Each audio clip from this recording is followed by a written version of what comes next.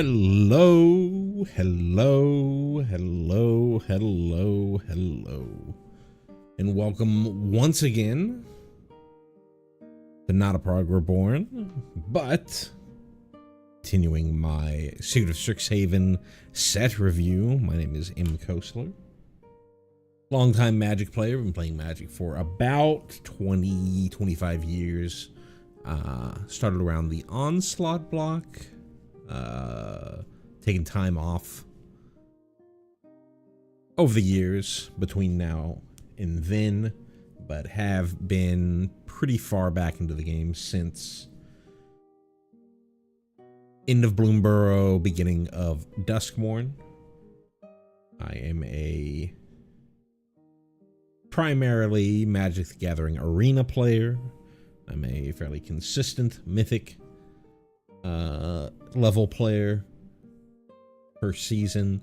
I've done it in both best of one standard and in best of one draft.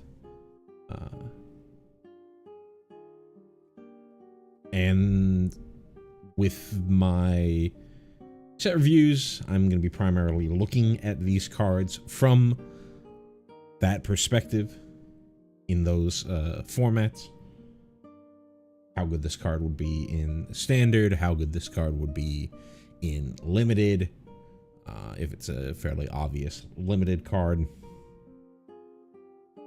I do play paper Magic occasionally these days, mostly Commander though, but unless there is a card that is particularly interesting for one of my own Commander decks, I don't really plan on talking about the implications of the card for Commander as a whole.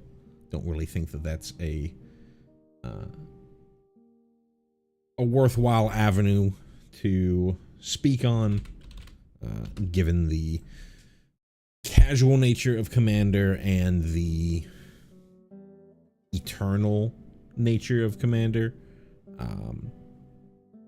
Basically anything and everything has some viability depending on how competitive you are looking for the card.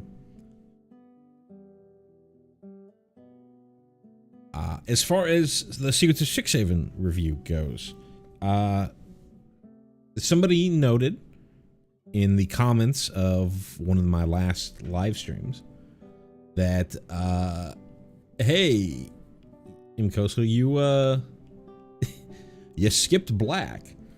For whatever reason, I was looking the last stream. I was looking over it. And I was thinking to myself because I saw the last card in black, and I was thinking to myself, I gave my thoughts on this card, but I must have just skimmed the card and thought about how good the card might have been, because I went and looked back through, I looked at where I started in day 2, started on red, went and looked through where I ended on day 1, ended on blue.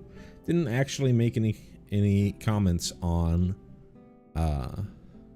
these black cards. So we're going to fix our little mistake here. We're going to go back and look at these black cards. We've already done the red and green cards. Let me double check that I didn't screw up on the green real quick. Yeah, we did talk about that green card. We definitely talked about some of these other ones. Yeah. So we've already done white, blue, red, and green. We just need to do black and then pick up from the multicolor to get back on track. So, without further ado, we're going to make our way back to the first black card from the set, which is Adventurous Eater. For 2 and a black, we have a creature human warlock at common. It is a 3/2, and it enters prepared. As I've done in every stream whenever I start over a stream. We're starting over as if this is your first stream to see these cards. So we're gonna, the first time that we see one of these new mechanics, whether it, as long as it's not a evergreen or deciduous mechanic is what they sometimes call them, for Magic the Gathering, something that shows up fairly regularly. If it's something that is returning for this set or entirely new, we will spend time talking about the mechanic in full, try to go over the most important things about the mechanic. But anytime we see it after that point, we're just going to assume that, hey, everyone's on the same page. We all know what we're talking about with prepared, or with that mechanic, in this case, prepared, and not have to relitigate the whole situation again. So this creature enters prepared. New mechanic for Secrets of Strixhaven. If you've been playing Magic in any of the recent past, you've seen cards like adventure cards and omen cards that have very similar templating to what we see here, where there's sort of a secondary card or a secondary effect inset into the text box on the bottom like we have here.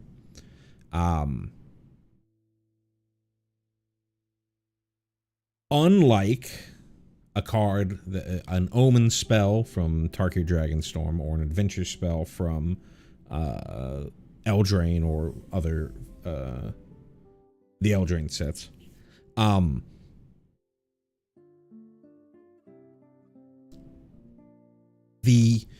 they don't really have a name for it as far as I'm aware. I've been calling it the signature spell of the spellcaster. We're in Strixhaven.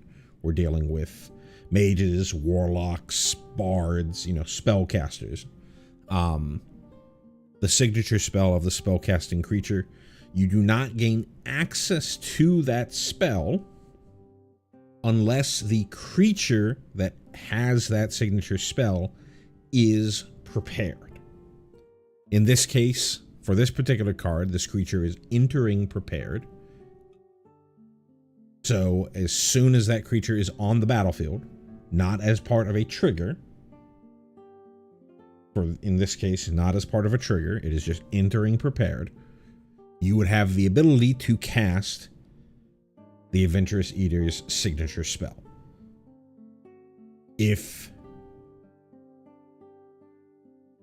Since in this case it's not a trigger, and I'm saying specifically in this case, it's not a trigger. There are some times where it does require a trigger to become prepared. It's all just based off of what is causing the creature to become prepared.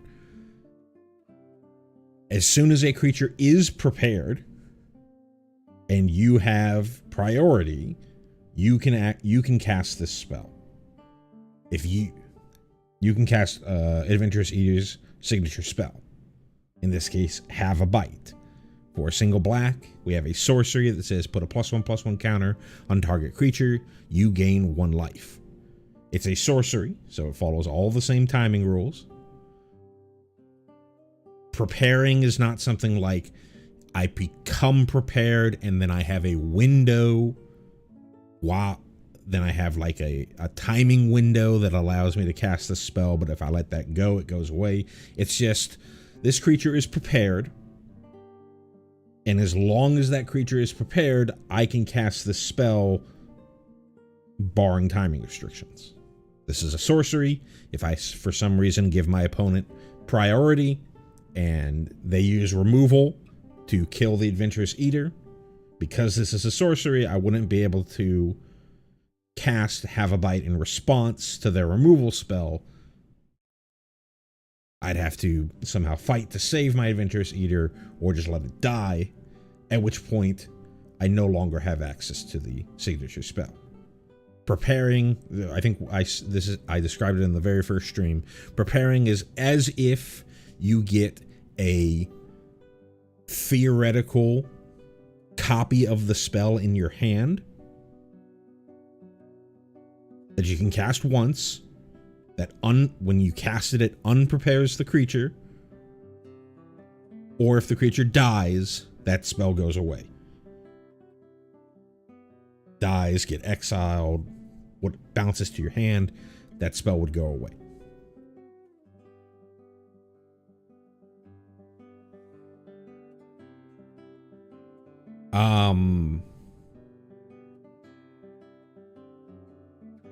As far as the evaluation of this actual card, it's a curve filler for limited. 3 mana, 3/2. Not the greatest stat line. The Have a Bite spell, it works with some of the other mechanics that we're gonna go over as we talk about the set. We've talked about them in previous streams. I'll just mention, it'll work. It works with Repartee. It works with Infusion. And we'll re-go over those when we find creatures or spells that mention those. But really just a curve filler. Don't really see a reason to pick this very highly in limited, and obviously not a very high pick, or not something that's going to be seeing play in constructed. Arcane Omens is up next. For 4 and a black, we have a sorcery at uncommon. It has Converge. Target player discards X cards, where X is the number of colors of mana spent to cast this spell. This is our first look at Converge. This is a returning mechanic.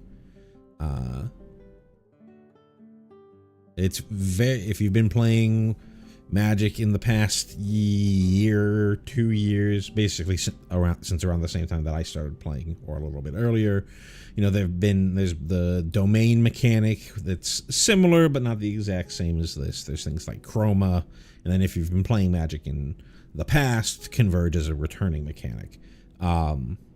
It basically cares about the number of colors of mana you spent to cast this spell. For Arcane Omens, since Arcane Omens costs 5 total, with one of those 5 being black, if you had the ability, you could put all 5 colors of mana into casting this spell, which would make X equal 5. The highest you can get in any Converge spell is 5. For Arcane Omens, the lowest you can get is 1, because black is required to cast this spell. But if you had a colorless card, a fully colorless card with a colorless, a fully generic mana cost, or full colorless mana cost, then you could theoretically get 0, and then the spell wouldn't, at least the way that this spell is written, it wouldn't do anything.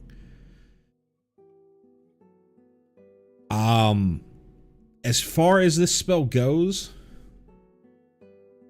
if we think about what this compares to, right? There's a card, Mind Rot, that's been printed in 1 million limited sets in various different forms throughout Magic's history. I don't believe that there was something like a Mind Rot in Lost Caverns. Not Lost Caverns, Lore and Eclipsed. I basically did not play at all during the TMNT set, so I can't really tell you there. But I know the Avatar set, there was a Mind Rot-esque effect in there, and that a Mind Rot is for 2 and a black, target player discards 2 cards. So that's kind of the baseline for what Wizards is expecting it would cost to make your opponent discard 2 cards. Here you're adding an additional 2 mana, 2 generic mana, for something that could possibly be worse. You're not going to pick this if you can't. Like a lot of the Converge cards that we've looked at over the course of this set. I've mentioned many times that you want to be at least be able to pump at least 3 different colors into this. And unlike a lot of sets recently, we will get a set of, I believe it's per pack, you know, dual color mana fixers in the limited environment. So you should, if you are trying to build a converge deck, you should be able to get to at least 3. But if you can't, this card is not playable. You don't even get any like additional benefit. It's just pure discard. Obviously, once you get to, if you get to 4 or 5, then this card can just turn into a Mind Twist. And if you've ever played any of the Arena Powered Cube or any Vintage Cubes, Mind Twist is a very, very powerful effect. That can kind of instantly win you the game. So I think that's the main reason that they're putting this at uncommon, because if you can do the thing, it's extremely powerful.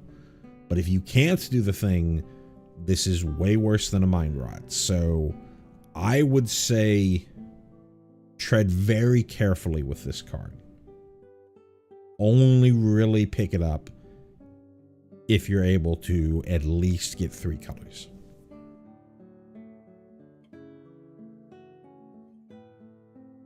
Arnin, Deathbloom Botanist, is up next.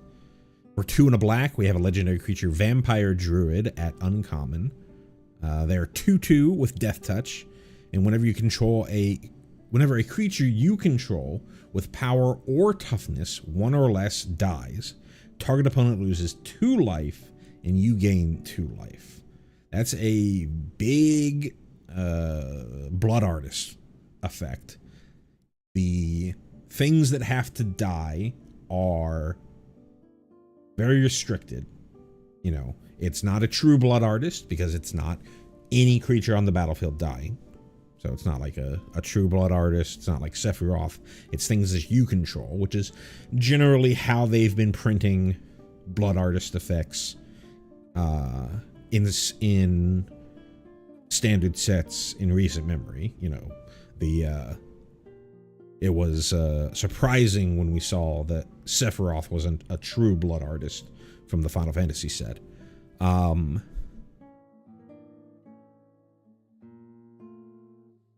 This is target opponent. So in multiplayer formats, I said I typically won't bring it up in a lot, but to me this is, I mentioned this when we've talked about a lot of these cards throughout. They've been printing uncommon legendaries much more at a much higher pace recently. So I think that a lot of these uncommon legendaries that you're going to see in this set are focused toward people who want to play quote-unquote Pauper Commander or quote-unquote Pauper Brawl. And so giving them these sort of lower powered commanders leads to a little more variety in a format that doesn't have quite as many options to choose from. So it's important to note that this is target opponent is losing 2 life and you're gaining 2 life. So if you're trying to do Pauper Commander or something like that, this is only, you know, turboing down a single person at a time. This one, I think, has potential to see fringe standard play. You play this, the existing Orzhov sacrifice list, at least the sacrifice fodder itself generally is 1 power or 1 toughness creatures. The big problem is, you know, when you're doing those big if you're going for like the big combo, raise the past style versions of that deck, enough of your things aren't actually 1 power and toughness. Maybe you make up for the fact that some of your things aren't 1 power and toughness by the fact that this is dealing 2 and gaining 2, but then you also have to think about, for that version of the deck, this isn't something that gets returned by a Raise the Past, because it is 3 mana value. So I think if this does see play, it's going to need to be in a more mid-rangey style sacrifice list. And it's gonna require a little more thought into how you're gonna want to deal with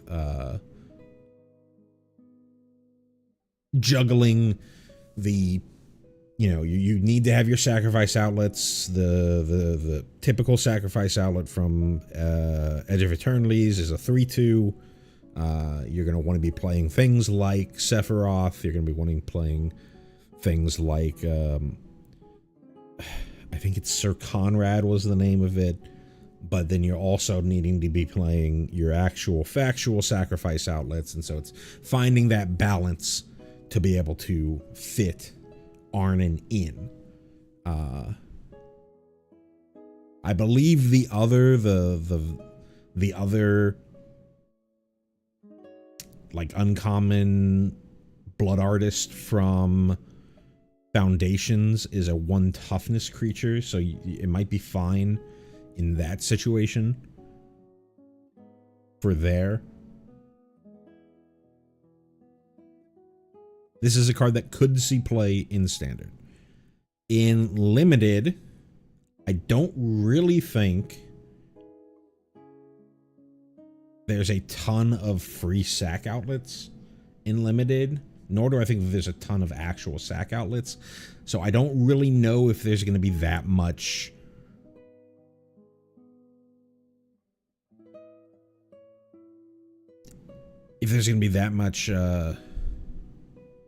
support for building an Arnon deck. You can just throw your things into combat, and then, your opponent is damned if they block, damned if they don't. With like your pest creatures and whatnot. This is obviously a Witherbloom card, given the little emblem on the back inset into the text box here. So maybe you're just fine just having this out there. This is legendary, so you can't have tons of them out there, which is also a problem in 60 card constructed. So it's certainly a powerful effect. It might just be a little too awkward to see Standard play. You might need to retool how you're doing your deck in a Orzhov Sacrifice style list. And then for Limited play, I don't think that there's enough out there to make a full-on Aristocrats style deck in Limited, but maybe this card is just powerful enough that you just throw it in there. It is a death toucher. Worst case scenario, you chump with this. I believe it would see itself dying, so I believe that you would drain and gain with you trading with well, I guess it itself is not one toughness or less, so that's a moot point. But you have this out here just to be something that you could death touch, trade with their big thing, and then if not, you can kind of throw your cheap little pests or your cheap little dudes into combat and know that you're going to get some damage in to your opponent in that combat. Burog Banemaker is up next. For a single black, we have a creature Frog Warlock at common. They're a 1/1 with Death Touch, and for an activated ability, you can pay 1 and a black but this creature gets +1/+1 until end of turn. I think they used to call that like the shade effect. Black creatures that you can kind of, it's not fire breathing, because fire breathing is typically just power. You dump mana to give something power. This gives it both power and toughness. For the most part, this is a limited card, but it's a 1-mana Death Toucher, which generally is pretty good in your slower decks. But this does have a little bit of nicety with it in that you, in the late game, you do have a mana sink to make this slightly more threatening and not just something that's going to sit back. You know, if the situation calls for you to try to race your opponent, this isn't just something that kind of barely does anything in combat. You can, you know, empty-handed, or you don't have much else going on, you can just dump your mana into this creature to try and race your opponent. I wouldn't call it like an insanely high pick, but it's 1-mana Death Touchers are generally pretty decent in limited. Cheerful Osteomancer is up next. For 3 and a black, we have a creature, Orc Warlock, at common. It is a 4/2 that enters prepared, and its signature spell is Raise Dead. For a single black, we have a sorcery that says return target creature card from your graveyard to your hand. We had the Changeling Gravedigger from Lore and Eclipse. We had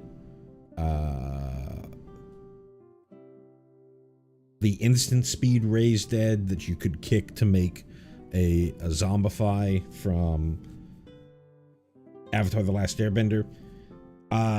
The Gravedigger, I feel like, I didn't play a ton of Lore and Eclipse Limited, but I feel like the Gravedigger was a decent card. At straight up 4 mana. The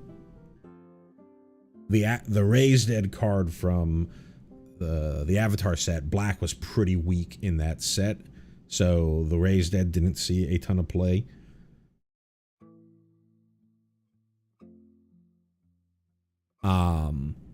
Here, going up to having to spend 5 total to do a Gravedigger impression is a little awkward.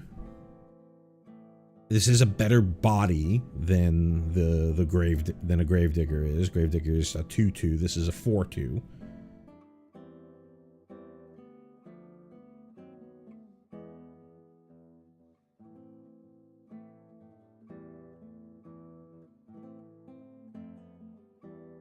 I feel like this is probably curve fillery more than anything. If this is more of a, when you think about limited formats, you can think about them as being Prince formats or Pauper formats. This is not something that I came up with. This is something that people have talked about from, you know,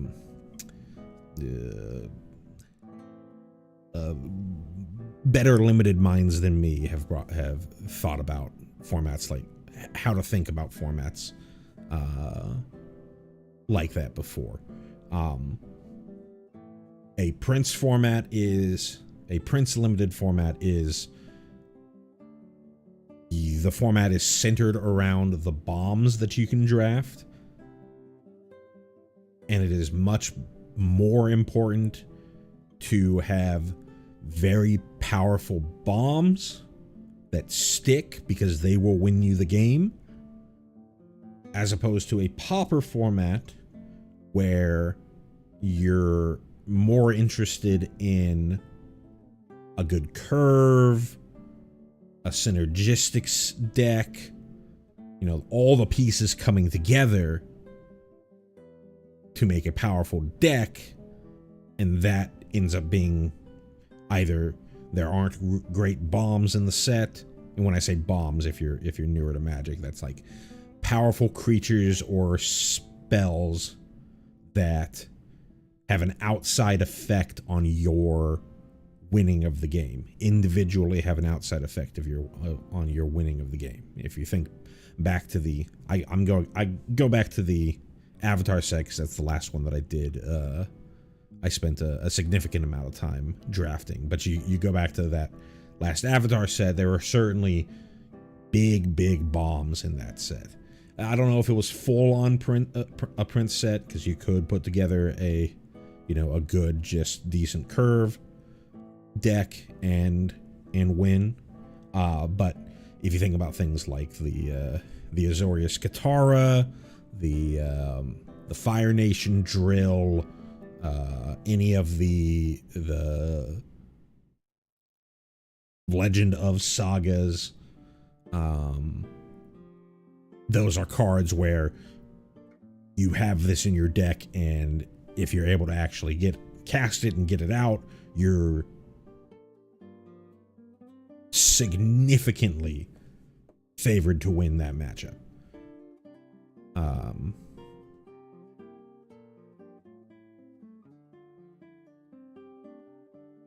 Those are what you would think of as bombs. We aren't fully through this set, so I can't really tell you what the bombs are, and you can't really know what the bombs are going to actually be unless it just jumps out at the page at you, or you've spent some time actually drafting to know whether something is a bomb. I feel like cards like this gain value in a Prince format where being able to get back your bombs that your opponent had to spend actual resources to get rid of, the value of a card like this goes up. 5 mana is expensive to bring your creature back, but this is a little bit better of a beater than we saw with the Gravedigger from Lore and Eclipsed. Cost of Brilliance. For 2 and a black, we have a sorcery at common. Target player draws 2 cards and loses 2 life. Put a +1/+1 counter on up to 1 target creature. So this is kind of like a Sign in Blood effect. Draw 2 cards, lose 2 life for 1 extra mana. This also targets a creature, so it works with things like Repartee. We haven't seen it yet again, but if you go back in other set, or the first day of set review, we've talked about it then, and I'm pretty sure it's a Silver Quill mechanic, so I think we'll see it again when we go through black here. If not, when we get to the multicolor stuff, we should probably see it again. I'll spend time to actually talk about it. One thing to note with a card like this, and unlike what we've seen with other cards, this does have 2 targets. For the most part, you're only ever targeting yourself and then putting a +1/+1 counter on a creature that you control. But theoretically, you can target your opponent for the card draw and life loss, and you can theoretically put the counter on a creature they control. Realistically, the only reason that they have these 2 targets, especially the target player part, well, I shouldn't say that because I'm going to bring something else up.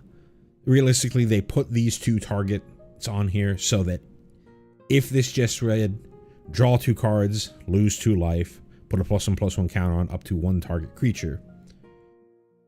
The rules of Magic state that if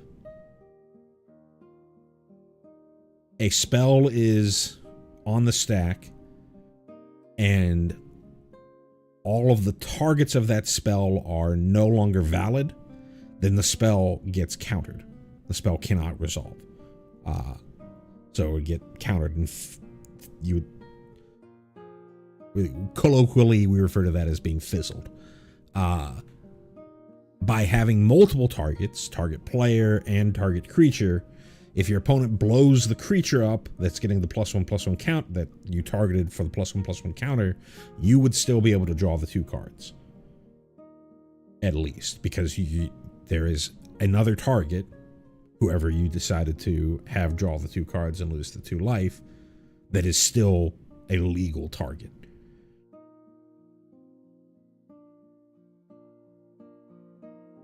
Typically, you're going to be pointing this at yourself, but whenever somebody's talking about Sign in Blood, it's kind of like, you know, it's kind of something that you just have to think about or realize that you can do. You wouldn't really want to do this until it actually kills, but you can just point this at your opponent if they have 2 or less life and kill them with it.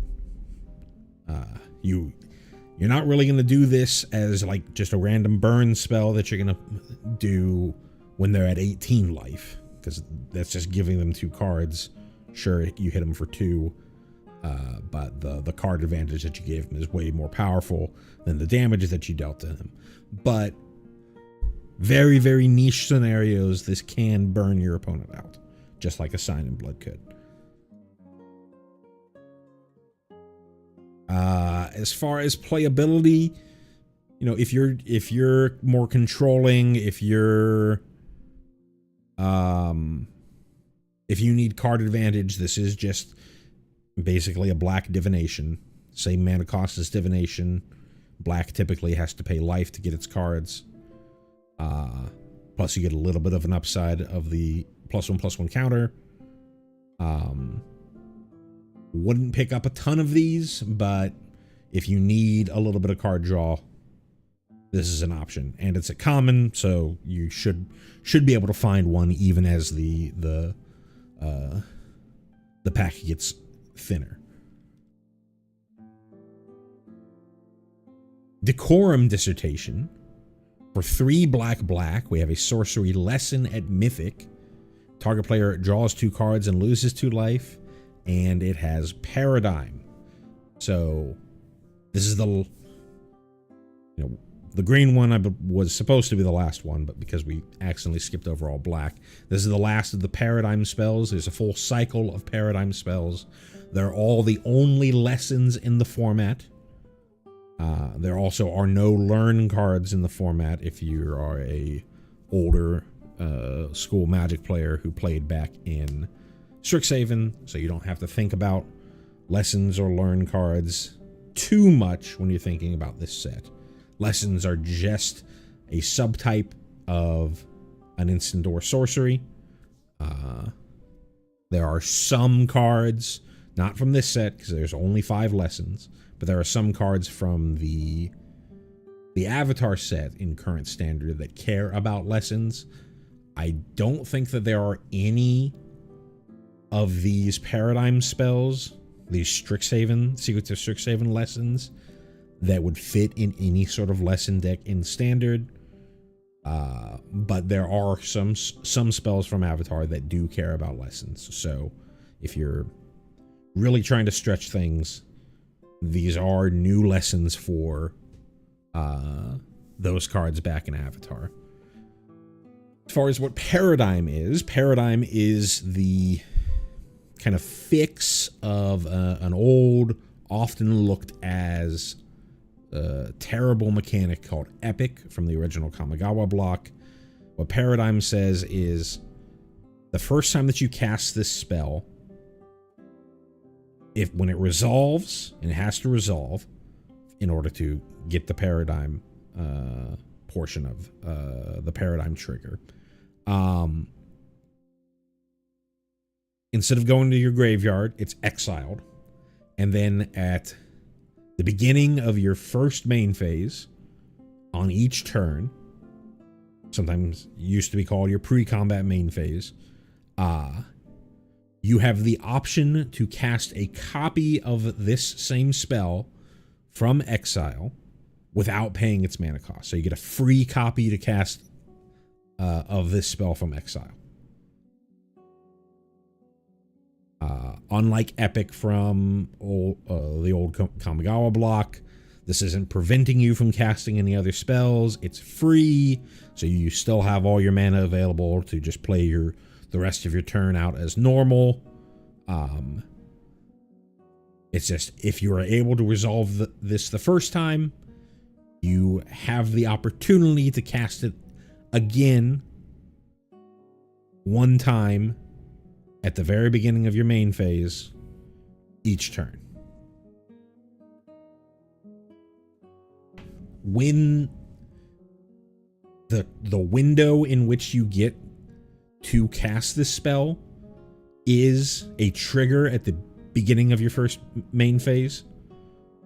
So you can't, if you go to your first main phase, you can't be like, okay, I want to play a creature and another sorcery, and then I'll before I go to combat, then I'll cast Decorum Dissertation. You have to make the decision at the very beginning on whether you want to cast this spell for free or not. You know, it is free, so you're likely going to choose yes, but this one is a Sign in Blood. Draw 2, lose 2. So if you are at a low enough life total, maybe you would decide, I don't want to cast it. It does say you may cast, so this isn't going to just kill you. You can kind of think of this as a high-powered Phyrexian Arena, or I guess Phyrexian Arena is in Standard, but the more prevalent version of that effect in Standard is a card called Unholy Annex from the Duskmourn set. And this kind of competes with Unholy Annex. This is probably the most playable of the paradigm spells in Standard. It's only 5 for a essentially turbo-powered Phyrexian Arena that you can decide to shut off and not do later on. The problem is it is 5. A Phyrexian Arena or an Unholy Annex, you get down on turn 3. And the other thing with Unholy Annex in particular, Unholy Annex can be a win condition, because if you have a demon outside along with it, then instead of you losing 2 life every time you draw a card, you drain 2 life from your opponent every time you draw a card. So very, very often you just have a bunch of Unholy Annexes on the battlefield, and you just need to swing in like once with your demon, and your opponent's just going to die to your Unholy Annex triggers. And it also keeps you alive. This is 5 mana to get started. Gives you better card advantage, and gives you the cards early, as opposed to Unholy Annex, which gives you the cards on your instep. But 5 mana is pretty expensive in a high-powered format like Standard is currently. Maybe on rotation, though I think Unholy Annex would stick around post-rotation. Honestly, I don't remember exactly what goes away with rotation. It's Wilds, Lost Caverns, Murder at Karlov Manor, Outlaws of Thunder Junction,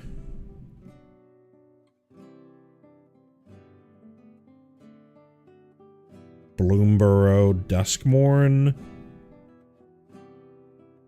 and then the next set was Foundations, and Foundation is sticking around for a long time. So it might be 7 sets that get rotated. Let me look this up real quick. MTG Standard rotation.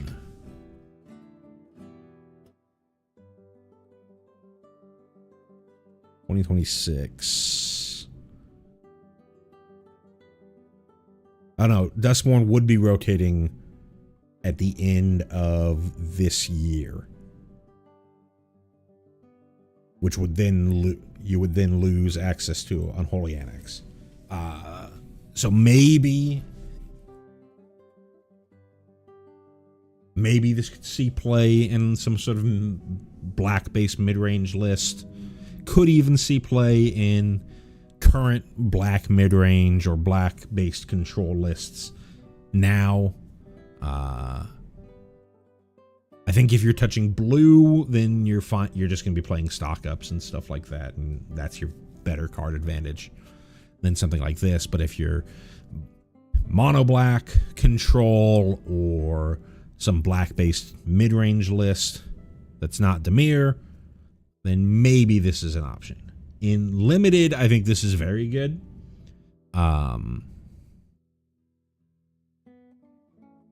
You know, limited generally is slower than the standard format, a constructed format.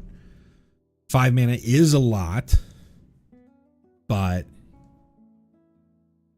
you just let this engine start, and you're going to be drowning your opponent in card advantage. And because it's a May, you can always just decide, hey, I'm tired of taking the damage, or hey, I've got enough cards in hand, let's wait.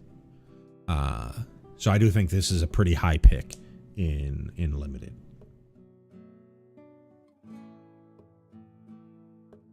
Dissection Practice is up next. For single black, we have an instant at uncommon.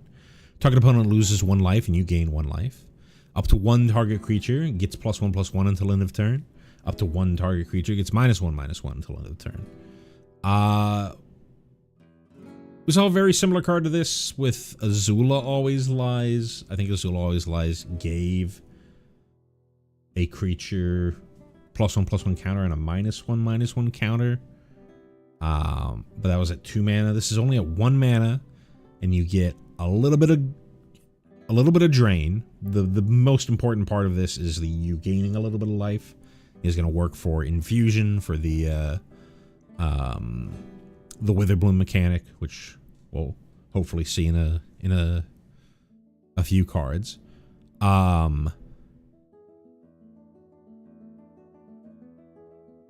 This is instant. This is a pretty good combat trick for at 1 mana. You know,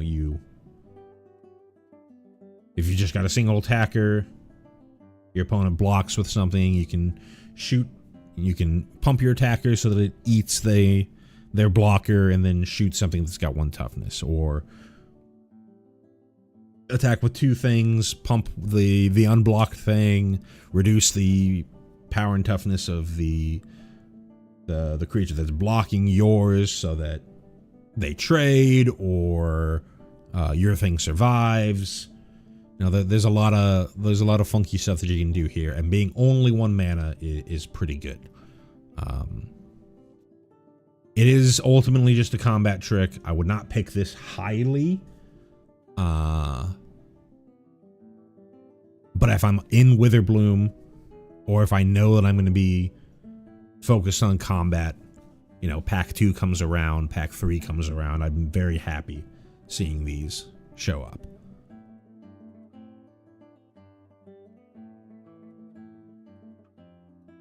Emeritus of Woe. Here is our black Emeritus. There is a full cycle of these cards, 1 for each color. For 3 and a black, we get a creature Vampire Warlock at Mythic. It is a 5/4 that enters prepared, and also has at the beginning of your end step, if 2 or more creatures died this turn, this creature becomes prepared. So this is, we've seen with the different Emeriti, they've all had different ways to become prepared. Some of them enter prepared, some of them don't enter prepared and require a trigger to become prepared. This is one of those that has both, similar to the blue one. It immediately enters prepared. It is not an ETB trigger. It's just it enters as if it had prepared written directly on it. And then it also has the ability to become prepared again based off of an in-step trigger. And what is its signature spell? Well, another very powerful card from back in Alpha, Demonic Tutor. For 1 and a black, we have a sorcery that says search your library for a card, put that card into your hand, then shuffle. So for 6 total mana, you get a 5/4 that Demonic Tutors. Searches for any card in your deck, puts it into your hand. The body is pretty good for 4 mana, but it is it's not evasive from a constructed standpoint. We're thinking about this here. From a limited standpoint, a 4-mana 5/4 is just pretty good. Tutors in limited aren't as good as you would normally think. When you think of tutors, you think of vintage. You think of high-powered commander decks. You think banned in this format and that format, etc., etc. But if you don't have an actual like game-winning combo piece or reanimation spell, sneak attack, something hugely powerful that you just being able to get access to will likely win you the game when you cast it, tutors generally are fairly weak. Because you're spending a whole card to go find another card that isn't going to win you the game. The demonic tutor itself is not affecting the board. It's not drawing you cards. You can't think of demonic tutor as a card draw spell. It's more of a cantrip, right? And you spent 2 mana for just a cantrip. You can think of demonic, if you think, hey, the demonic tutor card was the next card that I would have drawn, you can think of it as a cantrip, right? You're just replacing demonic tutor with the card that you go and find. So in limited, you're mostly considering this card as just a 4-mana 5/4, and it's fine. It's a good body. Sometimes you'll be able to use the demonic tutor to go find removal to help get this through, to help start attacking, but it's got no evasion. It's just a big body. In standard, there are combo decks out there. There's Kona, there's all the Bant airbending combo stuff. I think that I haven't played much during the TMNT set, so I think that there's some combo stuff from the TMNT set.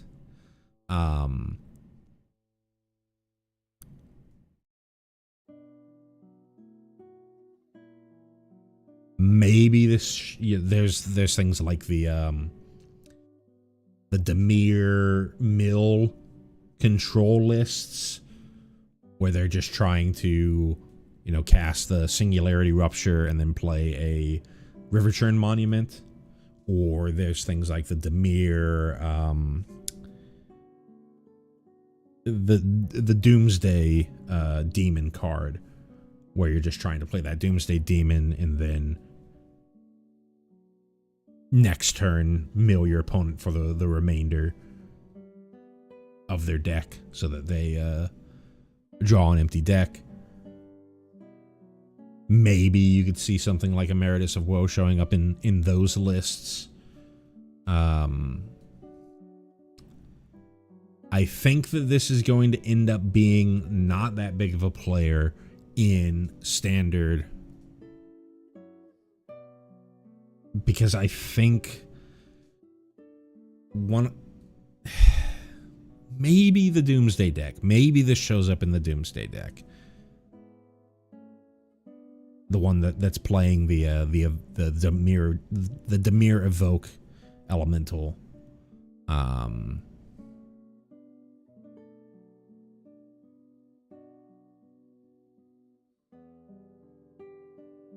Maybe this shows up in there to make it a little more combo heavy than more mid-rangey. But I think kind of have to slow down from thinking about the power level of Demonic Tutor and realize that you have to cast this otherwise pretty dinky big idiot alongside with it. Theoretically, you could have access to 2 Demonic Tutors in a single turn. Well, you wouldn't actually have access to 2 demonic tutors, but you could immediately re-prepare it on the same turn that you cast the first demonic tutor. You demonic tutor for something that kills 2 of their creatures. Then you get your end step trigger to get demonic tutor again, but considering demonic tutor is a sorcery, you're not going to be able to cast it. You're not going to be able to cast the second demonic tutor until your next main phase, which would be on your next turn.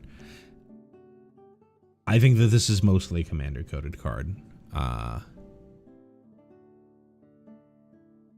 Obviously things can change as the new sets get introduced. Maybe again this shows up in your Dimir Doomsday lists, or maybe shows up in your Dimir mill control lists as just a way to guarantee additional copies of your combo pieces.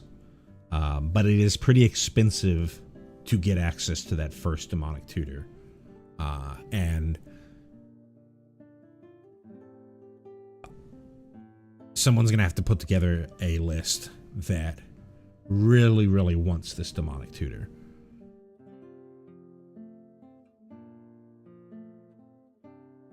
And as far as limited goes, you're mostly picking this up if you just want a 4-mana 5/4.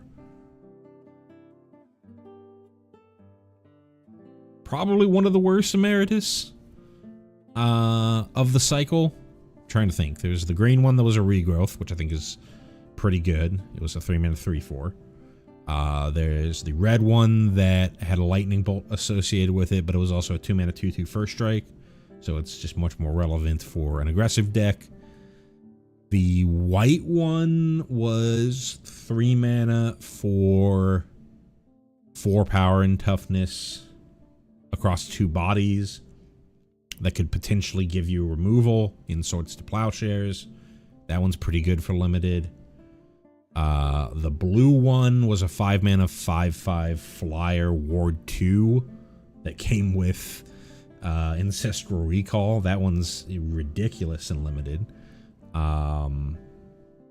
Yeah, I think this is probably the worst one of the Emeritus for limited, and maybe even for constructed. End of the Hunt. For 1 on a black, we have a sorcery at uncommon. Target opponent exiles a creature or planeswalker they control with the greatest mana value among creatures and planeswalkers they control. This is basically the card Blot Out from, I think it was like Phyrexia All Will Be One. It's kind of an edict, but it's kind of like a targeted edict, except it's not actually targeting the creature.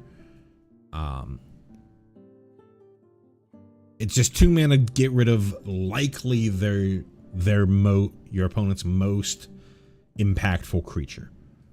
That is not always true. You know, if your opponent has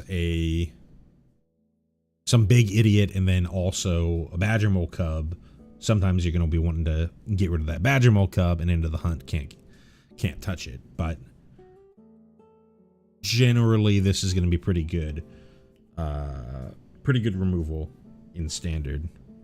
Probably more of a sideboard thing, a sideboard piece to deal with, you know, in, like, let's think about your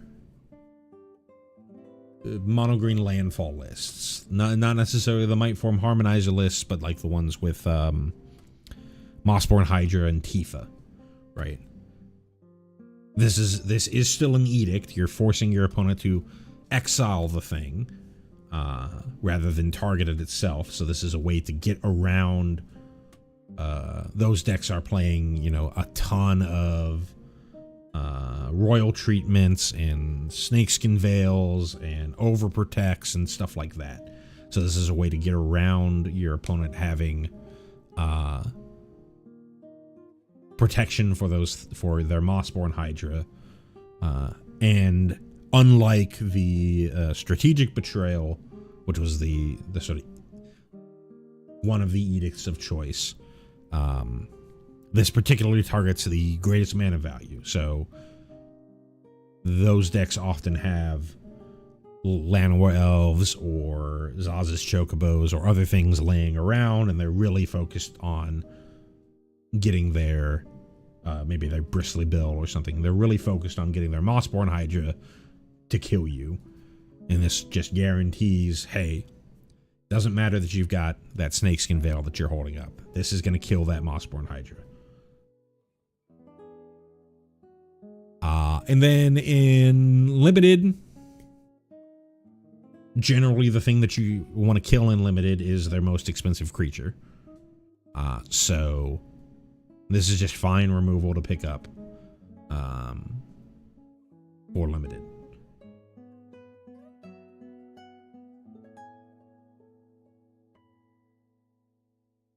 Eternal Student. For 3 and a black, we have a creature zombie warlock at uncommon. It is a 4/2 that has an activated ability of 1 and a black, and exile this card from your graveyard. Create 2 1/1 white and black inkling creature tokens with flying. 4 mana for 4/2. So it attacks well. It also blocks higher than it normally should, and sure, it kind of dies to a lot, but you get value of this out of your graveyard. There are some cards in the set that care about cards leaving your graveyard. There are cards that care about you creating tokens. There are cards that care about things, cards going into exile. So this is a nice little hinge piece for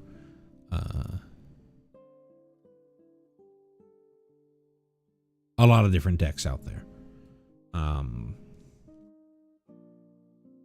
don't know if I would pick up a ton of these. It is ultimately a 4 mana 4/2.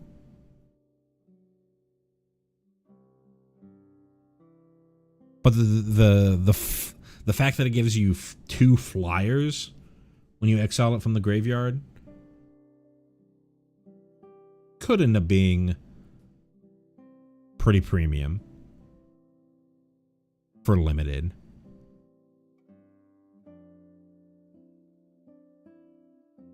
This will be one to keep an eye on.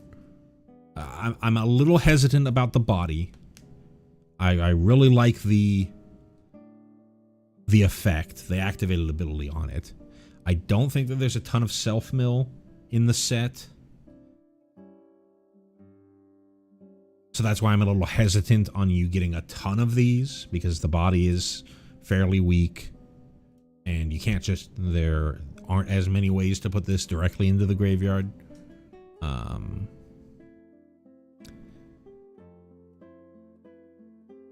But I think it's a fine Limited card. Not standard playable.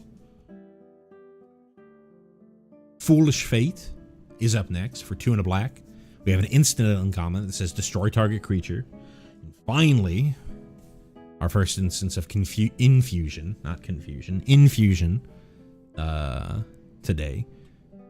All infusion is if you've gained life this turn, then the card has an additional effect or a slight change in the effect. It gets a little more powerful with infusion. So for here, if you gain life this turn, that creature's controller loses 3 life. So 3 mana, destroy anything. Already pretty premium removal in Limited. If you do have the Witherbloom thing going on, because infusion is the Witherbloom mechanic, 3 mana, destroy something, hit your opponent for 3. That's very good.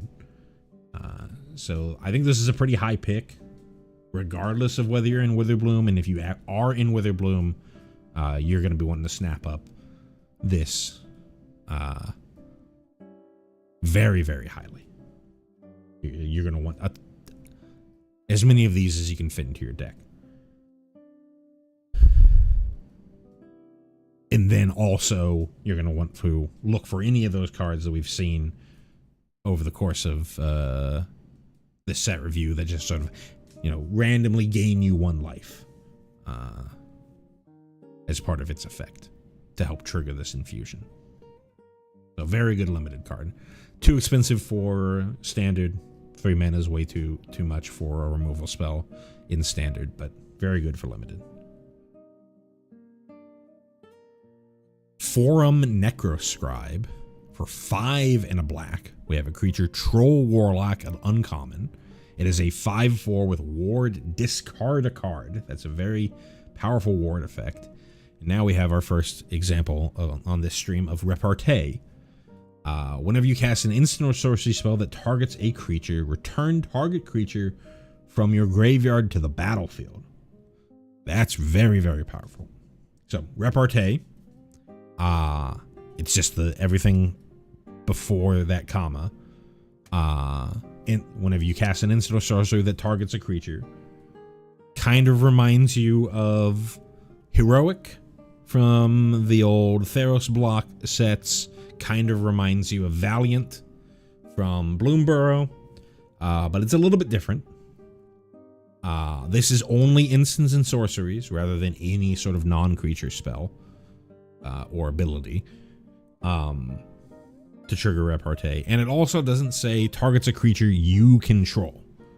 So importantly, given that this is Silverquill and you're in white-black, this triggers off of targeted removal. If you point, if you point the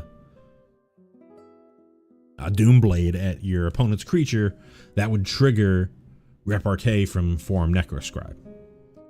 It's also on cast, so it doesn't, the removal wouldn't have to resolve for you to get the Repartee trigger.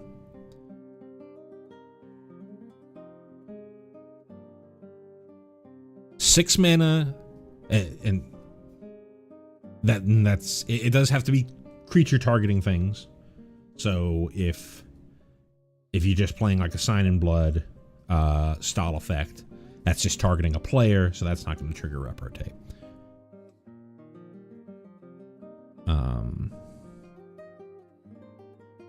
Anyways, back to the actual evaluation of this card.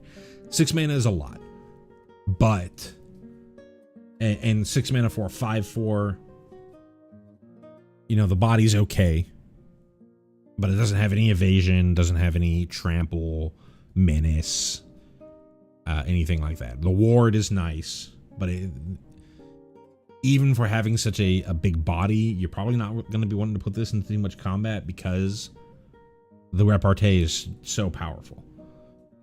Anytime that any instant or sorcery spell you have that targets a creature, you're using removal on your opponent's stuff, you're just giving one of your creatures a +1/+1 counter, something like that. You get to reanimate something from your graveyard.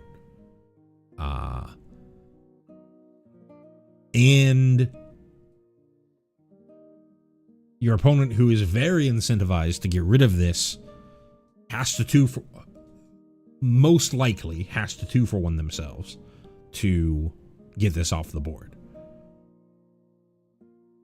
That's kind of why you wouldn't want to put this into combat, because if you put it into combat, you're kind of giving your opponent one of the few ways that they would have to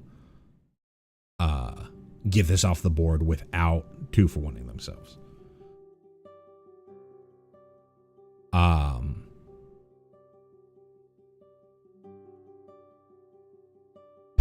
I was going to say I wouldn't put too many of these into your deck, but like, if you have 2 of these, like, what are they going to do? They kill one of them, you have the other one bring it back. There's not that much, like I said just before, there's not that much self-mill. So you're kind of going to have to get your creatures in the graveyard the hard way, but this is very powerful. 6 mana is a lot of mana, even in limited. But this might be worth it. This might be one of those expensive cards that it might end up being worth it. You do have to, if you do pick this up, like, I would not pick this up as, like, if for some reason this floats to the end of pack 3 and you've got kind of just like a dinky little deck that has maybe like 1 or 2 removal spells or 1 or 2 pump spells, but it's mostly just creatures and like card draw and counters and stuff like that. You would not pick this up there. You would need to, if you pick this up, you'd want it to be fairly early so that you can build around it. You'd want to be playing a deck that's got enough removal spells to threaten its effect of being able to reanimate things from your graveyard. But if you can get this thing going, it's gonna grind your opponent to death very quickly.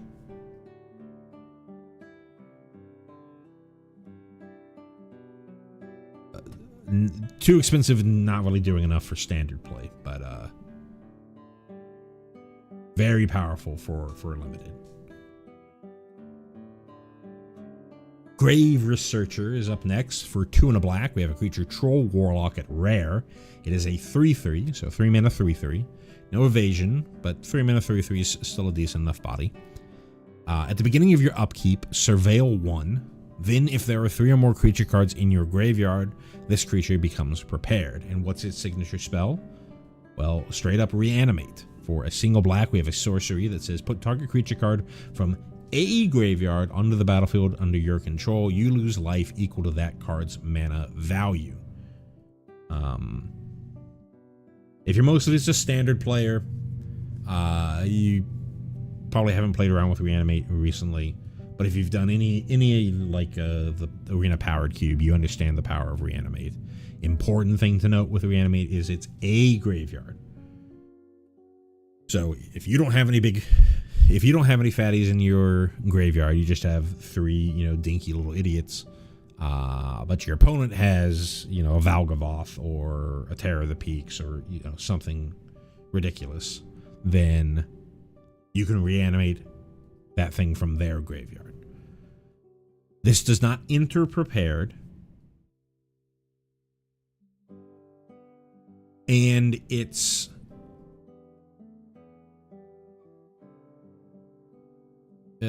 you can say this sort of both ways. It is both easy and hard for this to become prepared, right? You have to wait all the way to your next upkeep. It doesn't become prepared as long as you have 3 or more creature cards in your graveyard. It's a trigger that happens during your upkeep.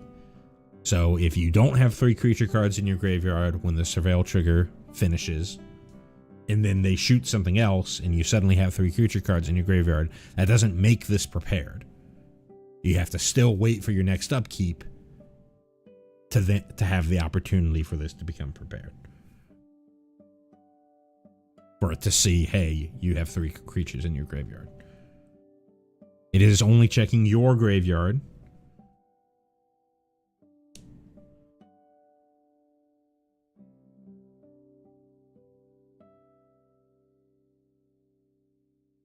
But I think this card's good. I don't know where it fits in standard. Standard, you can certainly do self-mill stuff. But, like, I'm a Search for Azcanta truther. I really like Search for Azcanta. We even saw in Lore and Eclipse, there's the elf enchantment. Morkent's Eyes or something like that. That was a very good card from that limited set. You get a Search for Azcanta on a stick.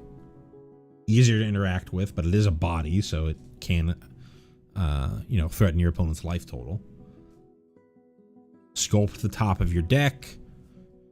Helps fuel its own fodder and get to its own prepared. Trigger. And then just having reanimate, and if they have to spend their effort killing the thing that you reanimated, they're not killing the troll. So you would then just be able to reanimate it again. Sure, reanimate has a significant downside in that, you can't just be reanimating Valgavoth over and over and over again. You will eventually kill yourself. But they are put in this bit of a bind where they need to both get rid of the Grave Researcher and the fatty that you reanimated. So I do think that this could see play in Standard. In Limited, I also think that this could see play. The body is not terrible. 3 mana for a 3/3. Just sculpting the top of your deck with its Upkeep Surveil is going to help you. Is going to help your card quality way over your opponent. And then, sure, you're not real. It's not going to be often where you're going to have significant fatties to reanimate, but just bringing anything back consistently, you're going to drown your opponent in card advantage and probably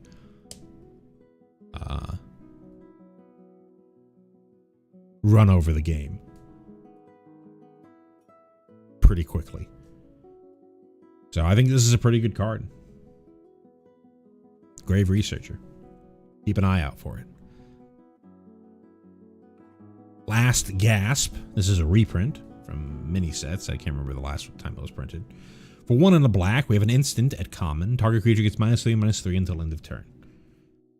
You know, not really going to be a standard player. The Nowhere to Run exists in Standard. Same mana value. Plus being able to get around hexproof is super important. This is just limited removal. Not much else to see. Lecturing Scorn Mage is up next. For a single black, we have a creature, Human Warlock, at uncommon. It is a 1/1 with Repartee.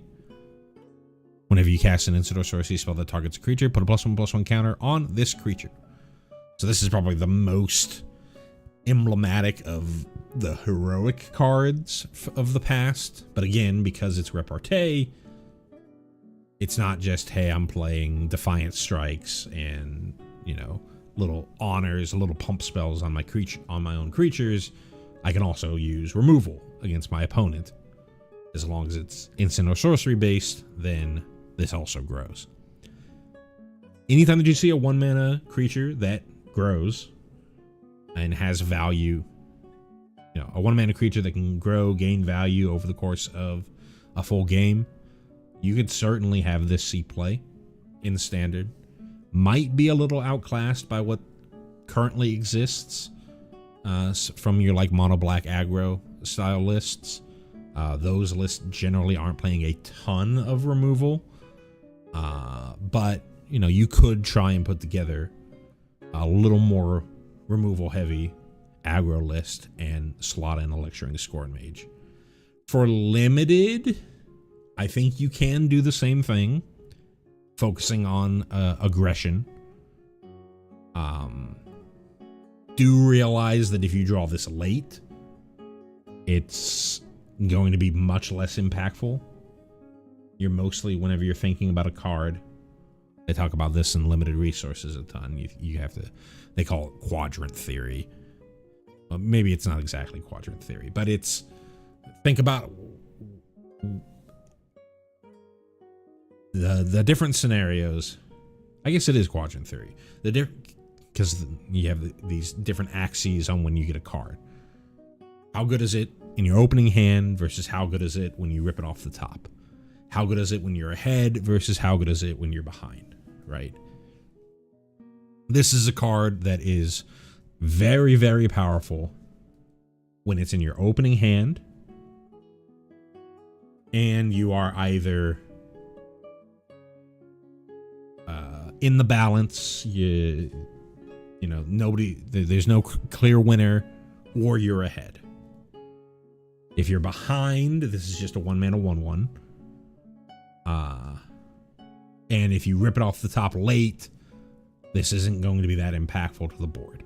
So don't just think about cards from the best case scenario of the card. Think about the card in its bad scenarios, and is it bad enough in its bad scenarios that you wouldn't want to play it. I think that you're probably fine picking this up just under the realization that you really want this very early.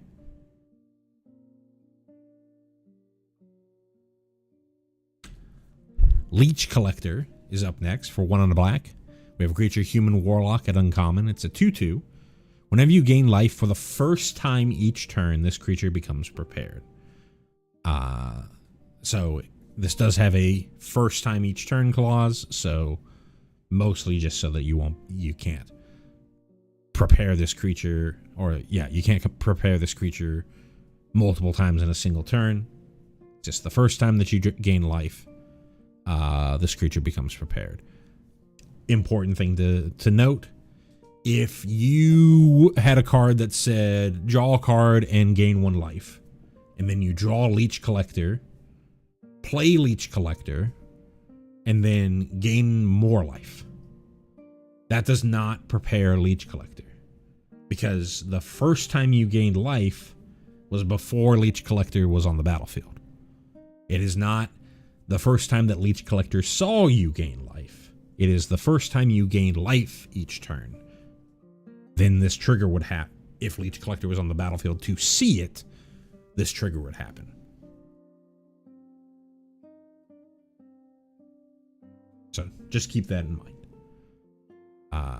when you go to your pre-release. Now, what's Leech Collector's signature spell? Bloodletting. For a single black, you have a sorcery. Each opponent loses 2 life. This is definitely one of those cards where it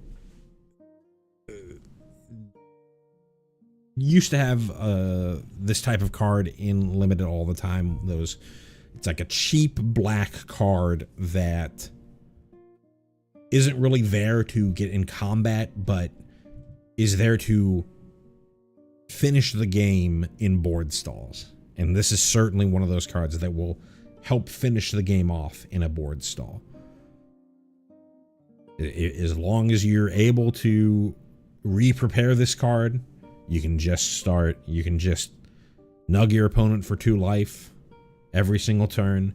It's not as good as those cards from old sets where it's like you just have to put in like 6 mana to hit your opponent for 2. And so if the game gets really, really tied up, it just, I got nothing else going on. We both can't get through the battlefield here. I'm just going to dump all of my mana into this creature to try and finish you off, to try to reach over and finish you off. This is a little slower than that, but if you have multiple of them, then it could be faster than that, right? Because it's cheaper to get the job done.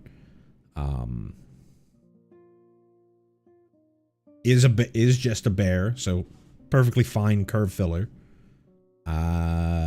If you're in the Witherbloom deck, I'd be fine picking up a couple of these, and I'd probably be fine.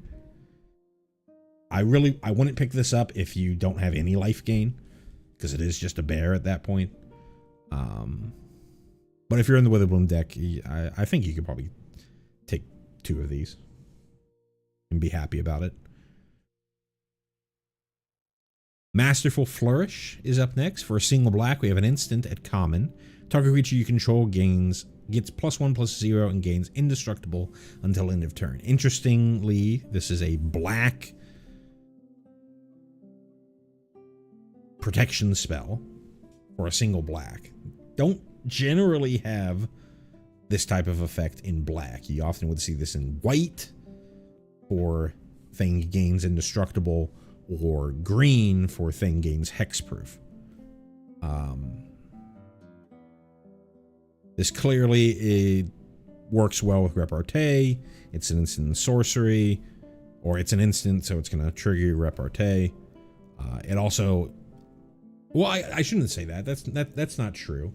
You do get this in black, but it often is at 2 mana. I think at 1 mana, you don't get this in black that often. So this could sneakily be something in standard sideboards for the same reason that you see things like Snakeskin Fail.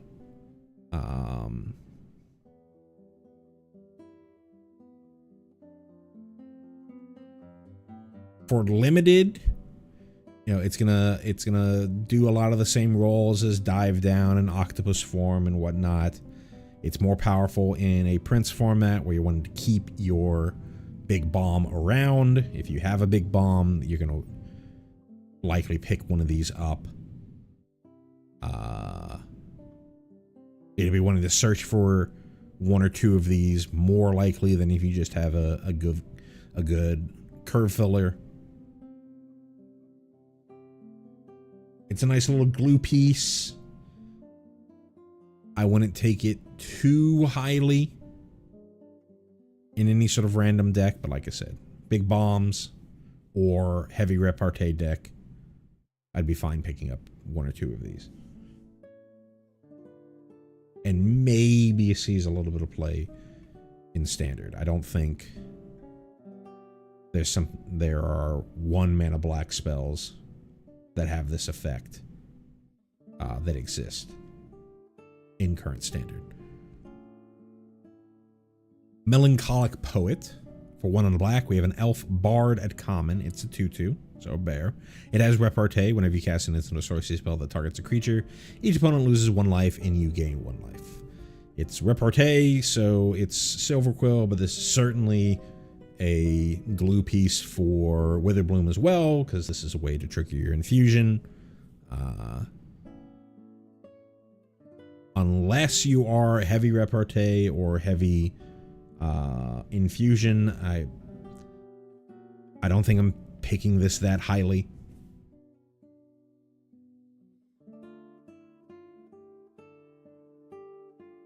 Not much else to say here.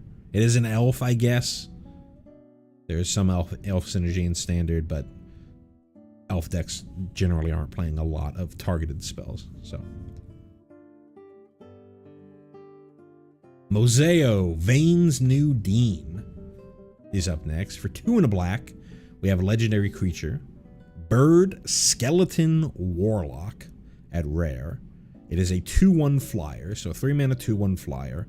Not the greatest body in the world, but it is a flyer, so it does have some evasion. When Moseo enters, create a 1/1 black and green pest creature token with whenever this token attacks, you gain 1 life. So I think anytime that you see pest creatures in this set, they have that attack trigger. And then Moseo has infusion. At the beginning of your end step, if you gained life this turn, return up to 1 target creature card with mana value X or less from your graveyard to the battlefield, where X is the amount of life you gained this turn. That is certainly a very powerful effect. Important things to note: it does not give it a finality counter. It does not like sacrifice it on end step, so you can just keep get back the same thing over and over and over again.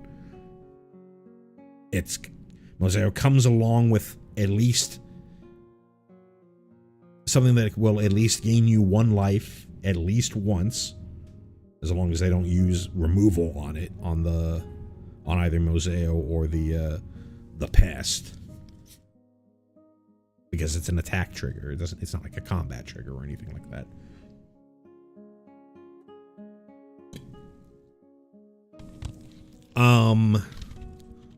You do have to gain life to get the end-step trigger. So you can't just, like, play Moseo and have, like, Ornithopters in your graveyard and be like, oh, I gained no life this turn. I'll bring back my zero mana value thing. You do have to at least gain 1 life. And it's the amount of life gained. It's not like a net. So if you gained 5 life but paid 6 life, you would still be able to bring back something with mana value 5 or less. I think this card's sweet. I don't really know Well, no, I shouldn't say that. I think that this fits in your Orzhov sacrifice lists if you're not doing the Raise the Past stuff. Maybe it still also just fits in the Raise the Past stuff, but I think if you're trying to do more mid-rangey for your Orzhov aristocrats, Orzhov sacrifice lists, this is great. It allows you to play more 3-drops and stuff. This lets you get back those 3-drops and stuff, and even if you're not doing the 3-drops and stuff, you can just constantly get back your nesting bot or your infestation sage over and over and over. It's legendary, so you can't have multiple of them on the battlefield. That would be broken. But this can help you bring back a Sephiroth that your opponent killed, or other powerful 3-drops. We saw the other, the Arnin or whatever it was called. That was a 3-drop that could fit in the more mid-rangey versions of Orzhov aristocrats. So, and it's just it's a flyer itself. It's also 1 toughness, so it works well with that Arnin that cares about creatures that have 1 power or 1 toughness. So I think this can very easily slot into a standard deck. In limited, 3 mana for 2/1 flyer. Well, actually, 3 mana for 3/2 of power and toughness across 2 bodies. One of them is an infusion trigger, or one of them helps trigger your infusion stuff. The other has an infusion trigger. I think this card's a bomb in limited as well. Just tons and tons of value on a stick. So if you're doing the Witherbloom thing, or this is a perfect reason to try and do the Witherbloom thing, and if you already are in the Witherbloom thing, snap this up. One of the better cards out of the set, I think. Poisoner's Apprentice for 2 and a black. We have a creature, Orc Warlock at uncommon. It's a 2/2, so it's Grey Ogre in stats. But it has infusion when this creature enters. Target creature an opponent controls gets -4/-4 until end of turn if you gained life this turn. A very powerful infusion ability. If you are able to trigger that infusion, Ravenous Chupacabra, Flame Tongue Kavu, any of those old creatures from Magic's yesteryear, this fits right alongside them. But you do have to get that infusion trigger for this to be worth it. If you don't have enough ways to gain life, this is significantly worse. So if you're in the Witherbloom thing, this is a very, very high pick. If this is early in pack 1, this could be a reason to go to Witherbloom. I think this would be a pretty good signal that the people near you aren't drafting Witherbloom cards. So you would, pretty good signal to move into Witherbloom if you see this get passed to you.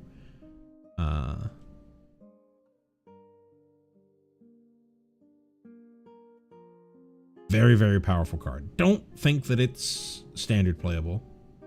The body is too weak, even for, something that's likely going to kill most things that your opponent has. But yeah, very, very good in limited if you're able to do the Witherbloom thing.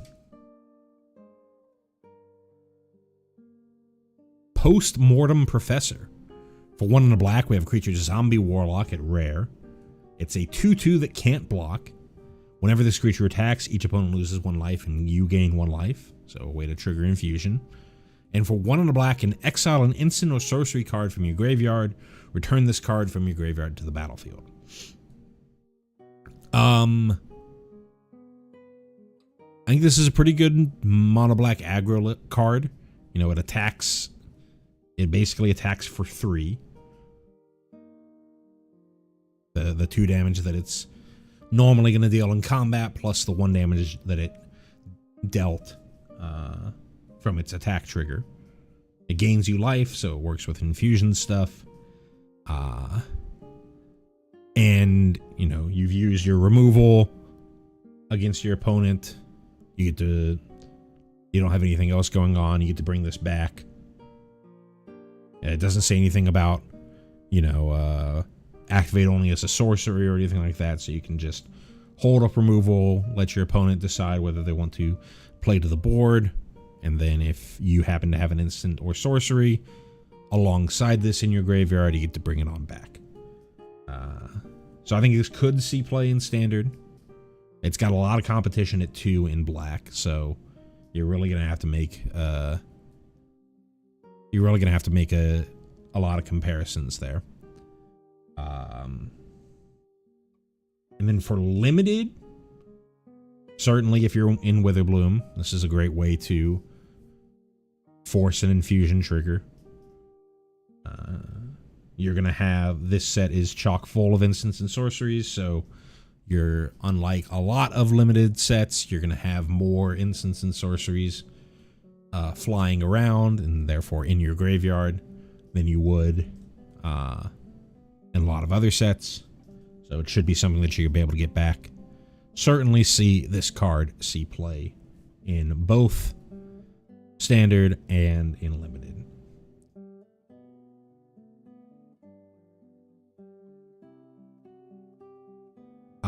Give me a moment. I need to go to the restroom real quick. So you can sit here and look at Pox Plague while I do that, and you can listen to some more soothing music. I'll see you in a moment.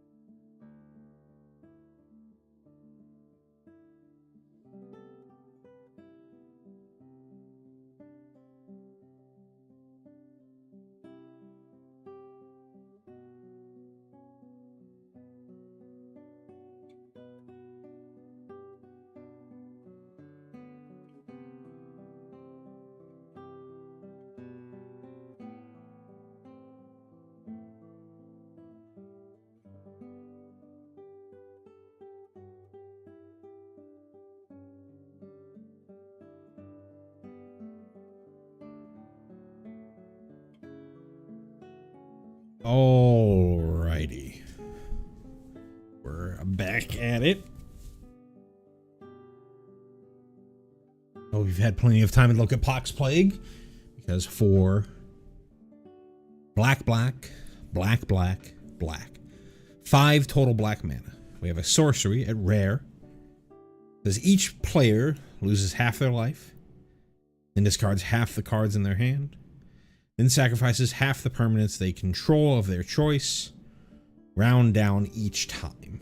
Very reminiscent of an old card called, well, first it was Pox, then it's Smallpox, and now there's also things like Death Cloud, stuff like that. I want to look up Smallpox and Death Cloud, because those were the most played ones in actual formats, if I remember correctly. Yeah. So both the Smallpox and Death Cloud, written very similarly but not the same. So Smallpox, each player loses 1 life, discards a card, sacrifices a creature, then sacrifices a land. Here, each player loses half their life, discards half their cards, then sacrifices half their permanents, round down each time.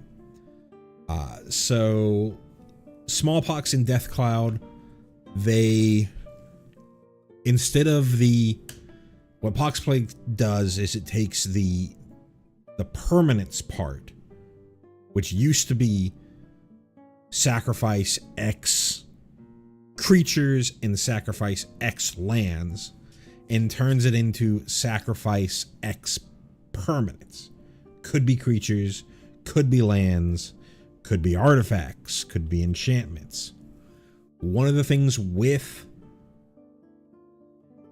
something like a Smallpox, if you're trying to play Smallpox or Death Cloud or stuff like that, what you try to do with cards like this is break the symmetry.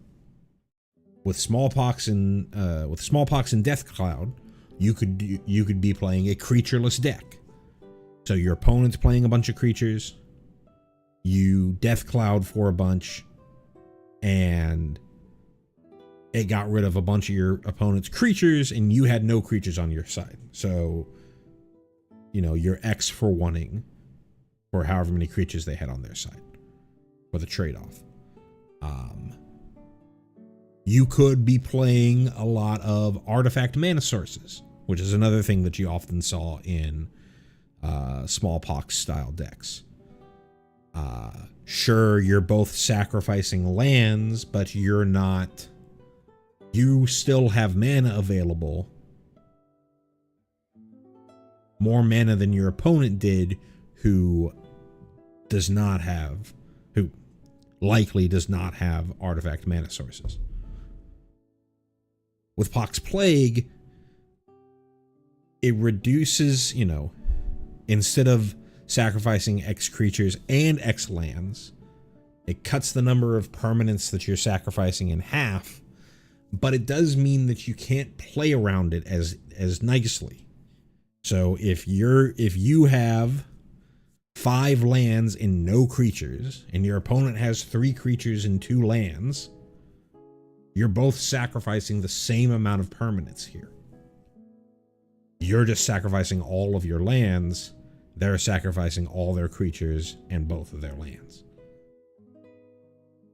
So really the only way that you can break the symmetry here is waiting until you don't have that many cards in hand.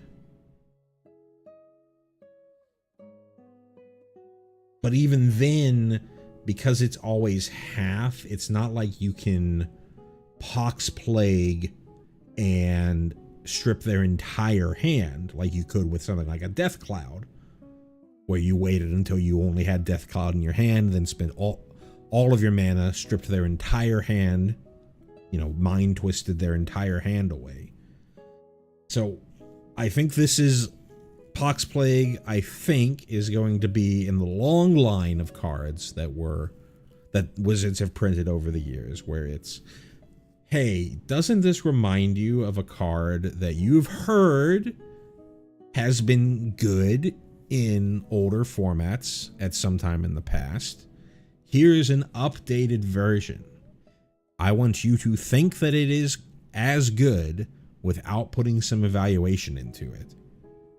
Once you put some evaluation into it here, it just doesn't nearly get to the same level as what you're getting from a Smallpox, a Death Cloud, things like that. You're never fully mind twisting your opponent. You're never fully Armageddoning your opponent, and it's much more difficult for you to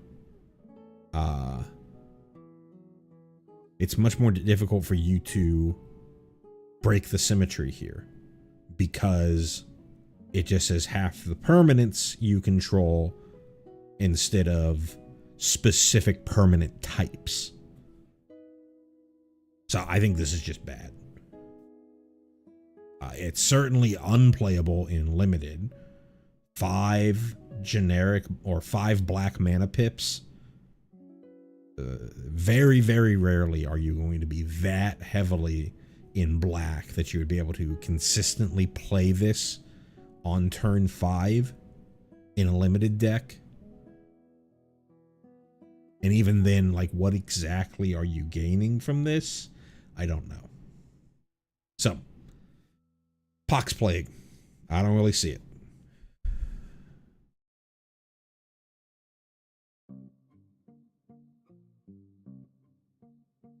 Next up, Pull from the Grave. For 2 and a black, we have a sorcery at common. Return up to 2 target creature cards from your graveyard to your hand. You gain 2 life. So a double Raise Dead with a little bit of upside. It really depends on the format, you know. This is definitely more of a Prince card than a Pauper card. We did see in the Final Fantasy set, which is, you know, which had kind of both. Could kind of be both. We saw Fight On was pretty good in the Golgari lists.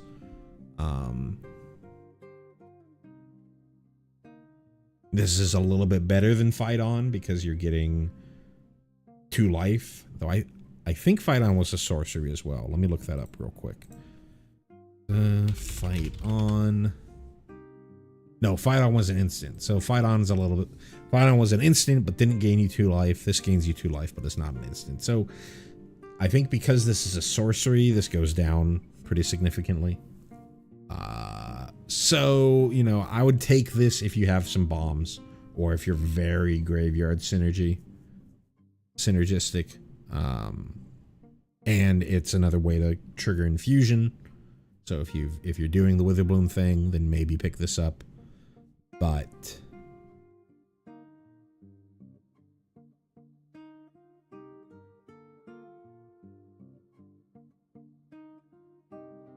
not a high pick.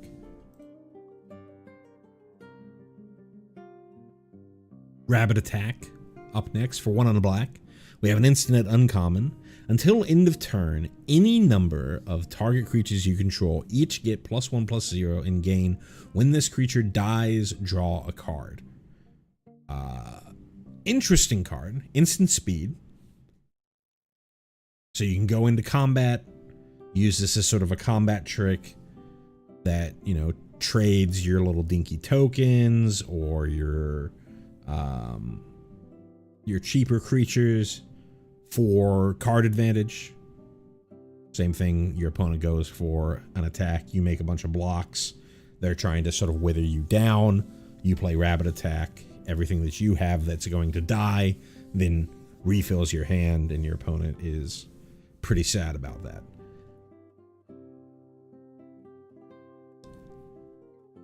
Those are like the best case scenarios. A lot of the time though,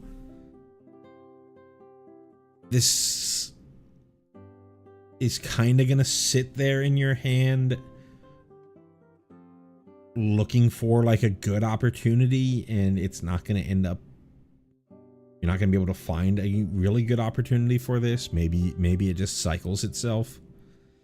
For a constructed deck, maybe this shows up in like a sacrifice list. It's important to note that it's not like whenever a creature dies, it's the target creatures that were targeted by this gain that text box in the quotations. So you know, if you have a nesting bot and you Rabbit Attack the nesting bot, only the actual nesting bot would draw you a card, not the token that came out of it.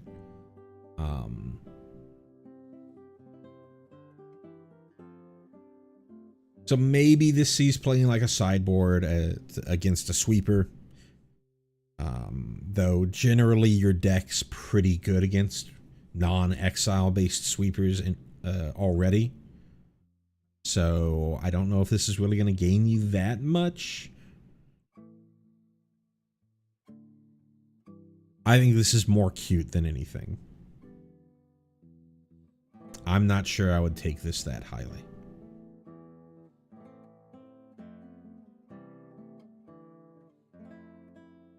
Raul Zarek, Guest Lecturer. This is one of 2 planeswalkers in the set. And it's Raul Zarek returning. Last saw him in Bloomburrow as an otter. And he's no longer Izzet. He's now mono black.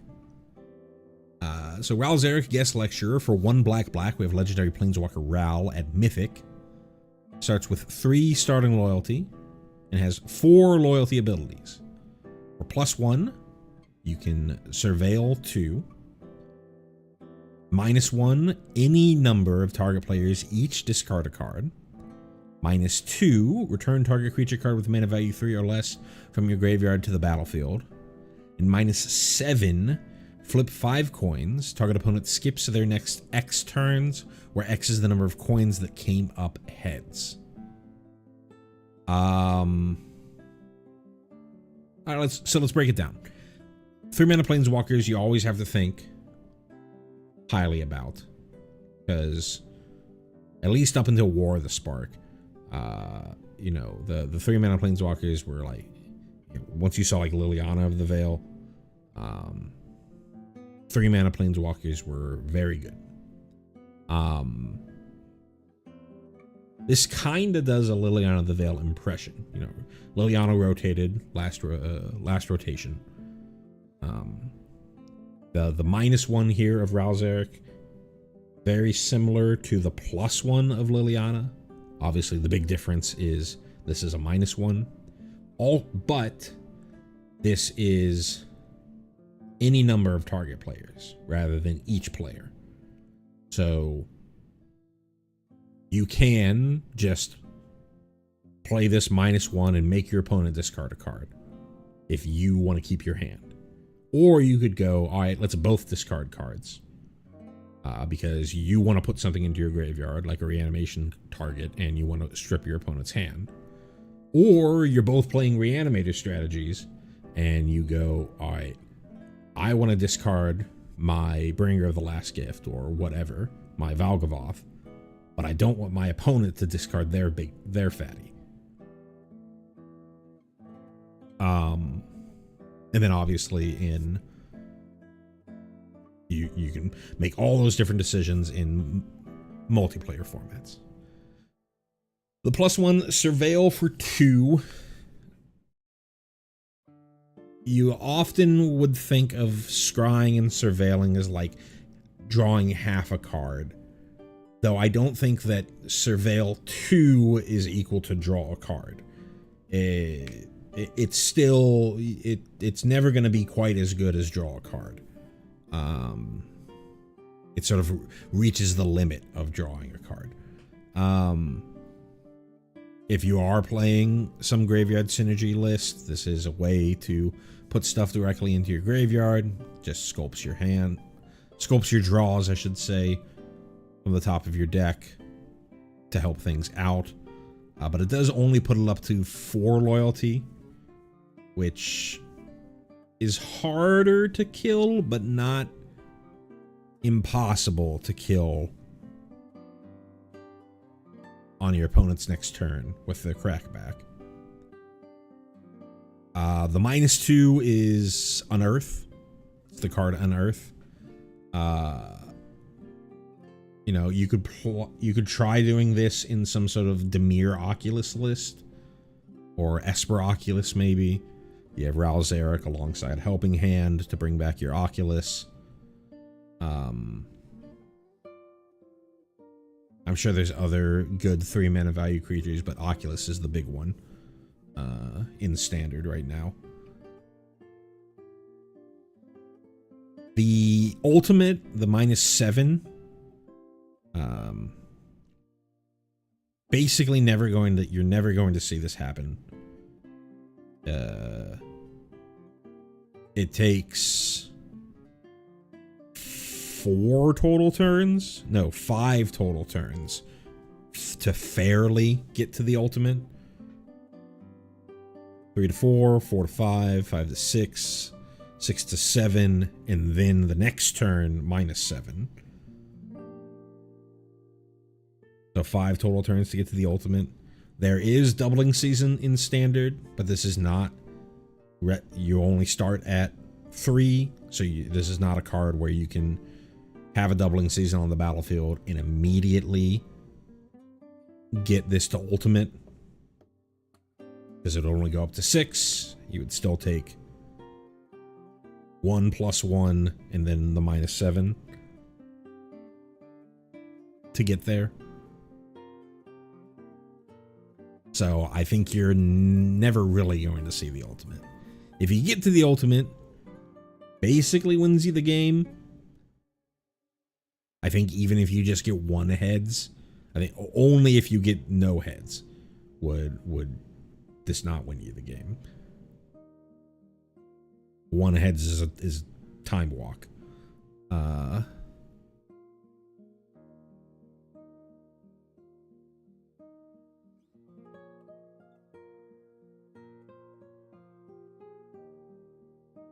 But yeah, don't really think that you're going to get to Ralzeric's ultimate. So really you should just think about the 3 loyalty abilities. And they're all fine, but I don't think any of them are that great. It can kind of protect itself if you already have a creature in your graveyard that is 3 mana value or less, it can kind of provide you card advantage with its -1 by making your opponent discard a card, but it's not targeted discard, so your opponent could just get rid of a land, or they could get rid of their big fatty, and then you're very sad. And then the +1 is not like removal or anything like, or other way to protect itself. It's not real card advantage. I don't think this is anywhere close to Liliana of the Veil, and Liliana of the Veil was playable in her most recent adventure in Standard, but not like taking over the format or anything. I think this is worse than that. I think if you're going to see Ralzeric in Standard, you're probably still going to see the Izzet version from Bloomburrow in like your prowess lists or your sideboard options in your lessons decks, stuff like that. Don't think that this quite makes it for Standard. In Limited, I think it's pretty good in Limited. Anytime that you have a Planeswalker, Planeswalkers are very good in Limited.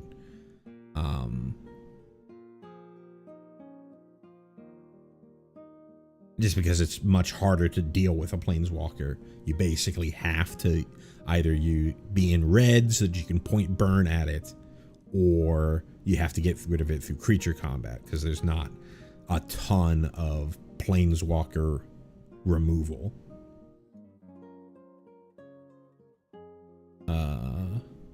At, you know, uncommon and common.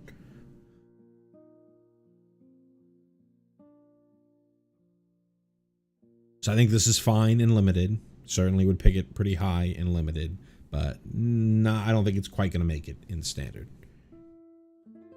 Maybe in like a Dimir or Esper Oculus list, but it's been a while since the Oculus decks have seen that much play. They're kind of outclassed these days by the superior Spider-Man lists.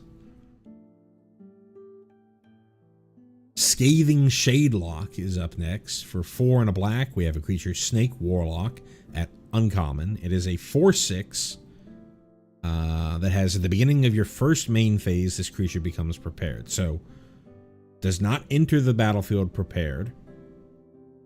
It's going to take a whole turn before this becomes prepared. You don't have to do anything special to get it prepared, but it's not going to enter prepared, so you don't immediately get access to its signature spell, which is Venomous Words. For a single black, we have a sorcery that says, target creature you control gets +2/+0 and gains Death Touch until end of turn. Now, certainly fine. Certainly a fine card. Can force through damage against your opponent. It's sorcery speed, so it's not going to be miserable for your opponent.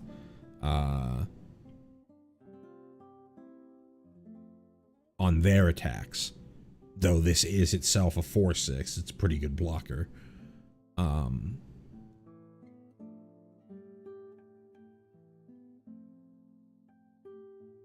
5 mana is pretty expensive for something that doesn't immediately impact the board.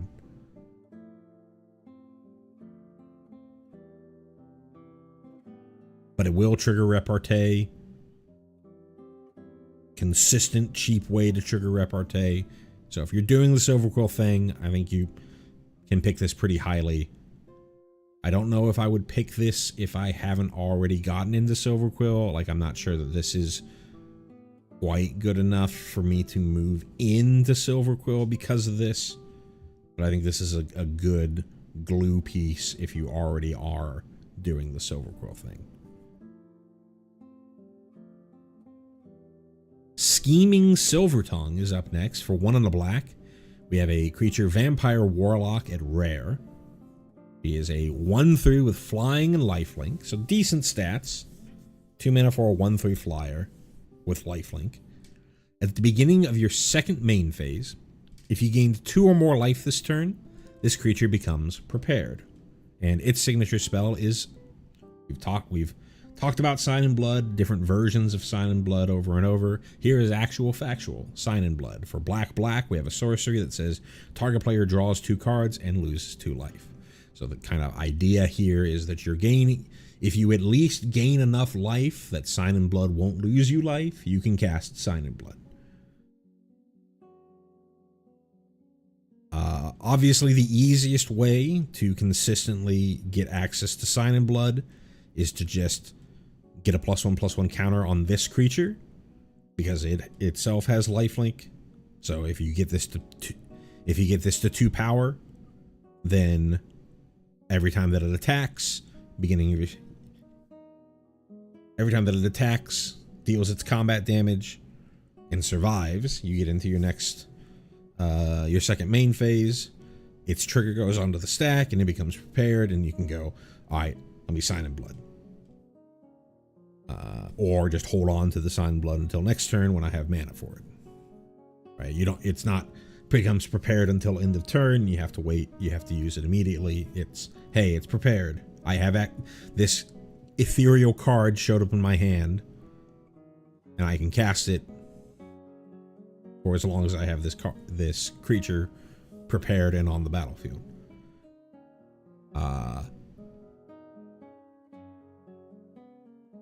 There already exists Deep Cavern Bat at the same mana value. So you just put this alongside Deep Cavern Bat. 2 attackers, 2 lifelinking attackers. Another fairly easy way to consistently gain 2 life each turn before your second main phase. Doesn't really work with Unholy Annex, because the Unholy Annex trigger is on your instep, and this trigger is on the beginning of your second main. So even if you had a demon out, it doesn't give you access to it doesn't make this creature become prepared, because its second main phase trigger has already happened. It's already too late for it to try to become prepared again. You can also throw this into like a bat deck. There's a lot of life gain and life loss and stuff going on based off of bat stuff. This itself is not a bat. It's a vampire, you know, close to a bat, but doesn't have the bat creature type. I could certainly see this see play in, I would think, a non-demon based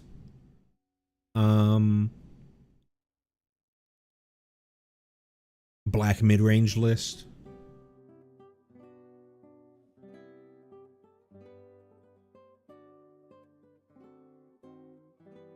There's a decent number of things to compete against, but this is a powerful card. In limited, I think this is a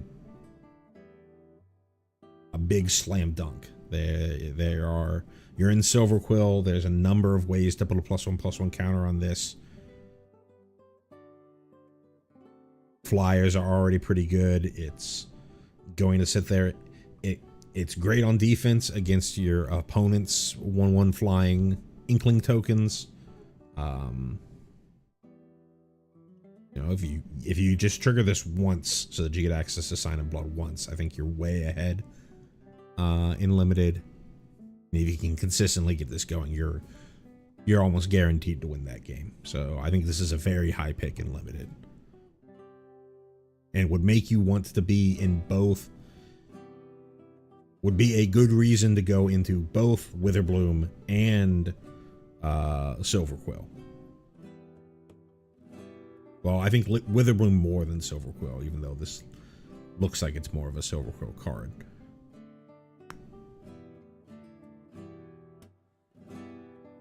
But yeah, Scheming Silvertongue. Send in the Pest. For 1 on a black with a sorcery at common. Each opponent discards a card. You create a 1/1 black and green pest creature token with, whenever this token attacks, you gain 1 life.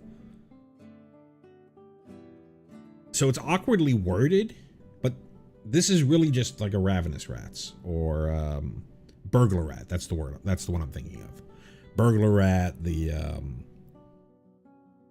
you know, your 2-mana creature that ETB, your opponent discards a card. It's worded this way because they want instants and sorceries in the format. So this will trigger your Opus triggers. This will trigger things that care about you casting instants and sorceries, right?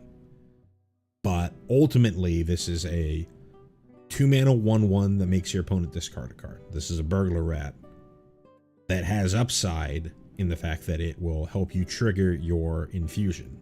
I wouldn't take like a billion of these, but this is a pretty good card. If you liked Burglar Rat, you'll like this card. It's the same card, but better.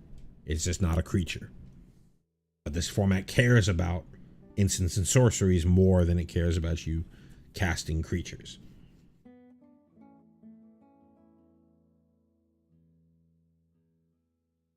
Sneering Shade Rider. For 4 and a black, we have a creature, Vampire Warlock, common. It is a 3/3 flyer, so 5 mana 3/3 flyer. Kind of outclassed most of the time these days, but, you know. This also has an ETB trigger of when this creature enters, each opponent loses 2 life and you gain 2 life. So, kind of curve filler for your Witherbloom stuff. It's another very Silver Quill coated creature from the art, but it's another way to gain life, to incidentally gain life, to trigger your infusion stuff. So, again, I think if you already have a bunch of infusion stuff, this goes higher. Otherwise, 4 mana for a 3/3 flyer, not incredible. Tragedy Feaster is up next for 2 black. We have a creature demon at rare. It is a 7/6 with trample, has ward of discard a card, and it has infusion. At the beginning of your end step, sacrifice a permanent unless you gained life this turn. I think this is a potential player in standard in your mono black or black based demon list, right? They don't really, when I forget the name of the card, but it was the 4 mana 6/6 flying demon, the Phyrexian demon with the oil counters. When that rotated, they kind of lost a good demon at 4. So this is another, you know, they had like they technically had like Desecration Demon from the Foundation set, but Desecration Demon is long past its prime.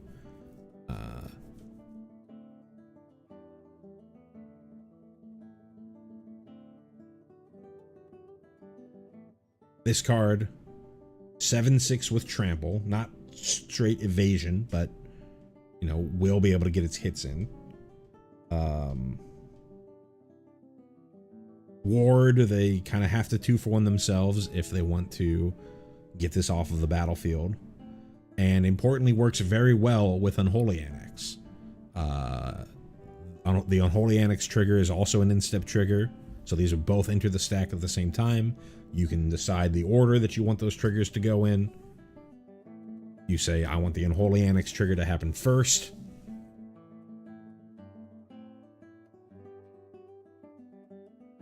That would cause your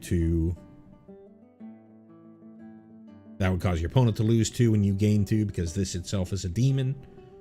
And then you gained life, so you don't have to sacrifice a permanent there. So pretty good in that specific deck.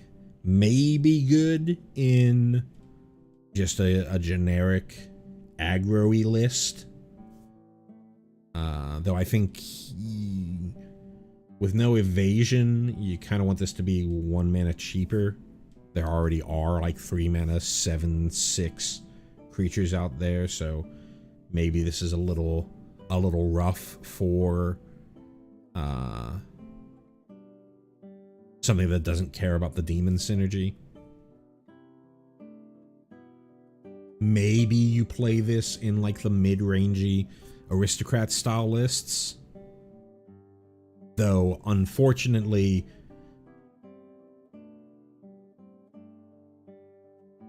you can't, in your aristocrats list, you can't be like, hey, I actually want to sacrifice something on my side. If you gained life, you don't get to sacrifice something.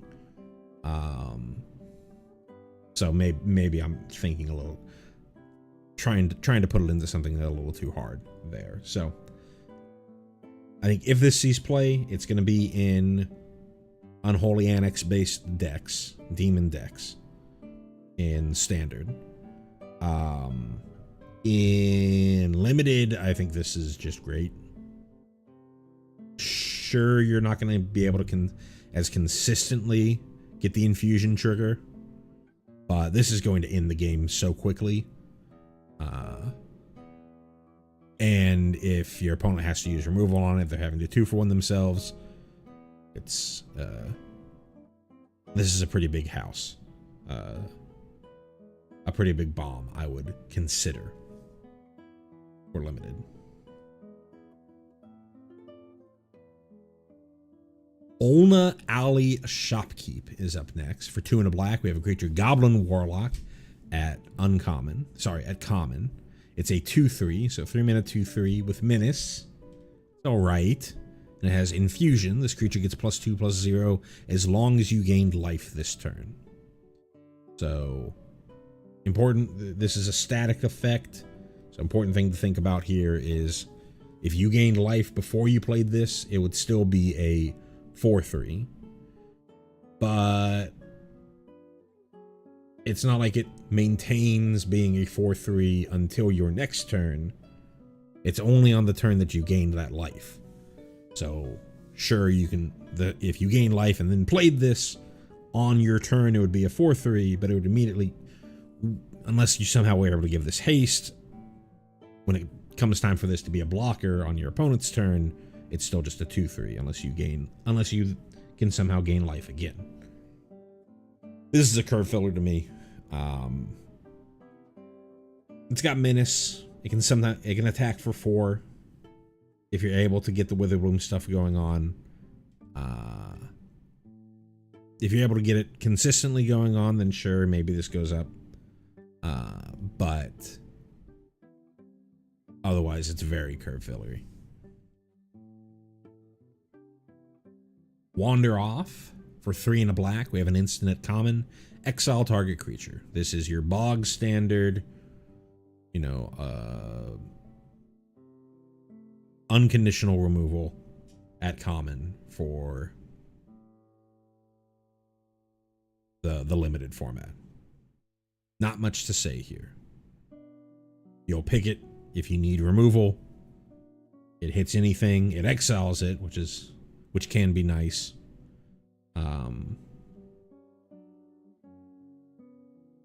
But it's not, I wouldn't consider this premium removal. 4 mana is a little on the expensive side. And I believe this is our last black card. And this was the card that I saw that I was like, I'm pretty sure I talked about this card.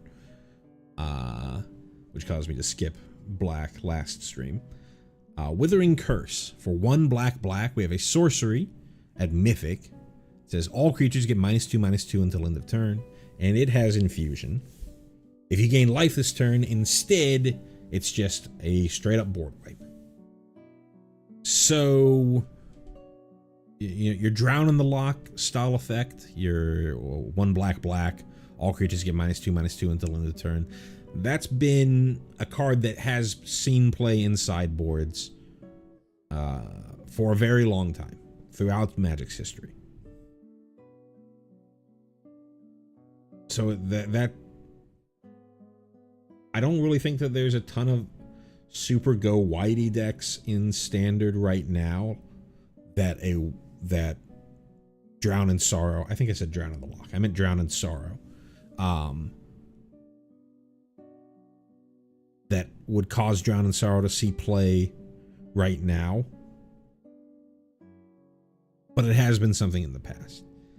Being able to have a 3 mana board wipe is pretty powerful. But you have to be able to gain that life. The question really becomes, is having a 3-mana board wipe powerful enough that you're going to go out of your way in Standard to find like little ways to gain incidental life gain? Like, am I going to play a Dimir gain land in like a Dimir control list just so I can go land drop, gain a life, Withering Curse? Right? Black doesn't have a 4-mana board wipe. If you want 4-mana board wipes, you need to be playing Day of Judgment, and you need to be playing in white. So maybe if you just want to be straight Dimir, and you want to be playing traditional Dimir control, not doing like the Dimir mill combo or your Dimir control, sorry, not Dimir control, your Dimir Doomsday, Dimir Demon list, maybe you're fine with playing some number of gain lands, and so you have, this is theoretically a 4-mana board wipe, because you're not going to be able to play it until you can go land drop and tap the land, gain land, and then still be able to tap 3 mana. But if the format is fast enough, which current Standard is pretty fast, maybe this gets there. We saw during the last Pro Tour, I believe it was the last Pro Tour. I've been so out of it with the TMNT set that I haven't really been paying attention. But the Lorwyn Eclipse Pro Tour, Dimir Control had a pretty good, there weren't a ton of people playing it, but it had a pretty good win rate, even in a format that was pretty stacked with Badger Mole Cub decks. So this might just push this Dimir Control even higher. But you gotta I think you have to find ways to somehow gain that incidental life. That's certainly a deck building exercise for someone out there. I think that this can certainly see play in Standard, maybe see play in older formats. As far as Limited goes, board wipes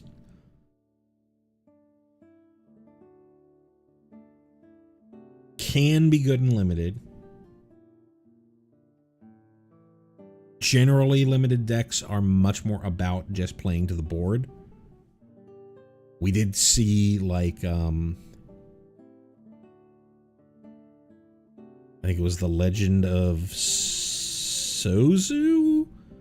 The Black Saga from the Avatar Last Airbender set had a very high win rate. That also eventually turned into a creature. So it both wiped the board and provided additional value. But also Day of Black Sun had a pretty high win rate. Both of those, you could maneuver into ways where it mostly dealt with your opponent's board, or you just held it until the right moment, or you got value later. Still, I think board wipes generally are pretty good in Limited, as long as you are building your deck in a way to maximize the board wipe. So I think this would also be a pretty high pick in Limited. Whew. And that is all of Black.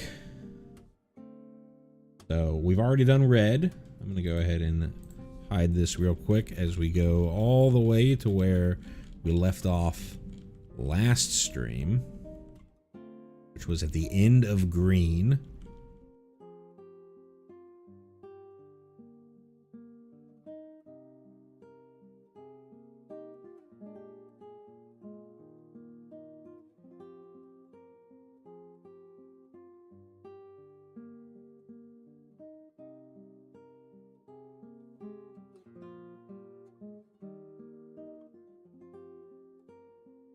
And now we're back on track with Abigail, Poet Laureate.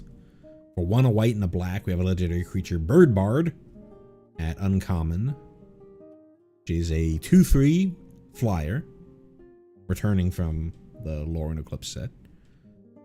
Whenever you cast a creature spell, Abigail becomes prepared, and her signature spell is Heroic Stanza for 1 and a hybrid Orzhov, so that's either 1 and a white or 1 and a black. Put a +1/+1 counter on target creature. So, very Silver Quill coded with the prepared spell, with the signature spell. Puts counters on target creature, gets the repartee trigger going. 3 mana for a 2/3 flyer, decently sized body. Something that actually cares about creature spells, which is awkward in this set. But in limited, you are going to be casting creature spells, so it's... Even though it's not perfectly themed for the set, you're going to be able to get the prepared trigger.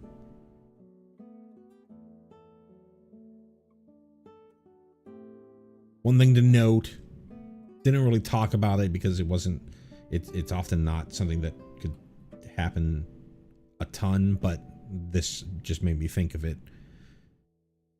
If a creature is already prepared, preparing it again doesn't do anything. So if I cast 2 1-drop creatures with Abigail out, it's not like I get 2 copies of Heroic Stanza. If I wanted to get 2 copies of Heroic Stanza, I would have to go 1-drop, get the Heroic Stanza trigger, cast Heroic Stanza, then play the other 1-drop for Abigail to become prepared again.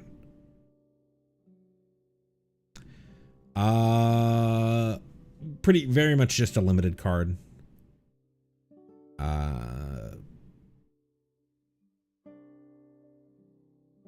Good for your Silver Quill deck.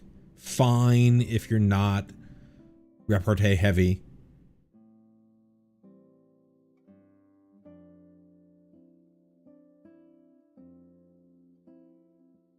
It doesn't say another target creature, so you could just keep putting the heroic the +1/+1 counters on Abigail to just try to get the job done there. So could be a pretty good early pick in draft. Not really standard playable.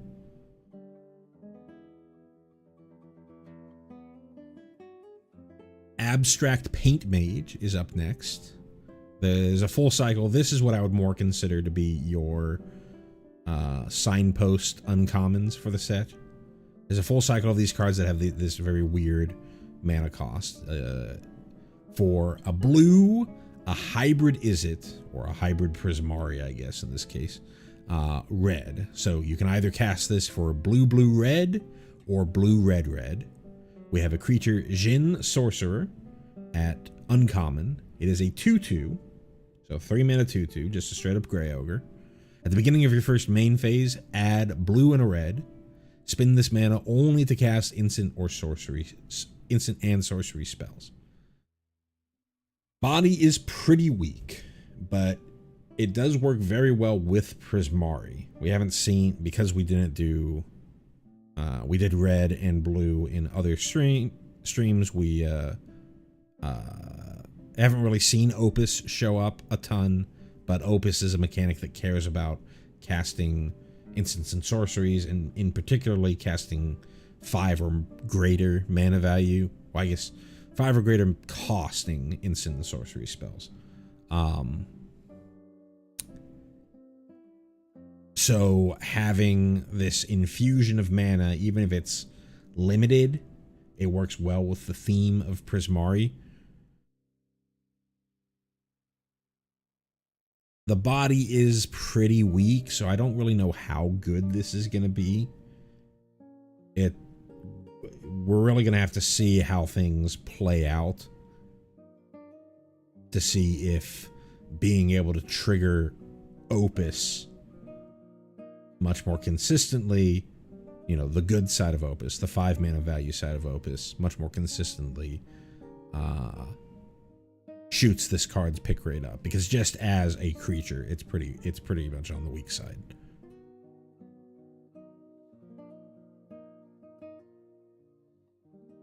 Applied Geometry is up next. For 2, a green and a blue, we have a sorcery at rare. Create a token that's a copy of target non-aura permanent you control, except it's a 0/0 fractal creature in addition to its other types, and put 6 +1/+1 counters on it. So if you're just sort of generically playing this,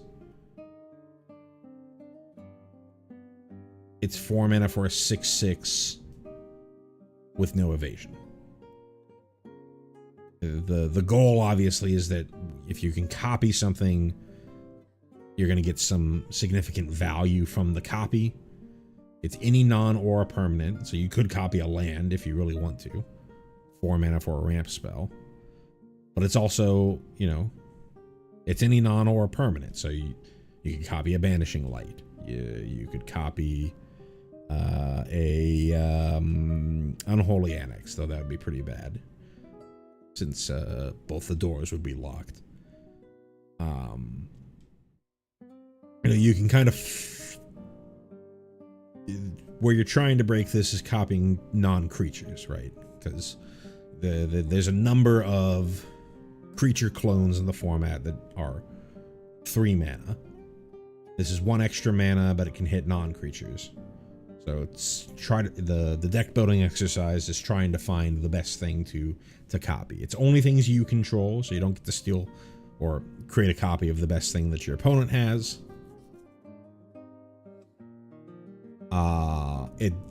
If you are targeting a creature, you don't get the power and toughness of the creature. It's just always going to turn into a 6/6.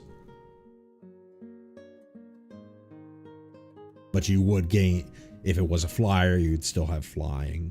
You would still have all the other abilities of the, or all the other text of the card that you copied.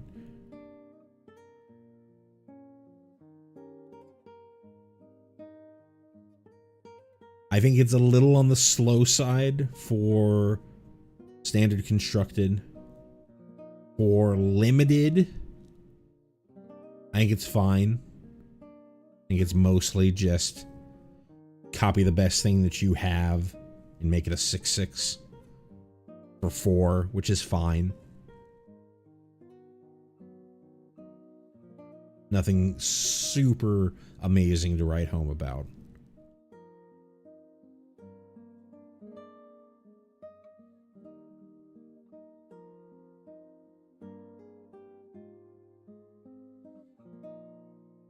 Yeah, not a big player in standard and only fine in limited.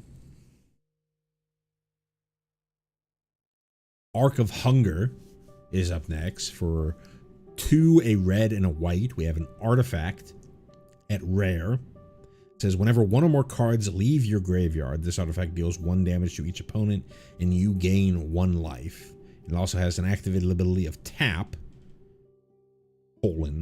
mill a card, you may play that card this turn. So the mill is not part of the cost, it's part of the effect.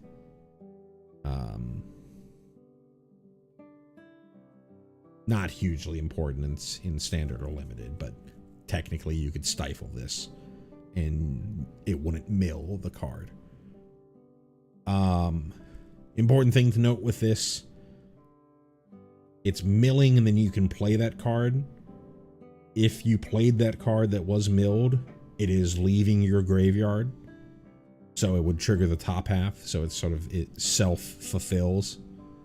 It does say play, so this includes lands, so you could go turn 5, play Arc of Hunger, tap it, hope to hit a land to play off of it to get your 1 damage in and gain 1 life.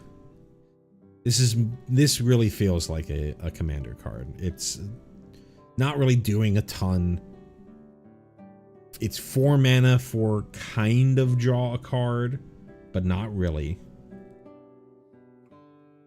It's something that you really need to build around, and there are ways to, you know, churn through and eat cards from your graveyard in standard, you know, one at a time, because you want to be triggering this a ton rather than eating a bunch of things at once. But it's pretty much 4 mana do nothing. For limited, you know, this could be a card advantage engine for a control list. It works well with Lorehold. Lorehold cares about things leaving your graveyard. So it probably goes up in a Lorehold deck in limited. You pick this early enough, it's a good reason to be in Lorehold. But it doesn't impact the board. So I wouldn't pick it like insanely high. I think this would be a card where if I'm already in Lorehold, I'd be happy picking it. But I'd probably choose premium removal over this. Just because it's going to be not that well, it itself is the fuel for its own graveyard trigger. But maybe it's better than I'm thinking in limited. Yeah. If you're more controlling, a more controlling Lorehold deck, then I'd be fine picking this and playing this in limited. I think far too slow in constructed.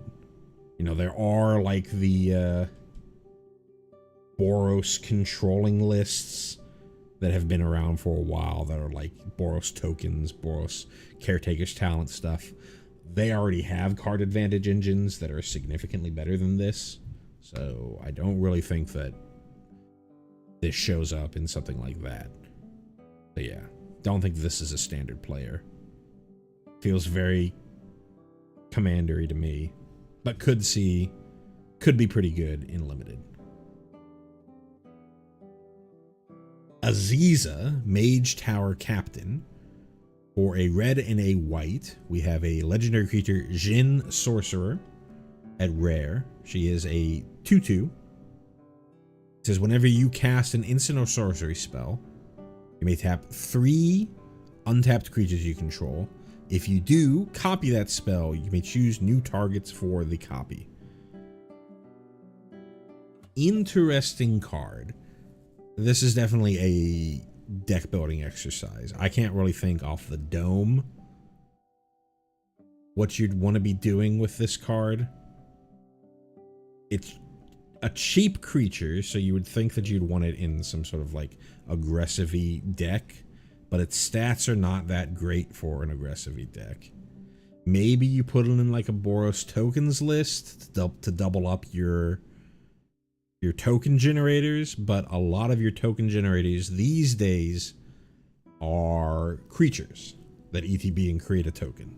You know, your resolute reinforcements or whatever the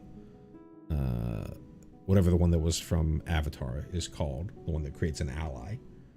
That's a creature that creates a token rather than straight up raise the alarm. There's the Boros one, the Boros instant speed, create 2 goblins, or give a creature +X+0, where X is the number of creatures that you control. But you're much more having creatures that create tokens, you know, your mobilize, your voice of victories, stuff like that, than you are playing instants and sorceries that create tokens.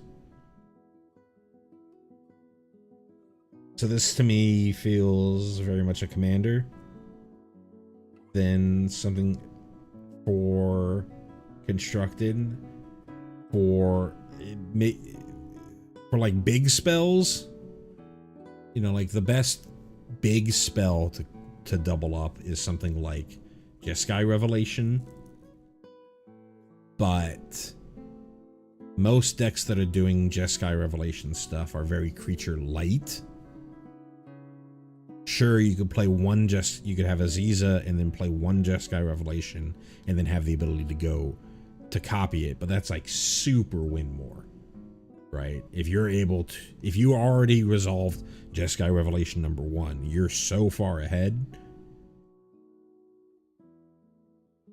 that just playing Jeskai Revelation number 2 probably wins you the game.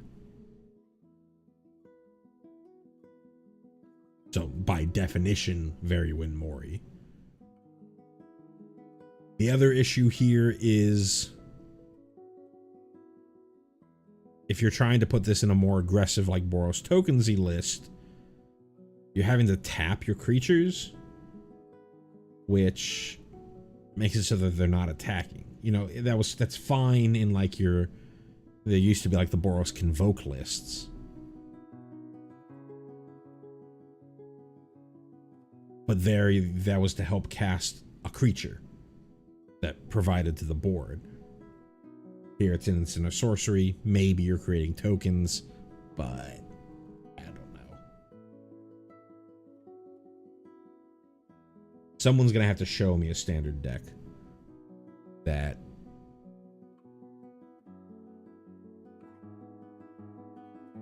takes advantage of this and is better than, you know, just playing an Abigail, not an Abigail, Arabella, or being just like a generic, any other generic 2-drop, another copy of Voice of Victory or something like that.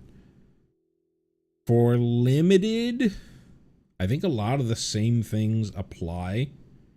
It's going to be better in limited because you're just going to have more times where the board is stalled out. And you can just sort of wait for the right moment to double up a spell, to kill 2 things, or whatever have you.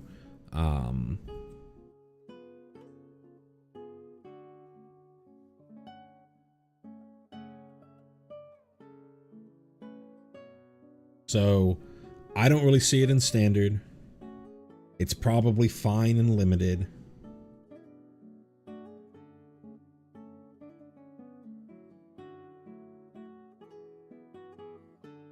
As a way to go over the top, but I don't know if it's like a Windmill Slam first pick card. I think if you have, you know, very high impact 5 mana, you know, Opus spells, or are heavy removal, then maybe you can pick this up to double things up, especially if your good spells are instants, because you can leave your creatures back to block and then instep, or at the right time double it up. It says untap 3 untapped creatures you control, so one of them includes Aziza. Should keep that in mind. So you really just need 2 other creatures. Yeah, not much more to say. I'm not super convinced on this card, especially in standard, and I'm only okay on it in limited. Berta, Wise Extrapolator. For 2, a green and a blue, we have legendary creature Frog Druid. She is a 1/4 with increment. This is the first time we're seeing increment this stream. Increment's similar to an old mechanic called Evolve, except whenever you cast so increment actually reads, whenever you cast a spell, if the amount of mana you spent, so not the mana value, the actual mana that you spent, so if you have an X spell, and X is equal to 2, if it's like X and green, and X is equal to 2 when you cast it, that's 3 total mana. If the amount of mana you spent is greater than this creature's power or toughness, put a +1/+1 counter on this creature. So Berta being a 1/4 means that basically anything that you cast, as long as it's not, you know, a 1 mana spell, is going to trigger the first increment. It's also a spell, so unlike a lot of the other mechanics in the set, this one also would trigger off of creature spells. Creature spells, enchantments, artifacts, all of those would trigger. would trigger Berta. It's increment. She also has whenever one or more +1/+1 counters are put on Berta, add 1 mana of any color. So anytime that you trigger the increment, you also get 1 mana of any color back on rebate. And then she has, for X and tap her, create a 0/0 blue and green fractal creature token and put X +1/+1 counters on it. So anytime that she gains increment, you know, anytime that she increments, you can get at least 1 mana of any color, and as long as she doesn't have summoning sickness, you can at least create a 1/1 blue and green fractal creature token with her. Or if you don't have anything else to do, you can just dump all of your mana into Berta's X. It doesn't say activate only as a sorcery, so you can just be like, all right, I'm going to play a very controlling style game. I'm going to hold my mana up for counter spells or removal, and then on instep, dump all my mana into the X to just start pumping out these big fractals, which I think for limited is probably the best thing that you're going to be doing with Berta.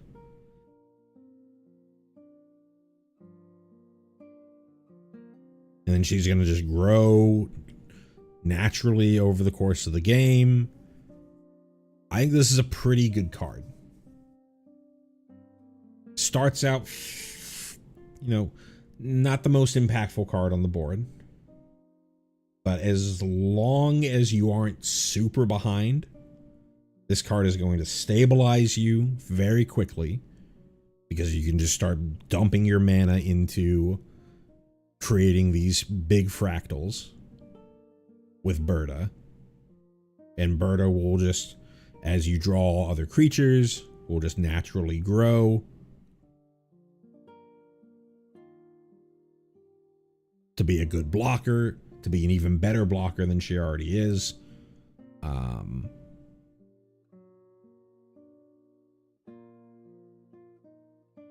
And just start pumping out these fractals. Don't think that she's quite powerful enough to see standard play, but I think this is one of the better cards for limited, and a good reason to be in Quandrix.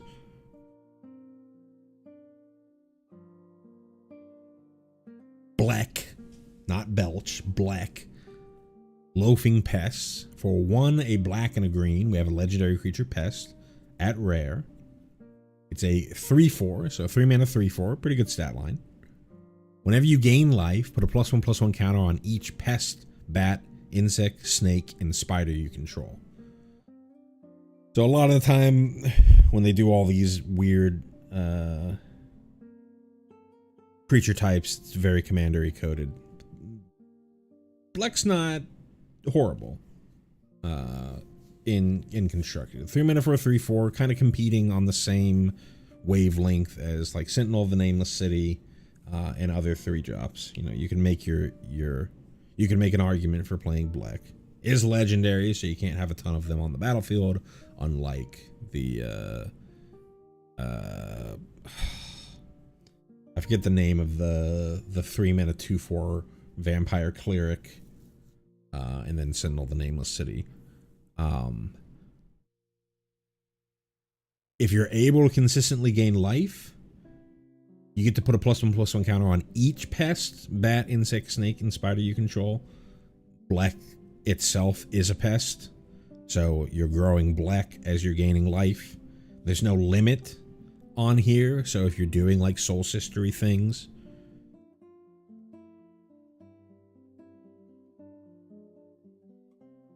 you can grow black very, very quickly. There are bat decks. There's some insect synergy in the format. You know, all the spiders from Spider-Man this cares about. I don't know if there's a ton of snakes, and then pests are just coming out of this set. Uh,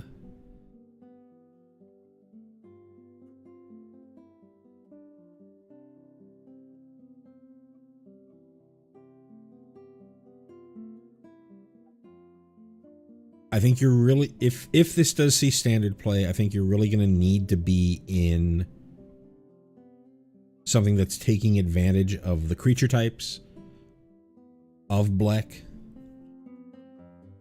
If you're just in some sort of like generic go garbage list, then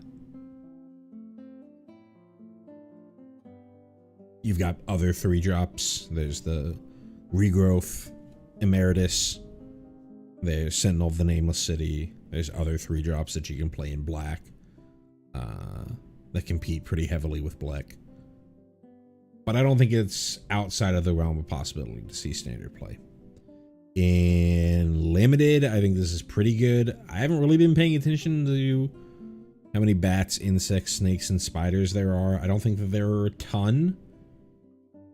But just having the pest synergy going on in a Witherbloom set, or if you're doing the Witherbloom stuff, I think this is a pretty good reason to be in Witherbloom or to go into Witherbloom. So I think this is a pretty high pick in Limited. I don't think I would pick this if I am just looking for a random 3-drop. You know, if I'm in Quandrix and I see Black go around, I wouldn't be like, oh, let me move into Sultai. You know, pack 3 or something like that. If it's pack 1, maybe I'm like, hey, let's move into Witherbloom and give up on the Quandrix stuff. But you see this early enough, I think this is a good reason to be in Witherbloom. Bogwater Lumerette is up next for a black and a green. We have a creature Spirit Frog at common. It is a 2/2 with whenever this creature or another creature you control enters, you gain 2 life. This is incredible for Witherbloom. You know, it's a Golgari Soul Sister. That's just a bear as well. You want, I don't know if you want as many of these as you can fit into your deck, but the first one of these that you can get for your Witherbloom list, you are over the moon. This is going to make all your infusion stuff so much easier to get going, because it's just you. Whenever it's just you casting creatures or creating creature tokens or whatever, and it's not even, you can just cast this and it's going to trigger it. It's going to trigger itself for the life gain. This is very important, I think, for being able to do the Witherbloom stuff. Very high pick if you're already in Witherbloom. A good reason to move into Witherbloom early enough in pack 1.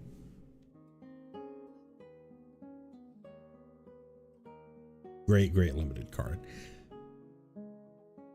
Standard, you know, the mono white life gain decks consistently see play, whether or not they're actually that good.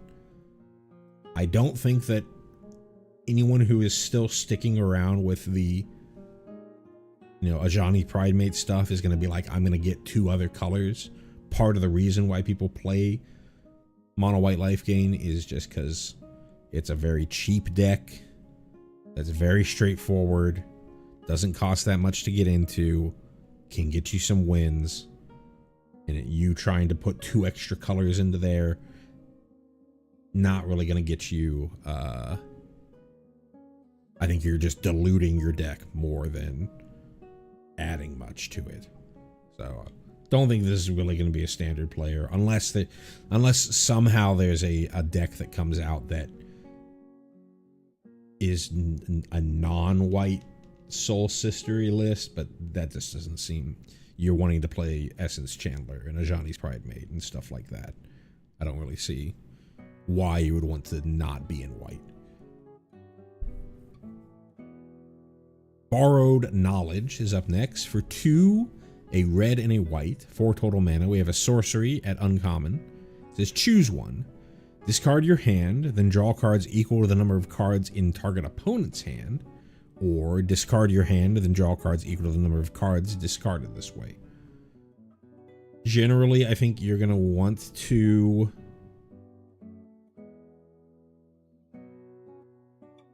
you're going to want to navigate to choosing the first one, because the second one is not actual card advantage.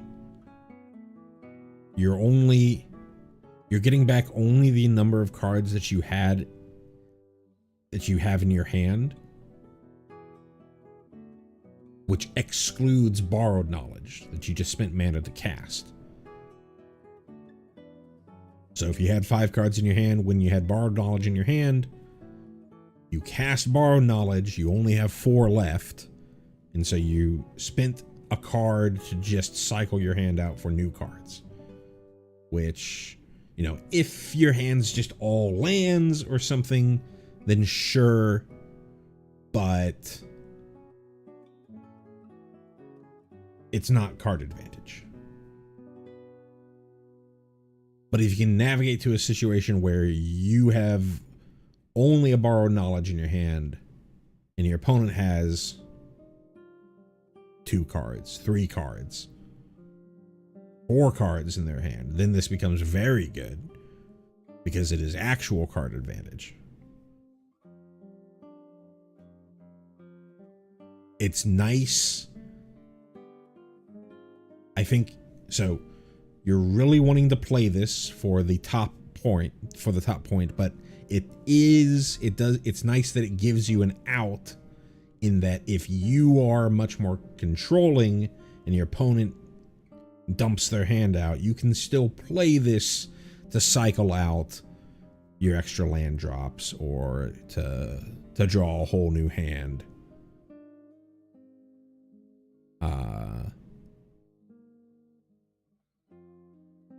If your current hand is, you know, medium or mediocre. So it's not just dead if your opponent was able to dump their hand quicker than you were. If I'm very aggressive, then I would want 1 or 2 copies of this, probably just 1 copy of this. If I'm in any sort of mid-rangey or control list, 0 to 1 copies of this would be fine. In limited, and this is not a standard player. Cauldron of Essence is up next. For 1, a black and a green, we have an artifact at rare. It says whenever a creature you control dies, each opponent loses 1 life and you gain 1 life. So an aristocrat sacrifice card that's not a creature. And then for 1, a black and a green, plus tap plus sacrifice, return target creature card from your graveyard to the battlefield, activate only as a sorcery. So for 6 total mana, 2 black, black, green, green, plus tap sacrifice, you can zombify something, and each opponent loses 1 life and you gain a life. I think if this sees play, and this is in standard, and this is a pretty big if, this is going to be in more of like a Insidious Roots style list, where you're more taking advantage of the, creatures you control die, losing life, gaining a life, and then just having the ability to bring stuff back at random with, not literally at random, but, out of nowhere, or incidentally, I should say. Incidentally is the word I'm looking for. Recur stuff from your graveyard that you've milled over, or,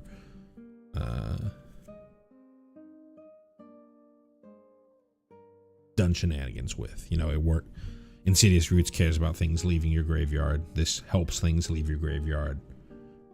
This is Sacrifices, which helps things that care about creatures you control dying. You know, might be pretty good in Insidious Root style lists, which haven't been that played in a while. Trying to remember the reason why.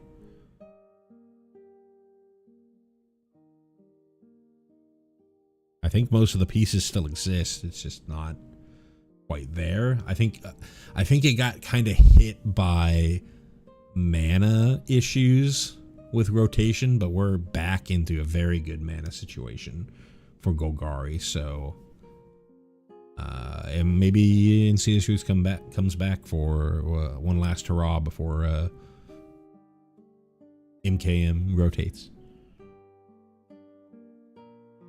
In limited, it's 3 mana, basically do nothing. Doesn't impact the board. Sure, you kind of have this recurring engine going with the sacrificing and bringing stuff back.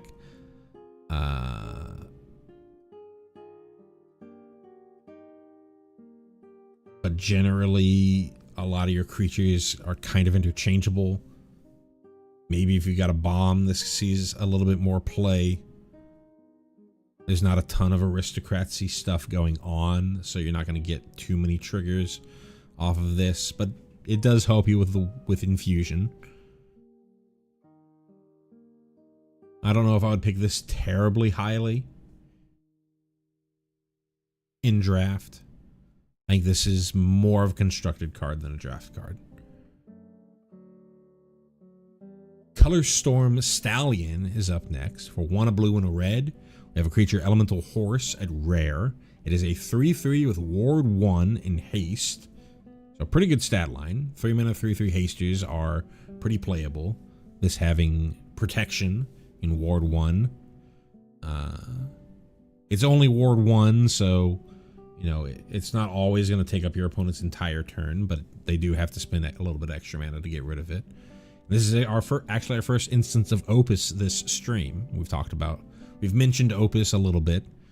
Opus it's got 2 parts to it. Whenever you cast an instant or sorcery spell, you have something that happens. In this case, this creature gets +1/+1 until end of turn. So for this card in particular, its Opus is very similar to Prowess, except it doesn't count artifacts and enchantment spells. It's only instants and sorceries. Not all Opus spells are exactly similar to Prowess. Sometimes they get +1/+1 counters. Sometimes they draw you a card. There's all sorts of different things that can trigger off, or that is the result of an Opus trigger. This one is just very analogous to Prowess. But all Opus things have an upgraded version of them if the instant or sorcery that you cast costs 5 or more mana. So if 5 or more mana was spent to cast this spell, create a token that's a copy of this creature. So it's a full-blooded copy, and it doesn't go away. So since it's a full-blooded copy, it also has Ward 1, haste, and most importantly, it has this whole Opus trigger on it. So the first time that you cast a 5 mana instant or sorcery, you get an additional Color Storm Stallion. The second time you cast a 5 mana instant or sorcery, you get 2 more. So it grows exponentially. You go from 1 to 2 to 4 to 8 to 16, yada, yada, yada, right? Obviously, if you're able to navigate to a scenario where you're able to consistently cast 5 mana instants and sorceries, you're probably winning the game already. But it is something to keep in mind.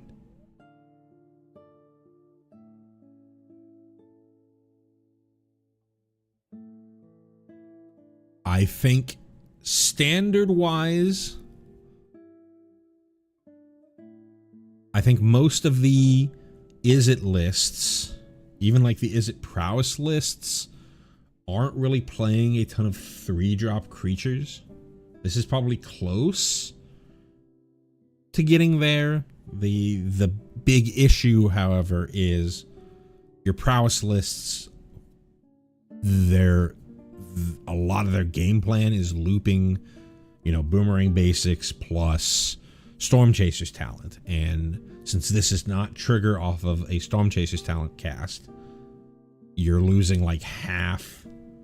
Half is a little high, but you're losing a significant portion of your prowess triggers.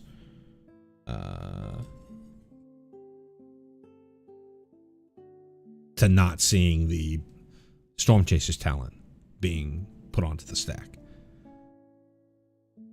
I don't really think that there's like just an is it aggro list out there that would play this. And I don't really see a reason that like mono red would want to go into to add blue so that they could play this instead of like Tursa. I think if a red list is going to be playing another color, currently they're more incentivized to be going into white because they have Boros Charm and they have Lightning Helix. So while I think this is a pretty good card, I don't think that it has a home in Standard. In Limited, I think this is a pretty good pick, right? 3 mana, 3/3 haste, already pretty good on the stat line. It has protection with Ward 1. And there aren't as many artifacts and enchantments floating around. We've seen a couple when we started talking about the multicolored cards, but you're mostly playing instants and sorceries, so you're mostly playing creatures, instants, and sorceries, so you're probably going to be triggering Opus fairly consistently. Or you're not going to be missing out on your Opus triggers, I should say, a ton. And if you ever... And Prismari itself is trying to do this Opus thing of casting big 5 mana or more spells.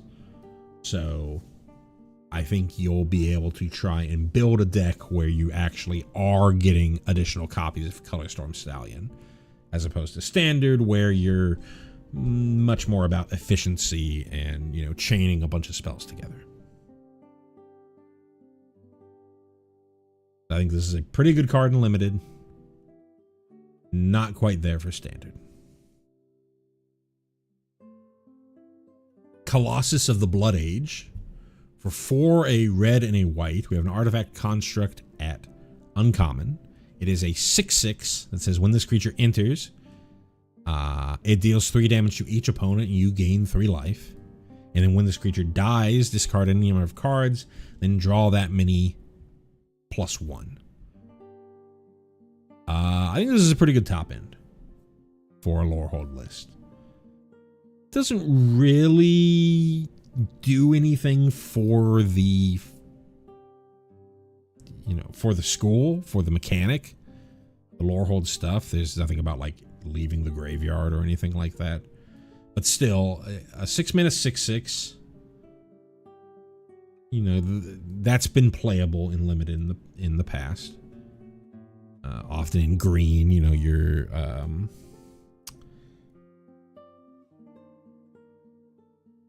Dreadhorde Colossus, whatever it's called, Dreadscale Colossus, the memed card.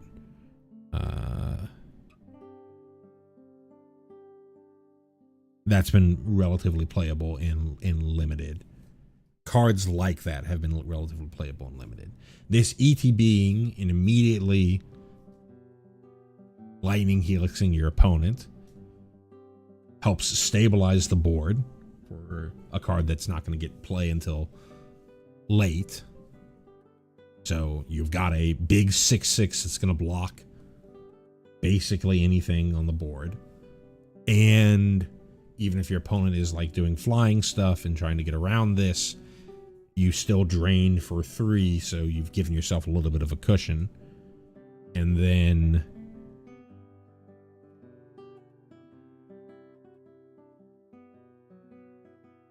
being able to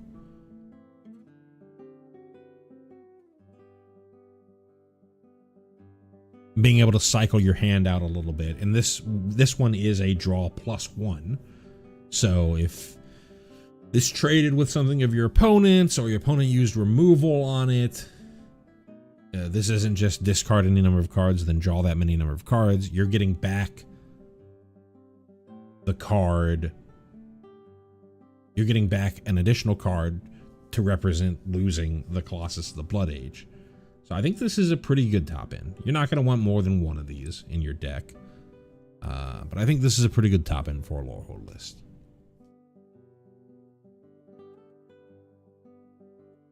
Conciliator's Duelist is up next. For white, white, black, black, we have a creature, Core Warlock, at rare.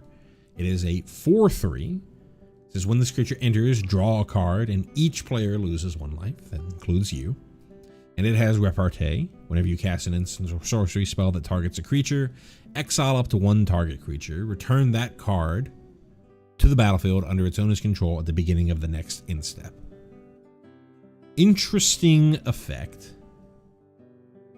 So one way that you can kind of play this card is, all right, I play this, and then I use removal on my opponent's creature, and it doesn't say exile, it's Repartee can target himself.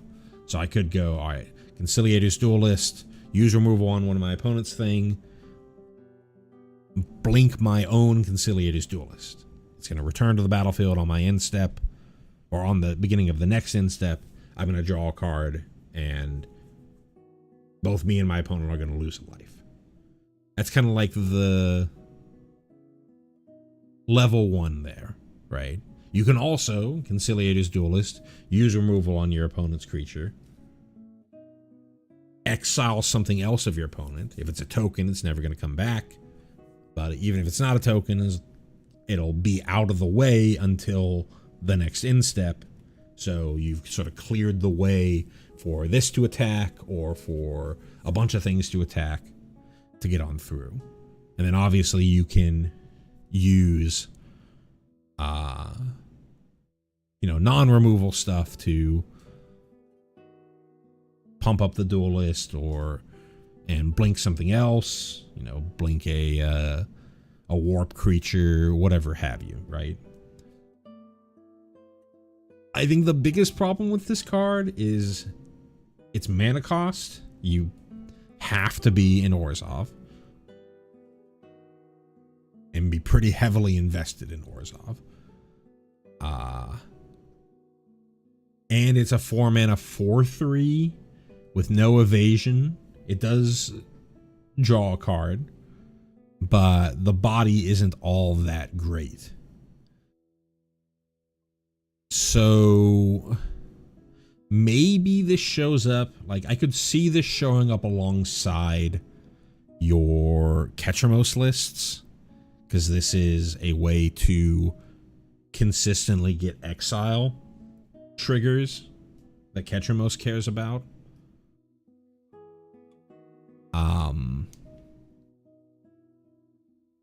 You can also kind of use this as protection, right? You're holding up removal.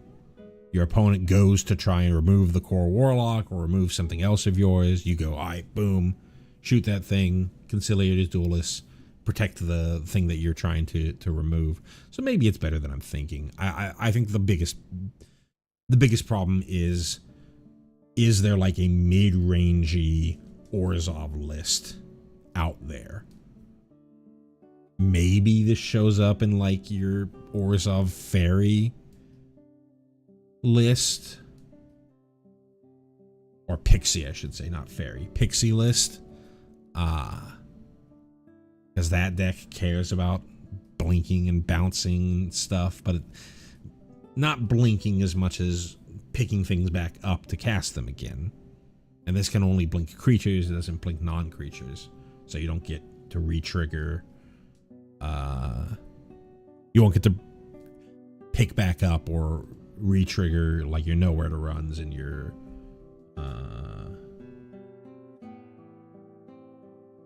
the thing that sacrifices, or the cryogenic relic or whatever. But it can blink your Pixie that could then let you pick that thing up. So maybe in like an Orzhov Pixie list, this can show up. That's mid-rangey enough for this to see play in standard.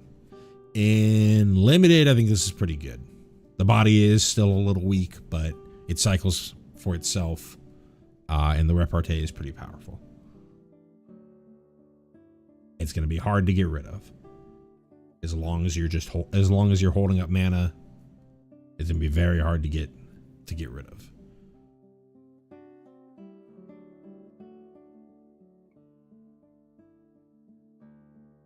Cuboid Colony is up next. For a green and a blue, we have a creature Insect at uncommon. It is a 1/1 with flash, flying, trample, and increment. So just keyword soup on a 2-mana 1/1. Flash, flying, trample, increment. You know, we rewind the clock back to M20, M21. When Simic Flash was a thing, this card would be insane. I don't think that there's really a Flash list in the standard right now. There are a number of Flash cards. There's even Briarborn Cutthroat that was played in the old Simic Flash and Mono Blue Flash lists back in the day. But I don't know if there's enough support for something like Cuboid Colony in current standard.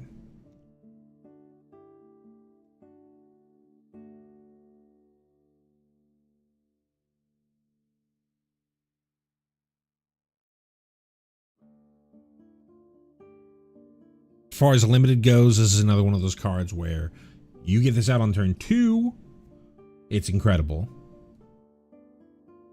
You get this out, you know, you rip this off the top, it's pretty rough. It's going to take a while for it to become an actual threat. So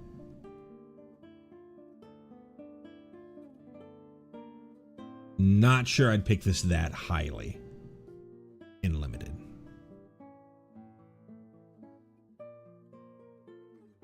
Dina's Guidance is up next. For 1, a black and a green, we have an instant at rare. Search your library for a creature card, reveal it, put it into your hand or graveyard, then shuffle. Very interesting card. Instant speed, Eladamri's Call, or instant speed Entomb. Entomb is already instant. But having either side, right? You know, there's the Sultai Superior Spider-Man lists. I think would love this card. The biggest issue is it's not a creature itself, and you really want creatures in.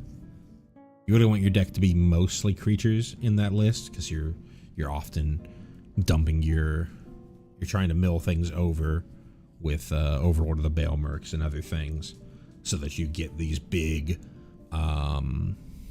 living end effects. So having a non-creature be in your deck means that you're going to have hits where it's not going to be there. But the fact that this is either in-step Dina's Guidance for the Cavero / Superior Spider-Man, because I already have a Bringer of the Last Gift in the graveyard, or in-step, I just need to put an Arden or a Bringer of the Last Gift or a Terror of the Peaks into my graveyard to set myself up for the good turn. It's instant speed, so I don't give my opponent the opportunity to react at sorcery speed to my next turn being powerful. This just is, hey, too late. I think this is a very good player in standard. It's going to be in limited, I think that this is going to be a high pick, because this is just going to be a money card. And because I think for Commander, this is going to be a very highly sought after card. Let me just see if we have any pre-release numbers for this. This is obviously based off of pre-release stuff, but I'm sure this will give us a good idea. Really? Only 294? Are people kidding me? I feel like this is a commander staple. Am I missing something? Did they not read this in Tombs? Wild.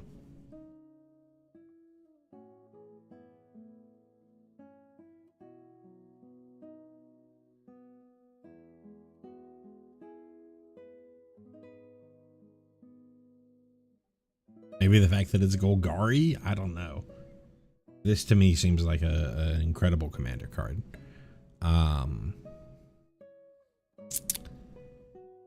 Regardless, I do think for standard, this is going to be great in your Superior Spider-Man lists.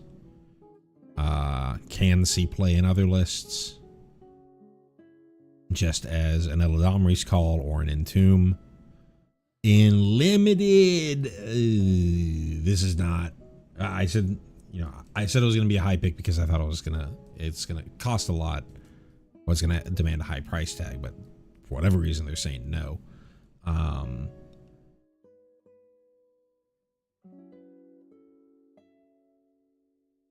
But just straight, non-monetary factors. I would not really pick this for your limited deck. Like we talked about when we were talking about Demonic Tutor. Tutors in limited significantly worse. Like they're good in Powered Cube, but it's because Powered Cube has powerful cards and game-winning combos, 2-card combos, things that'll just, all you need is this one card to go over the top. Just a random limited environment, you're far less likely to just need one card. And this limits to only creature cards that you can get, which in Strixhaven is less important considering the prevalence of instants and sorceries. So don't think that this is particularly a good rare. This is one of those ones where you'd be disappointed to pick it up, to see it in your pack one pick one, or to see it in your pack one opening pack for your rare slot. I guess in any pack, I think you'd be pretty disappointed to see this in your rare slot. But I do think it'll be a standard player.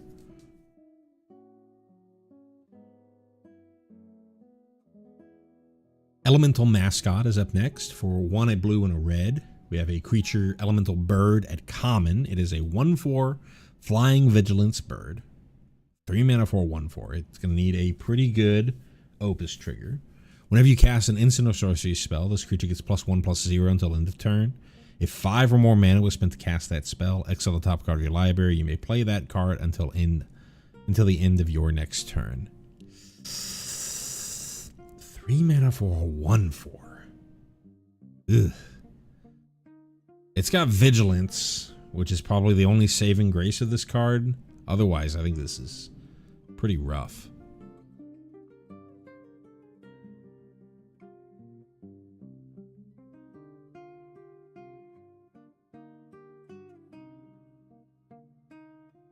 Yeah, I think this is just pretty rough. 1/4 is such a weak body. Vigilance certainly helps it, but the Opus trigger only increases its power.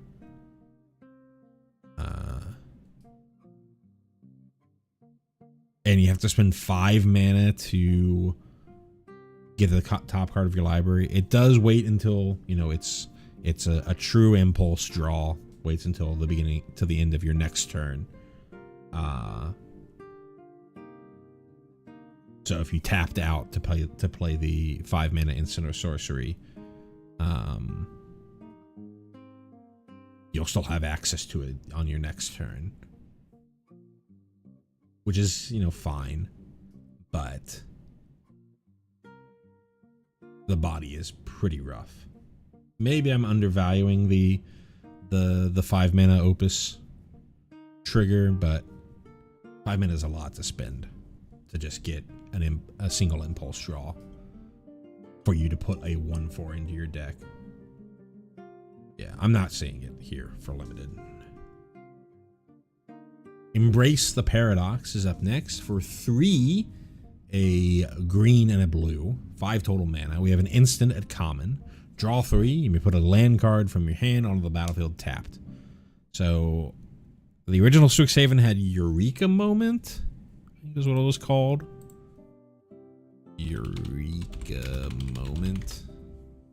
Yes. Which was for 4 total mana, 2 a green and a blue, draw 2, put a land from your hand on the battlefield at instant speed. 1 more mana to draw 1 more card and still ramp at instant speed. Eureka Moment was pretty good. I think this is probably going to be pretty good.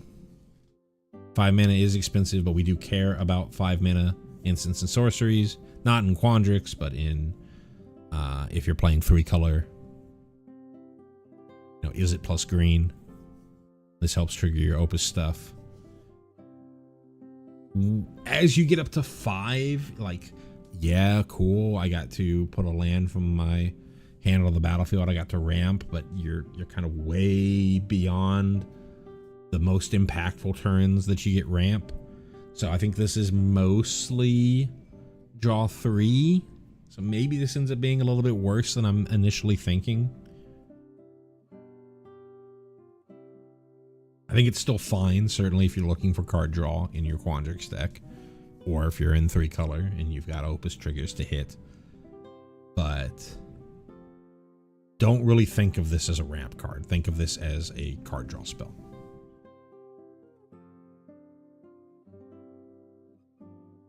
Essence Knit Scholar is up next.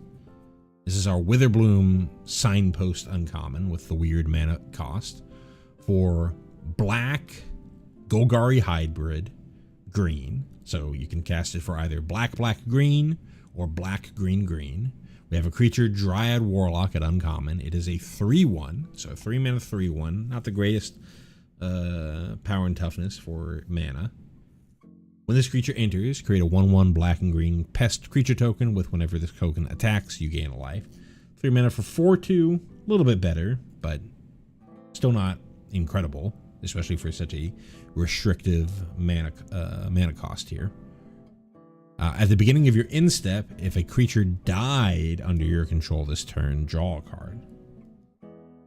So this is interesting in that we have a little bit of Aristocrat synergy here, but it's only ever going to be 1. It does create a creature that is likely going to die in your pest. It only triggers on your end step, so you can't be like, all right, I created this pest and then I'm going to use the chump block and I'll get a card draw. You're going to have to wait until you can actually attack with the pest, which is significantly worse. Because at least with the chump block, you're saving the life that you would have lost to that creature getting through. Here you attack, sure, you trigger the gain life, which can help with infusion, but your opponent's probably going to have something with 2 toughness on the battlefield that can just get in front. So you're chump attacking. I'm not sure this is all that great. Maybe the pest token's more important than I'm thinking, but I'm not sure this is all that great. There's not a ton of sacrifice outlets to consistently trigger this incept trigger.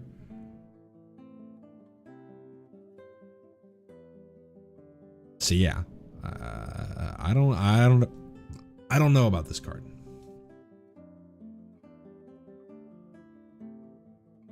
Fix What's Broken is up next. For 2, a white and a black.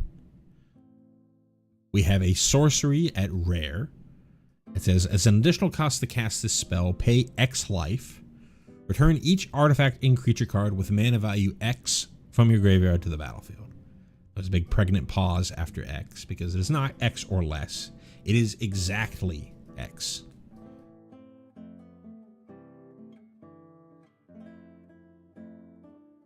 This card is hard to evaluate.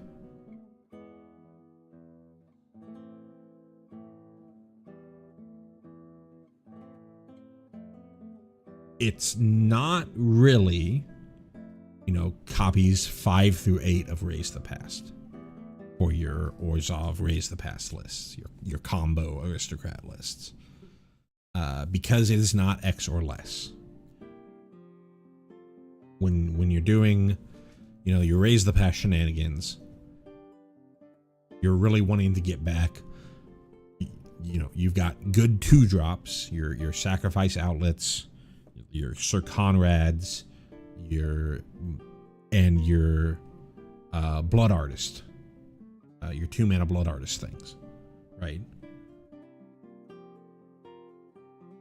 And then you have all your 1-drops, which are your Infestation Sages, your Nesting Bots, your sacrifice fodder that you're wanting to also bring back. With this, you can only bring back the 1-drops or the 2-drops, but you can also go up to the 3-drops,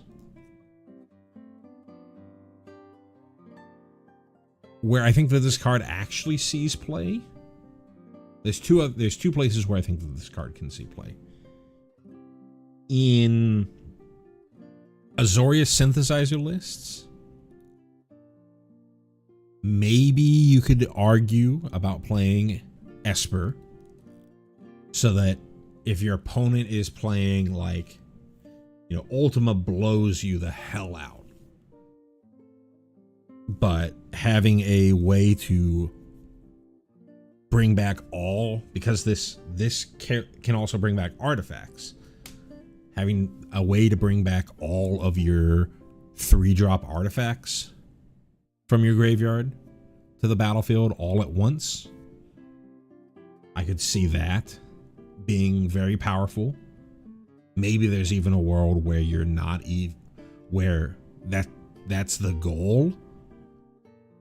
You're milling over, you're turbo milling yourself so that you get one giant turn of synthesizer stuff, rather than trying to rely solely on United Battlefront triggers, or slowly growing up your synthesizer parts. The other way to play this is go for things that are of high mana value. There's the 7-drop dinosaur. I keep forgetting its name. That ETB's gains life and draws a card for every power 4 or greater creature that entered the battlefield, right? So you just have you turbo mill yourself, and you have a bunch of things of a specific mana value, a bunch of creatures or artifacts of a specific mana value that you're trying to bring back up.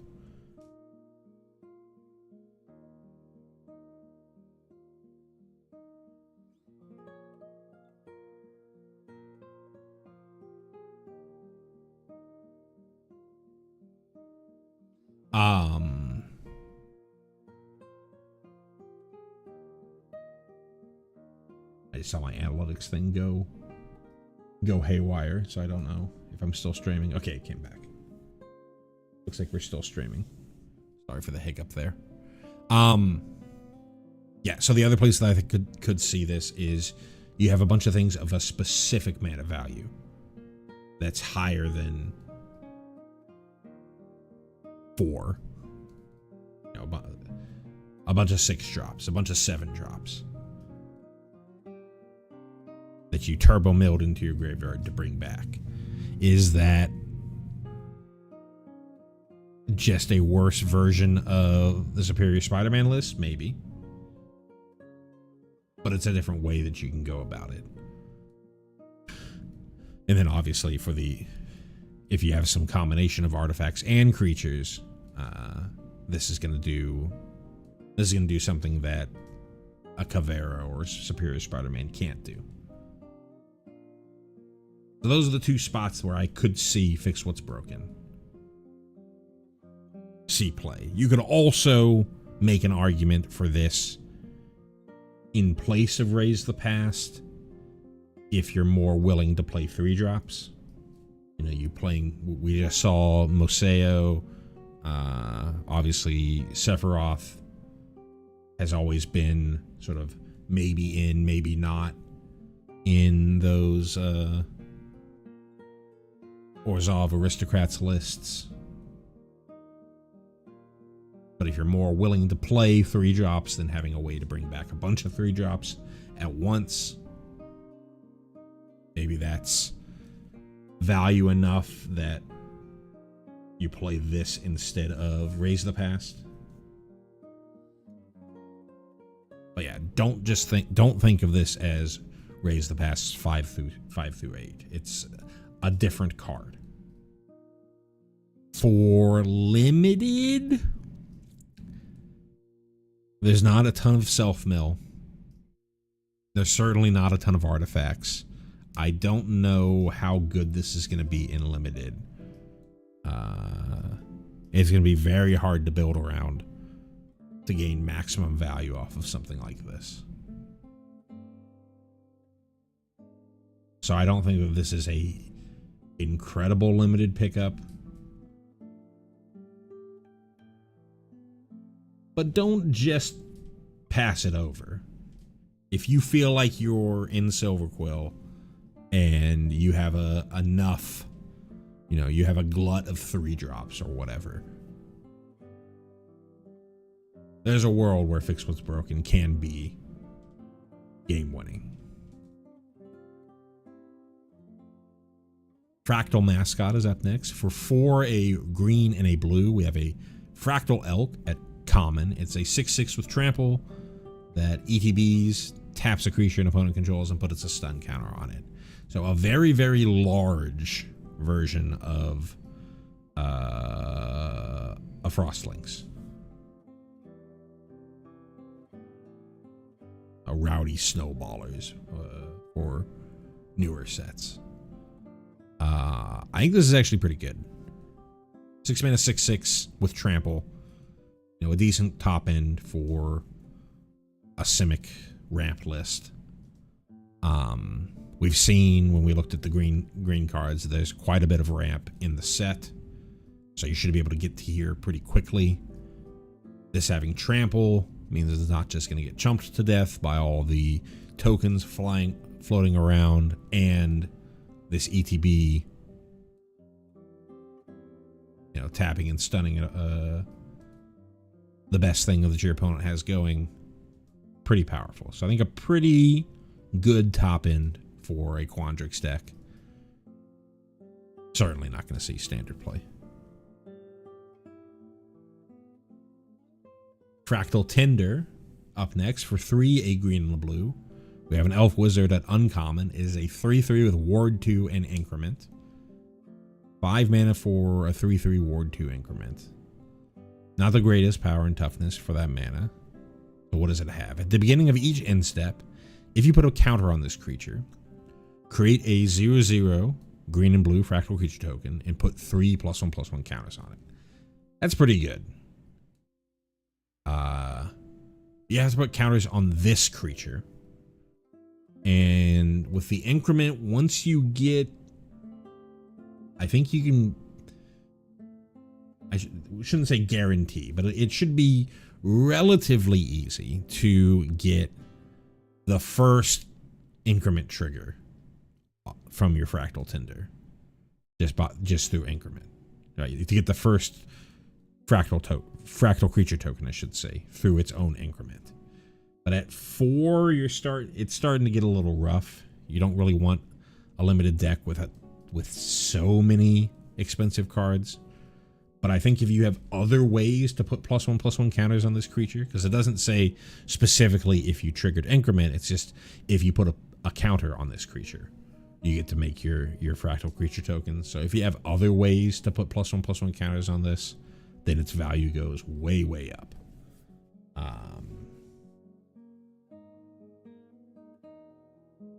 I would call this a signpost uncommon for Quandrix.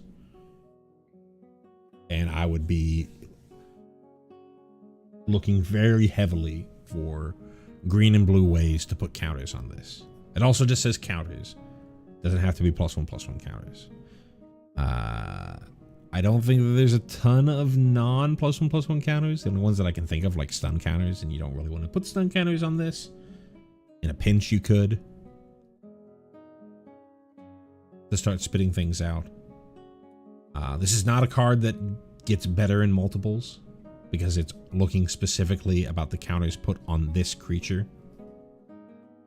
So the only way that you're going to get better in multiples if you have things that put counters on all your creatures.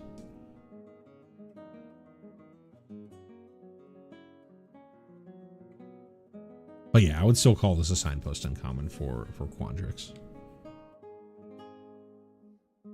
Hard for your opponent to get rid of with the ward 2.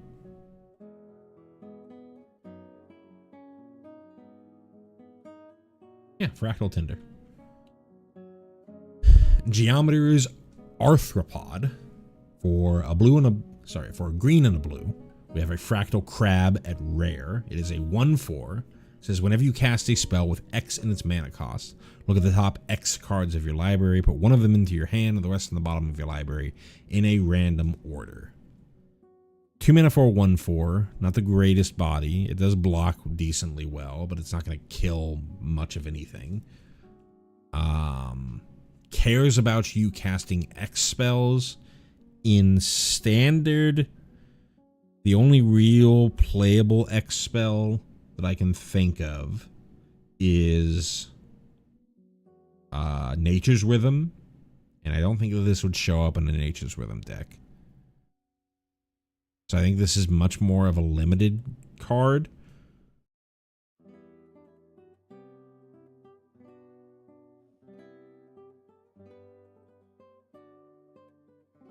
And in limited, if you're, as long as you're able to put at least 1 mana into X, it's it at least turns all of your X spells into draw a card. And any other X spell that you, or if you go above that, then it's draw the best of the top X cards of your library. That is certainly powerful. The body itself, not that impactful, but if you do have enough X spells in your deck that you can get the card advantage off of this, it's going to snowball you into a victory pretty quickly.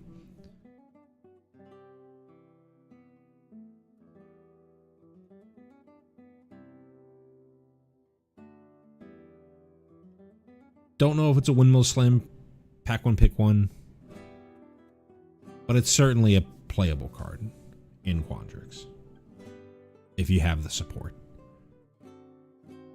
Grapple with Death for 1, a black and a green. We have a sorcery at common.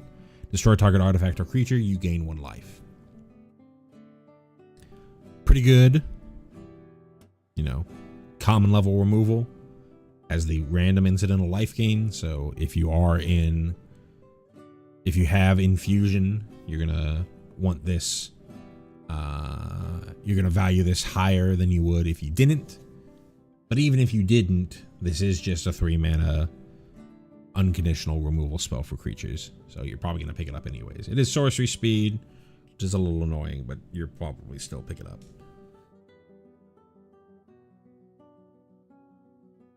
Growth Curve for green and a blue. We have a sorcery at uncommon.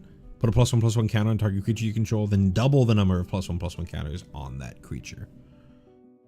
Now, obviously, whenever you see double, you think your mind starts to race. This is a little on the weak end for something that would be standard playable. You know, we have Mossborn Hydra that's already doing this for just landfall triggers. Putting a whole card into this, not going to be there. Worst case scenario, this is 2 mana for put 2 +1/+1 counters on a creature. It's going to get the first one. If they don't have any +1/+1 counters, they get 1 counter, and then it doubles that to 2.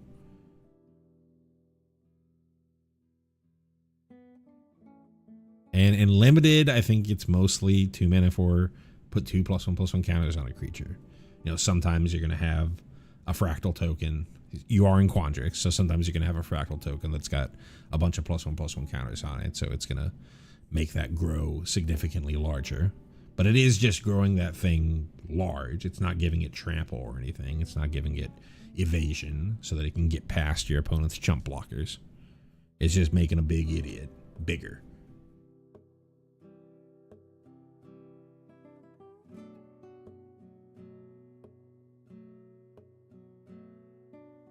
Hardened Academic is up next.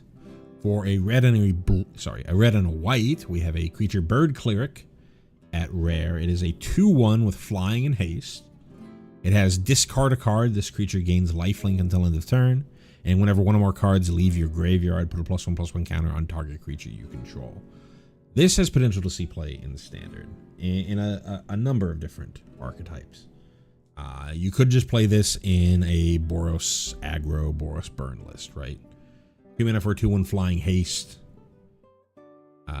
Kind of competing with Slick Shot Show Off. Slick Shot Show Off is much more powerful in like spell slingery stuff. But if you're a more just creature aggression, but you're playing your Lightning Helix and your Boros Charms and stuff like that, then this still sees value there. The cards leaving your graveyard, I'm trying to think in sort of standard aggro lists. There's not a ton of things with flashback. You know, there is the literal card flashback coming from this set, which could help trigger this. It says put a +1/+1 counter on target creature you control. You could just choose itself. The other place where this could see play is in Monument to Endurance lists. Currently, the Monument to Endurance list of choice is your Is It Lessons list, where you're playing Artist Talent.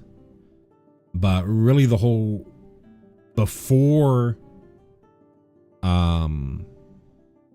that latest innovation with the Artist Talent stuff and inside Is It Lessons, you would mostly see Monument to Endurance in a Boros list with a card that rotated, Guardian of Numenalia, because it was it had a free discard outlet. Here we have the return of a free discard outlet. This does not give the Hardened Academic indestructible, so it's, you know, your opponent can just deal with the Hardened Academic, but it is an instant speed free discard outlet. They have to deal with it. They're going to get, if you have a Monument to Endurance laying around, they're going to get nugged by the Monument to Endurance pretty heavily for their trouble. So I think this can see play in some Boros aggro or Boros burn list.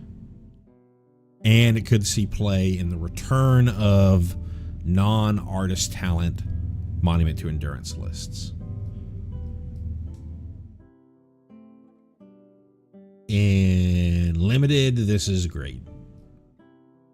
2/1 flying haste.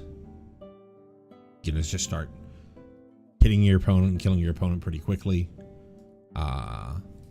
The lore hold mechanic is about things leaving your graveyard, so you are much, you know, I shouldn't say much more likely, because in Constructed you can build your deck around things leaving your graveyard, but it's not going to be insane for you to get that leave your graveyard trigger in limited, at which point you can just put it on top of the Hardened Academic to make it hit harder. Being able to give this lifelink means that it's going to be very hard for your opponent to just race. Very, very high pick in limited. I think the biggest issue with the card is if your opponent is playing Silver Quill, you're going to need to do something to get this above 1 toughness, because otherwise your Silver Quill opponent could just have 1/1 flying tokens around.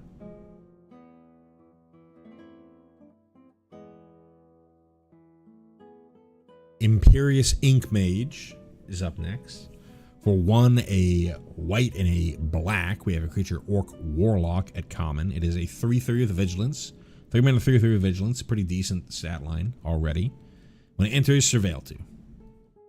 Curve filler, but higher end on the curve filler if you are already in Silver Quill. Doesn't really do much for the mechanics of Silver Quill, but 3 mana 3/3 Vigilance, ETB, Surveil 2. It's not bad. Not much else to say. Inkling Mascot up next.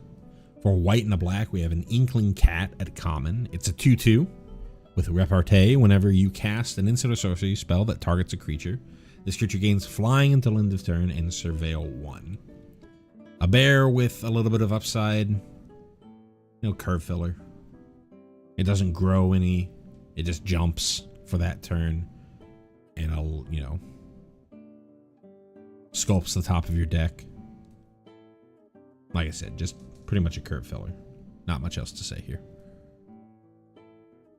Killian's Confidence. Killian returns. Grown up a little bit. For a white and a black, we have a sorcery at uncommon. Target creature gets +1/+1 until end of the turn. Draw a card, and then whenever one or more creatures you control deal combat damage to a player, you may play a hybrid Orzhov, so you can pay either white or black. If you do, return this card from your graveyard to your hand. So this is a consistent way to make sure that you can continuously trigger Repartee. It is a 2 mana Repartee spell.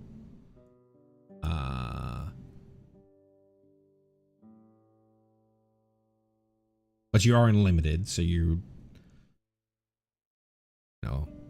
it's not horrible. It also cantrips itself. It's not giving counters. It's fine. I think you're fine with one of these in your deck, but I would not go with more than one.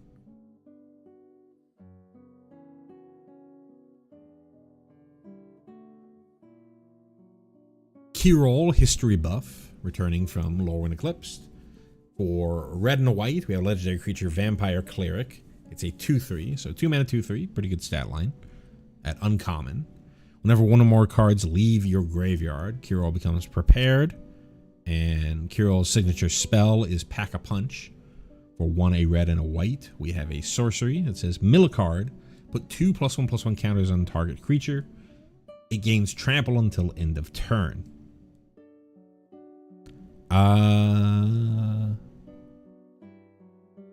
Signature spell, it's alright. The random mill a card is a little weird. It's not mill a card. You may play it this turn to help trigger the Lorehold mechanic.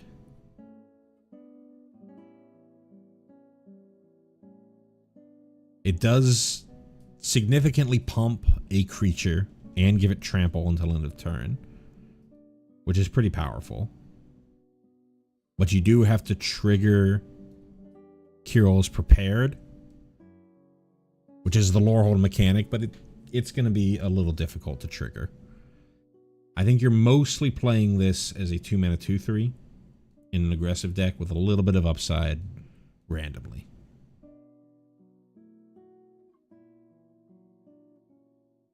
Luwin, Exchange Student, also coming from Lorwyn. For 2, a black and a green, we have a legendary creature, Elf Druid, at uncommon. It's a 4 mana 3/4 that enters prepared, and you can exile a creature card from your graveyard to prepare Luwin, but you can only do it at sorcery speed. And Luwin's signature spell is Pest Friend. For a Golgari hybrid, so for either a black or a green, you have a sorcery that creates a 1/1 black and green pest creature token with whenever this creature token attacks, you gain 1 life. I think this is pretty good for your Golgari, your Witherbloom lists, right? 4 mana for 3/4, not the worst stat line in the world. Enters prepared, so you can immediately, if you have the mana, create a pest. Pests are great ways to trigger your infusion. Has a way to re-prepare itself.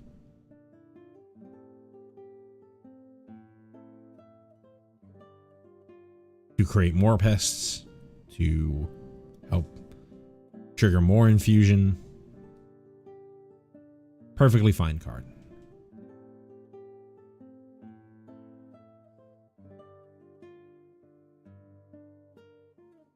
Lorehold Charm is up next. We actually have a full cycle of charms, one for each school. So we're going to have only 5 new charms.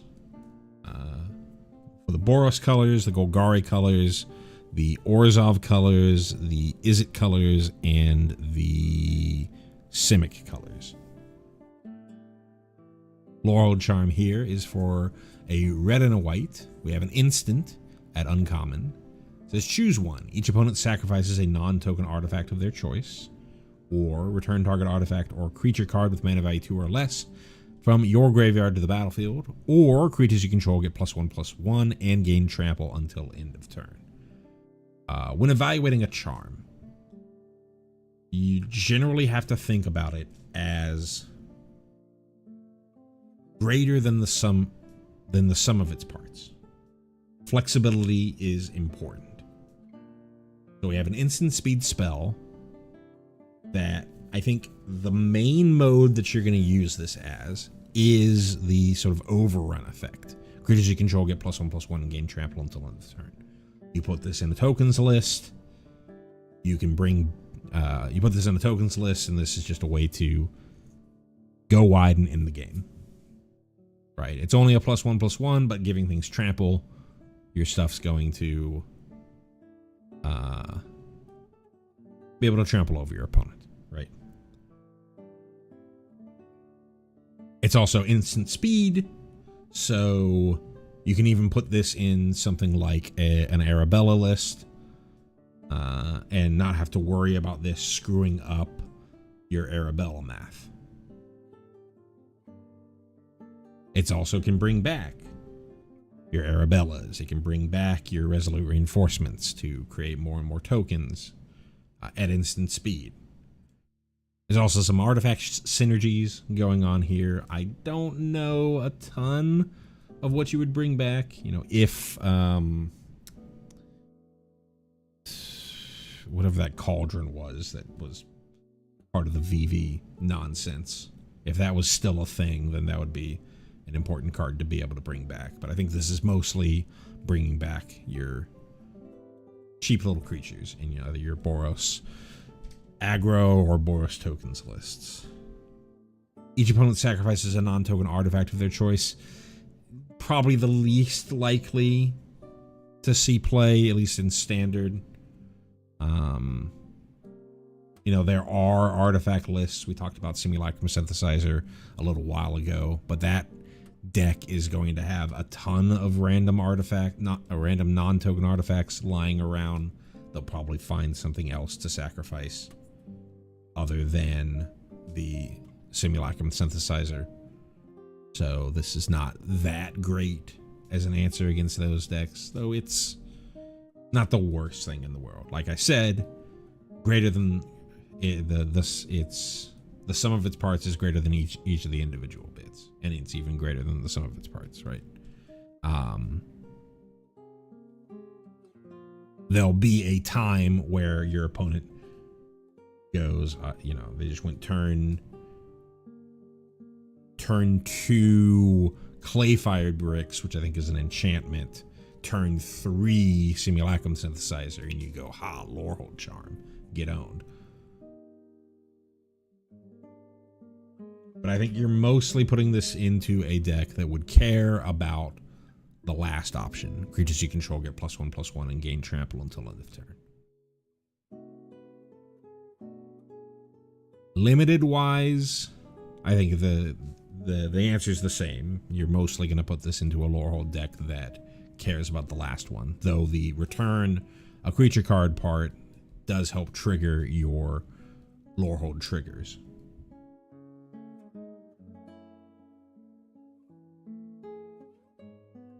Speaking of Lorehold, we also have the return of the Elder Dragons from Strixhaven. Each school has an Elder Dragon associated with it. All of them are going to have significant effects on instants and sorceries. So Lorehold the Historian for 3, a red and a white. We have legendary creature Elder Dragon at Mythic. It is a 5/5 flying haste. Each instant and sorcery card in your hand has Miracle 2. We'll come back to talk about Miracle in a second. At the beginning of each opponent's upkeep, you may discard a card. If you do, draw a card. Miracle, very weird mechanic from, I believe, the first Innistrad block. The reminder text says, you may cast a card for its miracle cost when you draw it, if it's the first card you drew this turn. There's a lot to unpack in that single sentence. So a miracle trigger happens if the first card that you draw has miracle. And typically we'll think about as if the card specifically has miracle written on it. So you draw a card. You look to see, was this the first card I drew this turn? You know, during your turn, that's likely the card that you drew off of your draw step. You look to see, hey, does this card have miracle? If it does, you have to make the decision right then and there on whether you want to pay its miracle cost to cast it. And if you pay its miracle cost, it doesn't matter if it was an instant or a sorcery, you get to cast it right then and there. So if you somehow drew a card during your opponent's turn and that card had miracle on it, even if it was a sorcery spell, you could cast it for its miracle cost and it would go onto the stack. What Lorehold says is every instant and sorcery in your hand, because the card is technically in your hand, even though it's the card that you just drew off the top. Every instant and sorcery card in your hand has Miracle 2. Now, all the cards that currently exist in your hand, even though they have Miracle 2, they weren't drawn off the top of your deck, so you don't get to cast them. It really is saying, what Lorehold is really saying is, for the first card that you draw on any turn, if it was an instant or sorcery, it has Miracle for 2 generic. You can decide to immediately play that card for 2 generic. Now, online, on Magic the Gathering Arena or MTGO, though I don't think many people who would be needing me to talk about this, needing me to tell you this, would be playing MTGO. They probably already understand this. It's gonna tell you, it's gonna pay attention to this trigger and do it at the right time for you, right? In paper, you need to be very deliberate if you have this. Yeah, at your pre-release, it's a very relaxed rule stuff. It'll be fine. But if this card is playable in standard and you go to a competitive event with this in your deck, you need to be very deliberate, because you need to be certain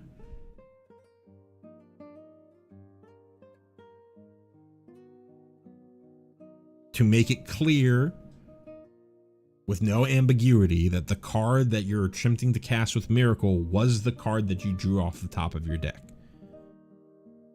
Generally what that means in paper is if you draw a card and then sort of put it into your actual hand with the rest of your cards, that is signaling, if it already went to your hand with the rest of your card, that's signaling to your opponent that you're not casting it with Miracle.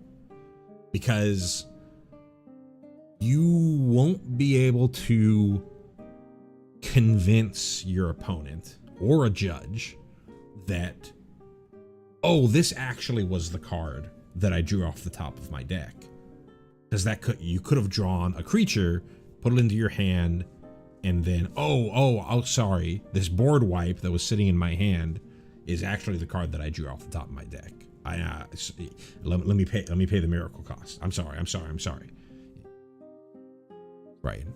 To protect against people cheating like that, you have to be like, okay, I'm gonna put my, if you're playing with Lorehold, you're gonna need to be very deliberate. Let me put all my other cards, my hand in, one hand and draw with the other, and then make the decision on whether I want to cast it before I even move the other card to my other hand. Or I'll put my other hand on the table and then draw from the top of my deck, and then make the decision on whether I want to cast this card for its Miracle cost.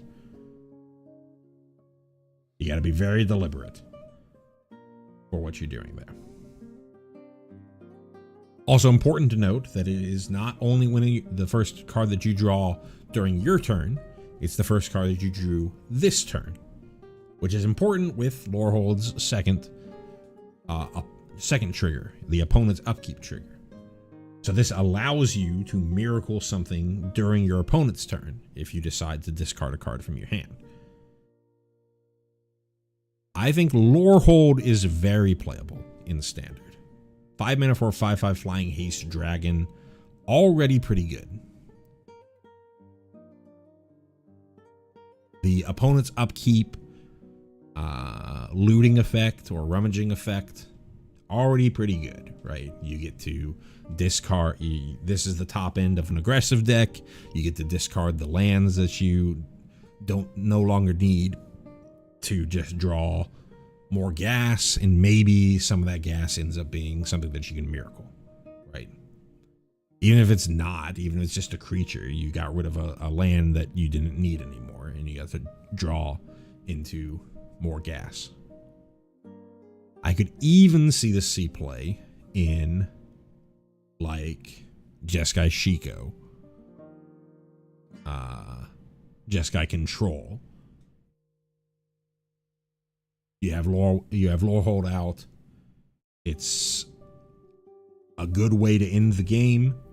5/5 flying haste, pretty good way to end the game, and you have that ability to instant speed board wipe, essentially,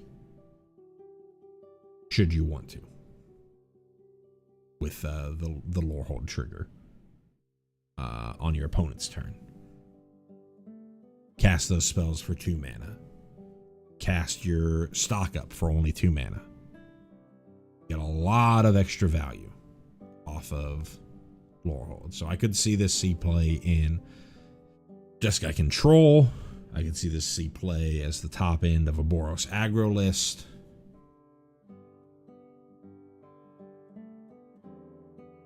There was play around with Boros dragons and mono red dragons.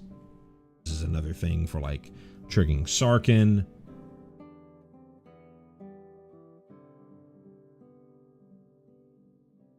So I can certainly see this C play in Standard. In Limited, this is incredible. 5 mana 5/5 flying haste dragon, getting in the game very quickly.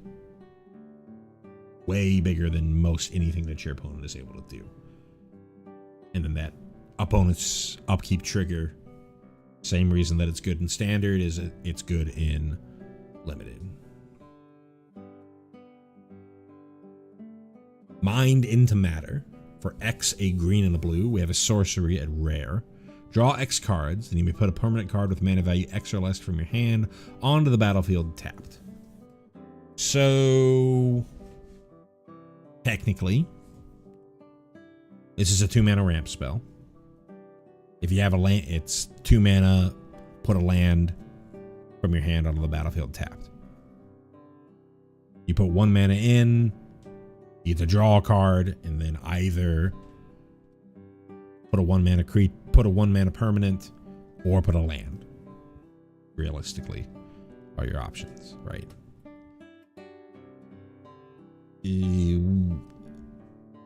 It basically turns the only time that it's worse than a lot of the Quandrix spells like this. You know, we just saw, you know, so at 2 mana, this is a worse Growth Spiral. Because Growth Spiral was 2 mana, draw a card, put a land on the battlefield from your hand. You want to be tapped, but very similar idea, right? So at 2 mana and at 3 mana, this is a worse Growth Spiral. But at 4 mana, it's equal, though it's sorcery speed, it's equal to Eureka Moment. 5 mana, it's equal to, I already forget the name of the card, but the new one that they printed this set, the draw 3, put a land from your hand on the battlefield. But you can also, but with the upside of putting something other than a land of mana value X or less. So it can be other than a land. Being sorcery speed, I still think that this is probably a little too weak for standard. For limited, I think this is fine. I don't know if this is like a super high pick, but if you're looking for card draw, you know, this is going to be a close.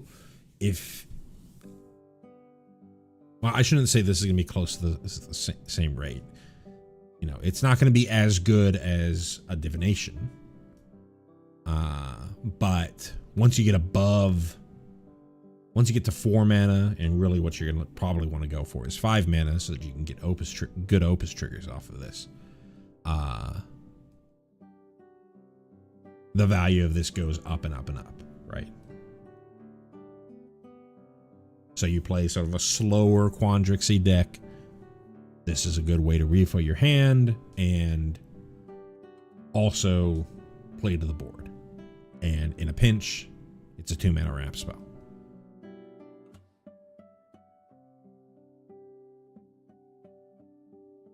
Mind Roots. So speaking of Mind Rot, we have Mind Roots. 1 extra O. We have for 1 a black and a green. We have a sorcery at uncommon. Target player discards 2 cards. Put up to 1 land discarded this way onto the battlefield tapped under your control. Ooh. For some reason I missed this card when I was skimming over things.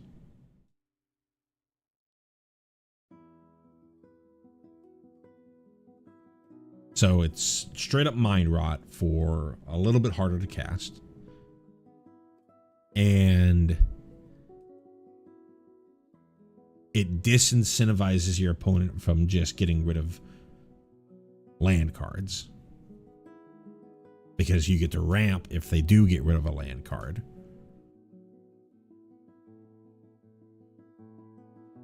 But then they're kind of stuck between the, do I let them ramp? Or do I get rid of actual cards from my hand? I think this is pretty good. I don't know if it's standard playable, but it's certainly pretty good and limited.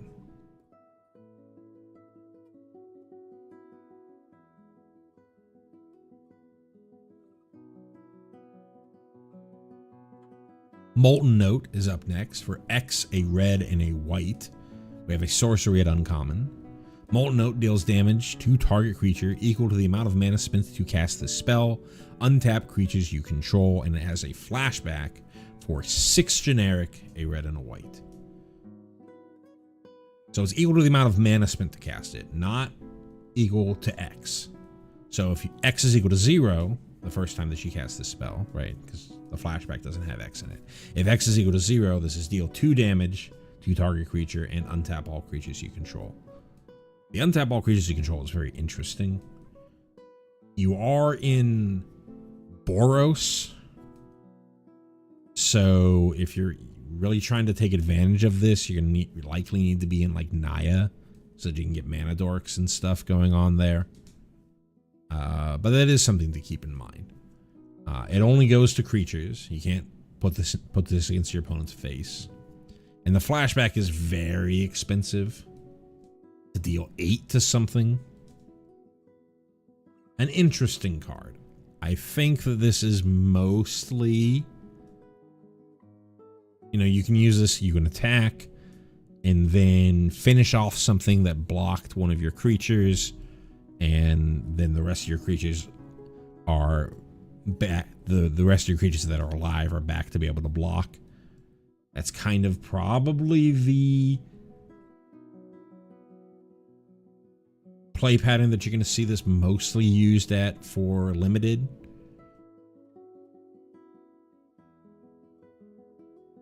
Maybe there's shenanigans going on in standard with the untap all creatures you control, but probably not. This is probably just a limited card. And I don't know how good of a limited card this is. Seems a little on the expensive side.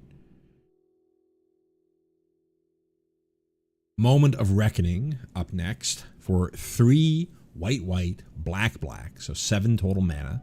We have a sorcery at rare. It says choose up to 4. You may choose the same mode more than once. So your options are destroy target non-land permanent or return target non-land permanent card from your graveyard to the battlefield. So for 7 mana, you can destroy 4 things, destroy 3 things and return something from your graveyard to the battlefield. Mix and match as you want. 7 mana is expensive. 7 mana, destroy 4. That's kind of close to like Casualties of War. Casualties of War, the issue with Casualties of War was you needed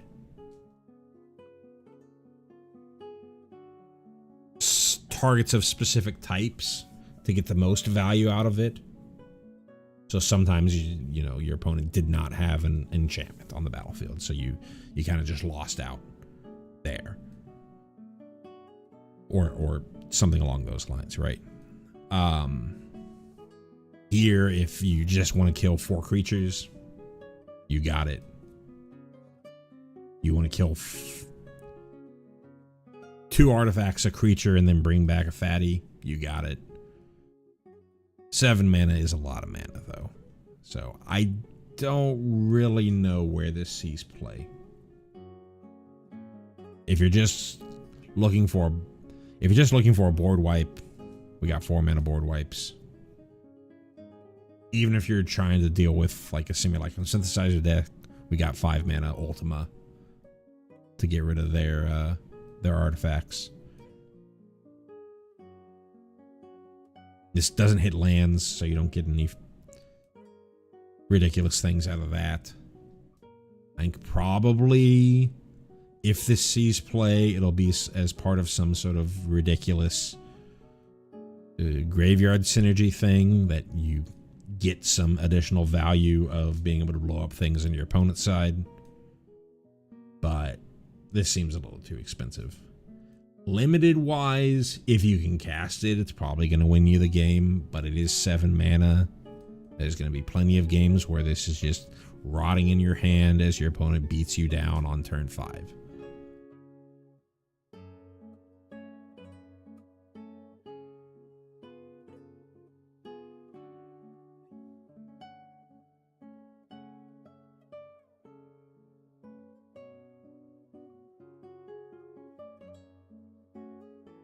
Nita, Forum Conciliator. For 1, a white and a black, we have legendary creature Human Advisor at rare. She is a 2/3 with whenever you cast a spell you don't own, put a +1/+1 counter on each creature you control. And for 2 generic and sacrifice another creature, exile target instant or sorcery card from an opponent's graveyard. You may cast it this turn, and mana of any type can be spent to cast that spell. If that spell would be put into a graveyard, exile it instead, activate only as a sorcery. This is a commander-ass commander card. 3 mana for 2/3. That doesn't really synergize with anything going on in the format. I guess, you know, some things care about getting +1/+1 counters on it, but not in Silver Quill. You know, you get to steal things from your opponent's graveyard that you might be able to use to trigger repartee. This is a commander card. And as far as, you know, standard goes, everything about this card is too slow and too weak.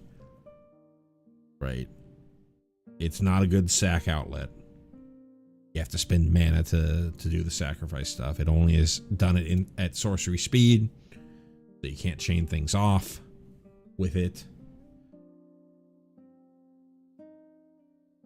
The card you get from stealing from your opponent's graveyard isn't free. This is a commander card.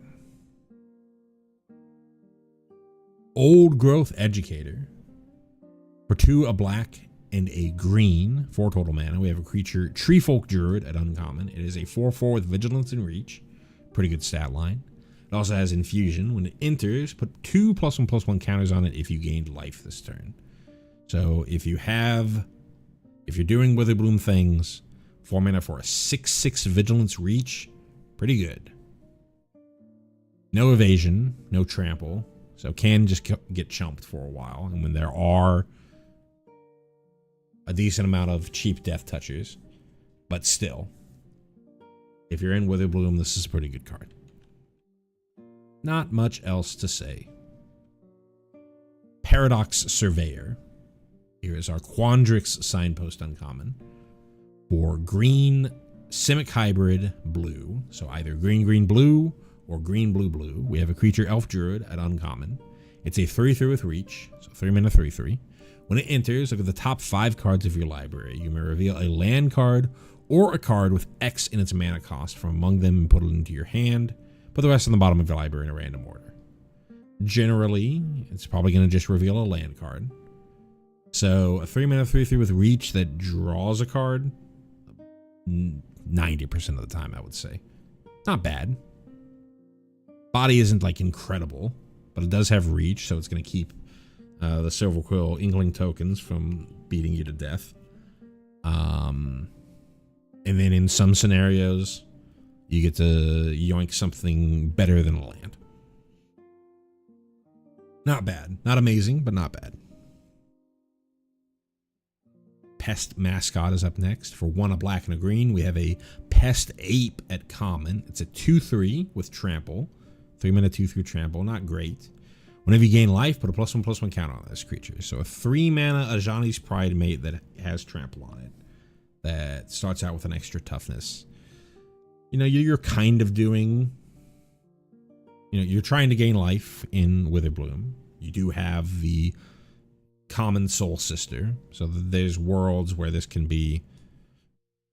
You can be doing the Ajani's Pride Mate thing in Witherbloom. But you have to be consistently gaining life for this to be worth it, in my opinion. Otherwise, it's understated for its cost. Practiced Scrollsmith. Here is our Lorehold Signpost uncommon. For red Boros Hybrid white, so either red white or red white. We have a creature, Dwarf Cleric at uncommon. It is a 3/2 with first strike. That's a pretty good body. When this creature enters, exile target non-creature, non-land card from your graveyard. Until the end of your next turn, you may cast that card. This card is great. A 3/2 first striker for 3. That is a great stat line. That essentially draws a card. It doesn't always draw a card. You do have to have a non-creature, non-land in your graveyard already. But this is a format where that is not completely unrealistic for you to already have a instant or sorcery. It's not even instant or sorcery. This can even get back artifacts and enchantments. Though likely it would be an instant or sorcery if it's already in your graveyard by turn 3. But this is not a format where that is impossible for that to have already occurred by turn 3. And even if you don't get the card draw, it still is a 3-mana 3/2 First Striker. First Strike is such a good combat ability. This is a very high, of what we've seen so far, this is a very high pick of the Signpost uncommons.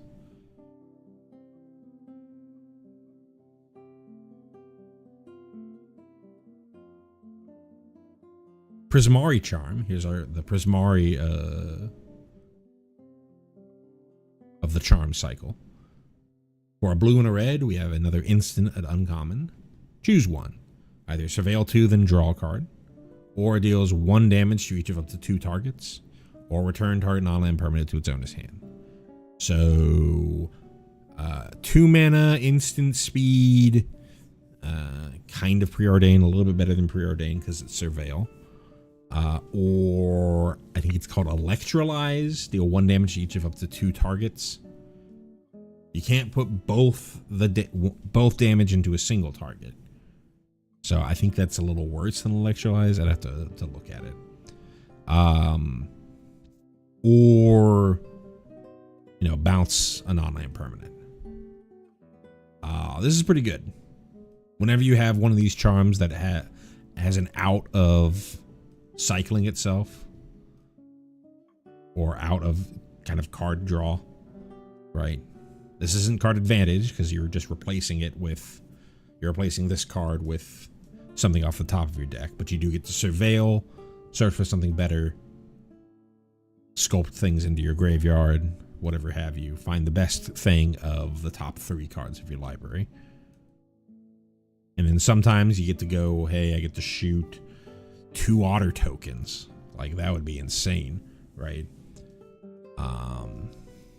And then also I get to bounce a non-land permanent. It could be something of my own. I could bounce my own Storm Chaser's talent.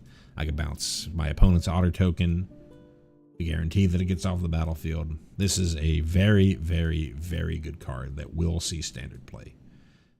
In limited, it's going to be a little bit worse, but it's still not bad. It's worse because the Prismari charm, the middle effect is unlikely to see. It's unlikely to get a ton of value. It's not going to be a choice that often. You're probably just using this to bounce something of your opponent's, or cycling this to try and find something more impactful with the first choice. Yeah, very standard playable and pretty good in limited. Speaking of Prismari the Inspiration, for 5 blue and a red, 7 total mana, we have a legendary creature, Elder Dragon at Mythic. Prismari is a 7/7 flyer with ward, pay 5 life. Generally, life paying ward is not that as good as something that forces them to pay mana, because if they really want to, they can still just get rid of this and take 5. Whereas ward, they might just not have enough mana to get rid of it. The effect is instant and sorcery spells you cast have Storm. Obviously, that's extremely flashy.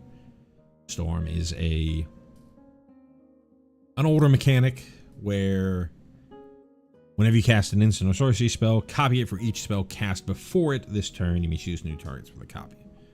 So if I cast if a spell with Storm was the first spell I cast this turn, then I only get 1 copy of it, the one that I cast. If it's the second one, then I get 2 copies of it, and so on and so forth. Generally, Storm cards are extremely broken, but they're really broken when you can chain things together and when you can generate fast mana. If you can't do those things, then they're significantly worse. We don't really have fast mana. We do have that one Seething Song creature that has the Seething Song as its prepared spell. I don't know if we're really going to be able to fully go off there. This does cost 7 mana to get out there. It has to live like a full turn cycle, and because the ward is just life, if your opponent is really that scared of what you're going to do when you untap, they'll take the 5 life instead of die with you untapping the next turn. So I don't think that this is quite standard playable. It's certainly a fun build around that I'm sure somebody can put together a tier 3 deck with, but especially in Izzet, there are significantly better things that you can be doing. In Limited, 7 mana is very expensive. If this gets on the battlefield, I don't think you really care about the instants and sorcery spells. Have Storm, you're just going to kill them through the air with this bad boy.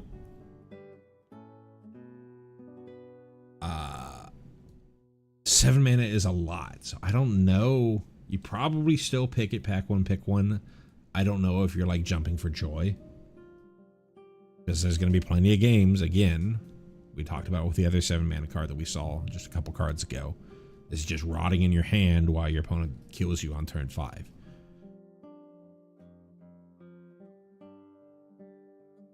Proctor's Gaze is up next. For 2, a green and a blue, we have an instant at uncommon. Return up to 1 target non-land permanent to its owner's hand. Search your library for a basic land card, put it on the battlefield tapped, then shuffle. Very weird that they're stapling ramp onto a bounce spell. At 4 mana, you're kind of beyond the point where ramping is that important, especially if it's only for one extra land. It also only gets basics. I don't know about this. I mean, it's probably fine and limited, right? It's a bounce spell. 4 mana for a bounce spell, though. Bounce plus ramp. I don't know. This seems a little slow, even in limited. You know, maybe if you're doing converge stuff, this helps you mana fix, but it seems a little slow in all formats.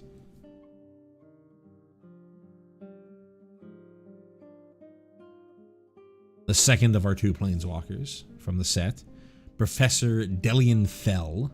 For 2, a black and a green, we have a legendary planeswalker, Delian at Mythic. Starts with 5 loyalty, has 4 planeswalker abilities. Loyalty abilities, I should say. For +2 loyalty, you can gain 3 life. For 0 loyalty, you draw a card and lose a life. -3 loyalty, destroy target creature.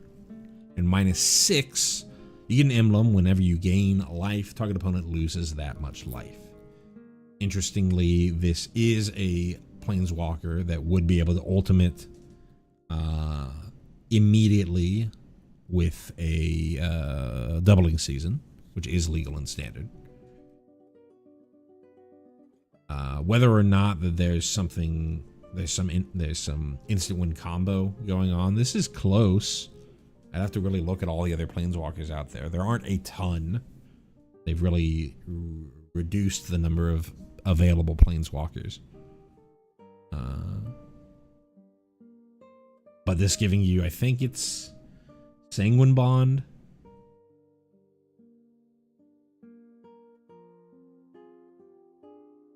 It gives you 1/2 of the Sanguine Bond Eternal Blood combo.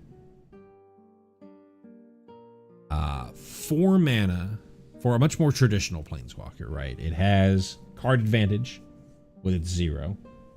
It has a way to protect itself with its -3. And then it just has, a not really a win the game ultimate, but close to win the game ultimate with its -6, and then just sort of randomly tacked onto it, it has the gain 3 life. You're in Witherbloom, you need a way to gain life for your infusion stuff for limited. Limited, I think this is extremely good. Right, this traditional planeswalkers in limited, your advantage, protection, ultimate planeswalkers traditionally are very good in limited. I think this one's even better than the the Ralzeric that we saw. Standard-wise, 4 mana for a Planeswalker.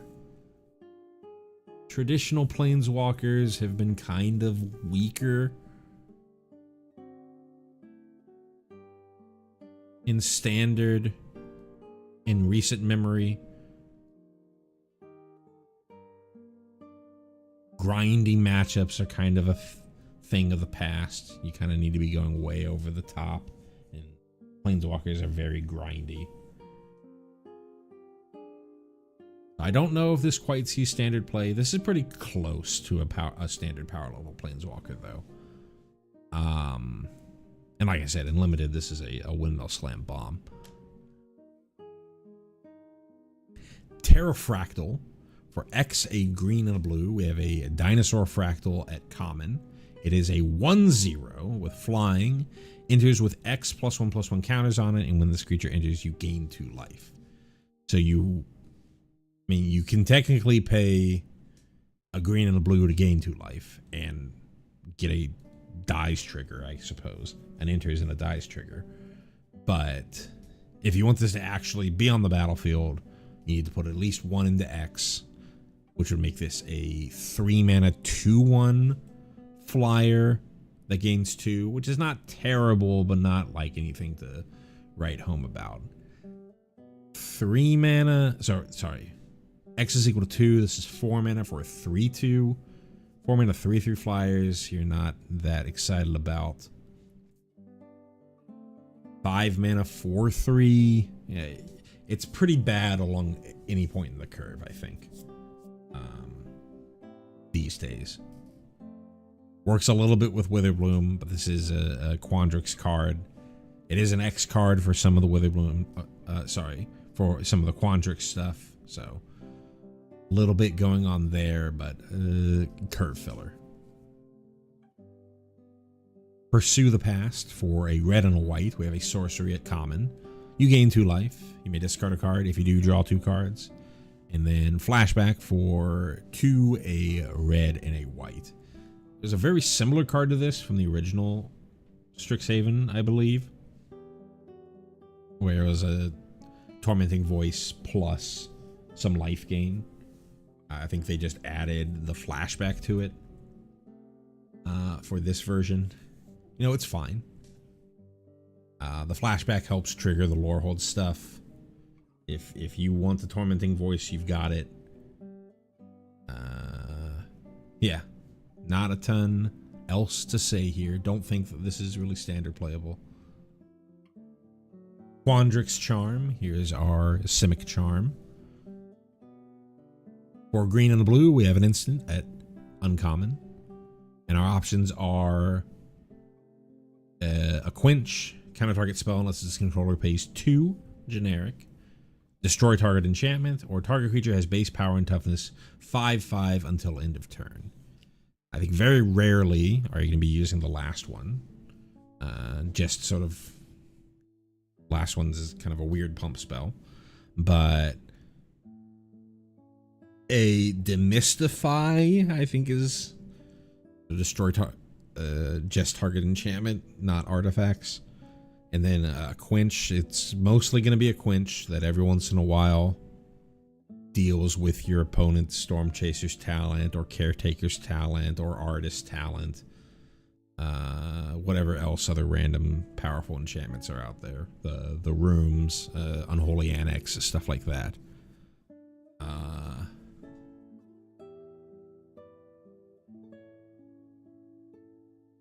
don't think it's as playable as Prismari Charm. I think it's probably closer to Lorehold Charm. There's going to be, some decks that would play it. I think this one is more going to be something that shows up in sideboards than in main decks.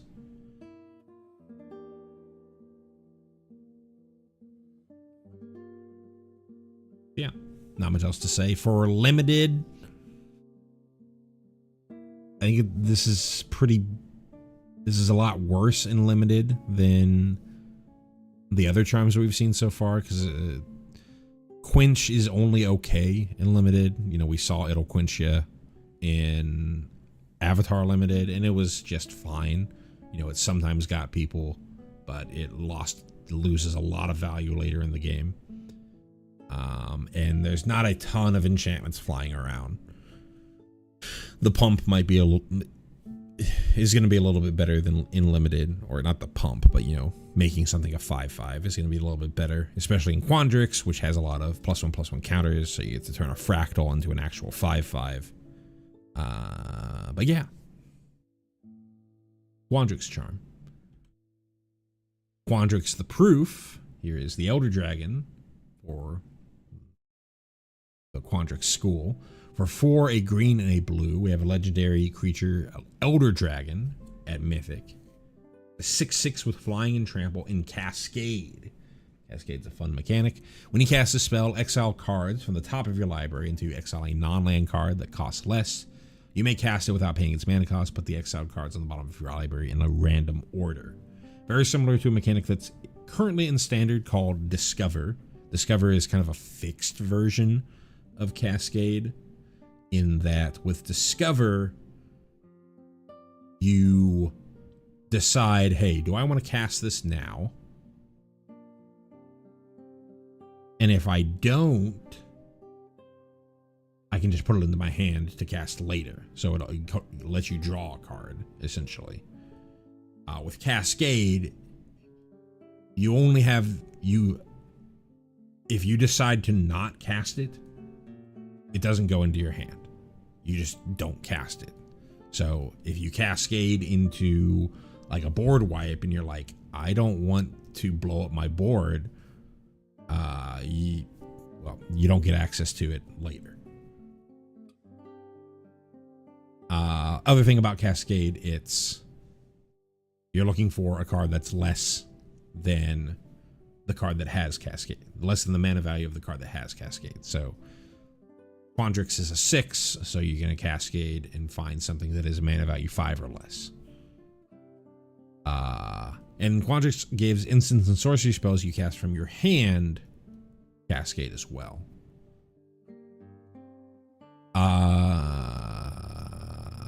And it's a 6/6 flying trample. I don't know if I got that at the beginning. It's fine. 6 mana is expensive for Standard. Cascade makes up for it. So if you do like ramp into this, you get, if you ramp into this or reanimate this, you get a lot more mana value worth of a card than just the 6 mana. Though when you're dealing with Cascade, there's a lot of variance unless you make your deck very specific, and it can be kind of hard to make your deck so that the Cascade is generally going to hit something good. And then instant and sorcery spells you cast from your hand have Cascade. Again, it's fine for Standard, but I'm going to need to see somebody put together a deck that goes through all the hoops of getting this Cascade stuff going off of your instants and sorceries that is better than just playing Simic Badgermole Cub or Simic Uraboroid, or however you want to call that deck. And I think you're going to have trouble convincing me that Quandrix is better than those decks. In Limited, this is pretty incredible.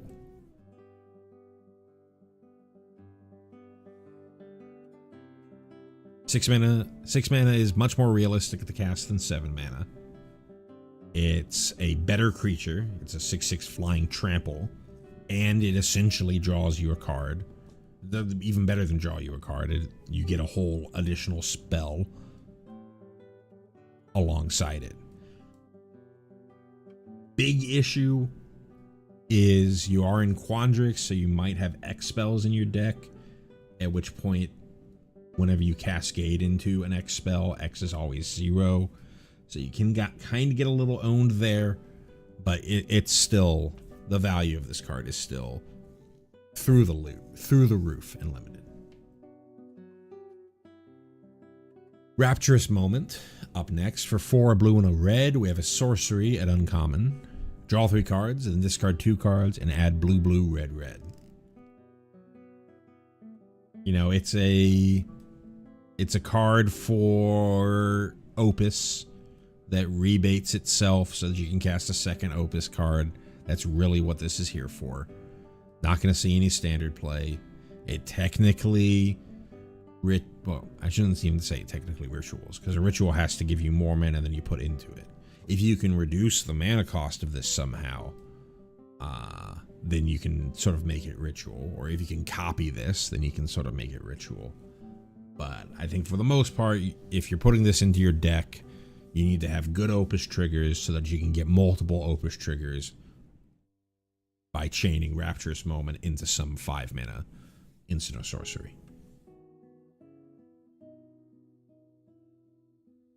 Render Speechless.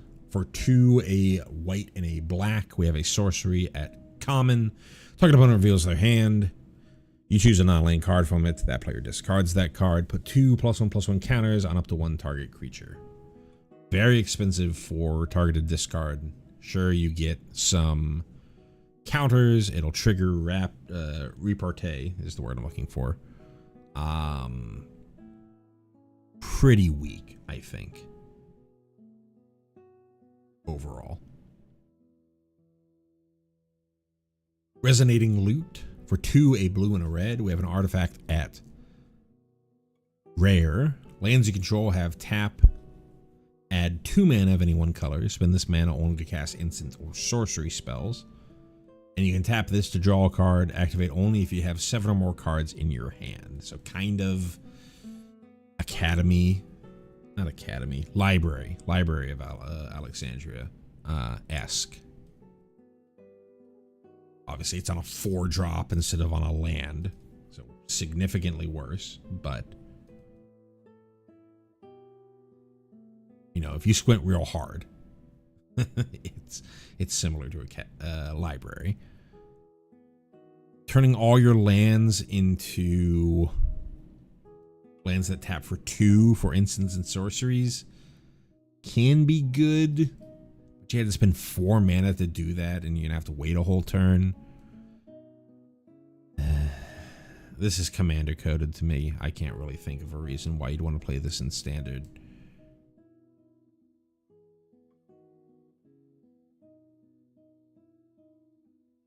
It's big splashy things, but standard's so fast already.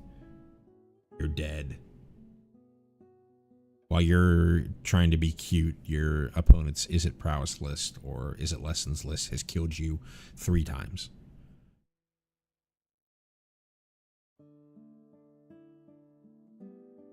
Root Manipulation. For 3 a black and a green, we have a sorcery at uncommon. Until end of turn, creatures you control get +2/+2, gain menace, and whenever this creature attacks, you gain 1 life. Kind of Overrun-esque, right? You don't give trample, but you give everything menace. So some things will be able to get blocked, but most of your, or a significant portion of your stuff will be able to get through. Also, gain you a decent amount of life so that you have more potentially survive the crackback if you don't actually kill them with this spell. Plus, it triggers any infusion that you've got going on. I think this is mostly just a way to end the game or your Witherbloom list. Think of it mostly as an overrun. Not really standard playable. If you're wanting to do something like this, we have Greater Hoof Behemoth. Senar, Unfinished Genius, coming back from Lorwyn. For blue and a red, we have an 0/4 legendary creature goblin sorcerer at uncommon.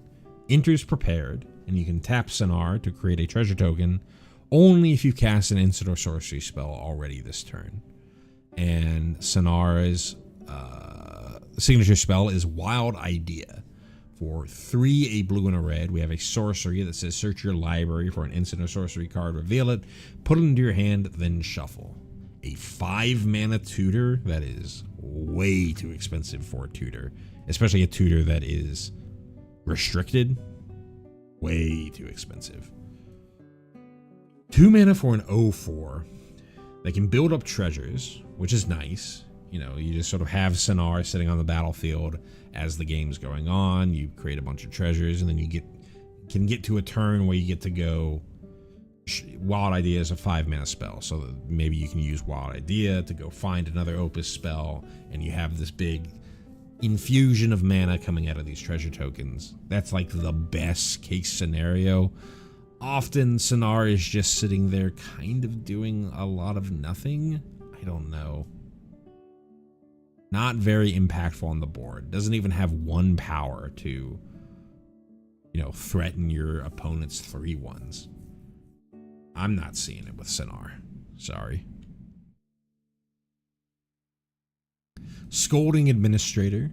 For a white and a black, we have a Dwarf Cleric at uncommon. It's a 2/2, so a bear with Menace. Repartee, whenever you cast an instant sorcery spell that targets a creature, put a +1/+1 counter on this creature. So a little heroic-esque. Whenever this creature dies, if it had counters on it, put those counters on up to 1 target creature. So very similar to the Essence Channeler thing. Much harder to trigger the Repartee than it is to trigger the life gain for an Essence Channeler. Menace is significantly worse than flying as you get out of Essence Channeler. Don't really think it's seeing play in Standard. In Limited, I think it's fine. Right. If you're in Silver Quill, you're likely going to be trying to trigger the Repartee. You're going to get a larger and larger menacing creature. And then even if they finally deal with this thing, you get to pump up something else, which might be one of your flying Inkling tokens. Silver Quill Charm is up next. For a white and a black, we have an instant at uncommon. So this is our Silver Quill Charm, or Orzhov Charm.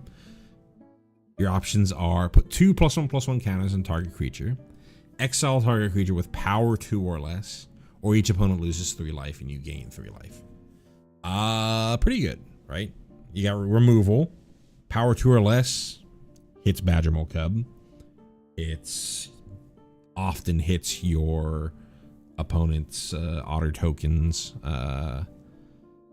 It's Gran can hit Tifa in the right situation. It can hit Bristly Bill in the right situation.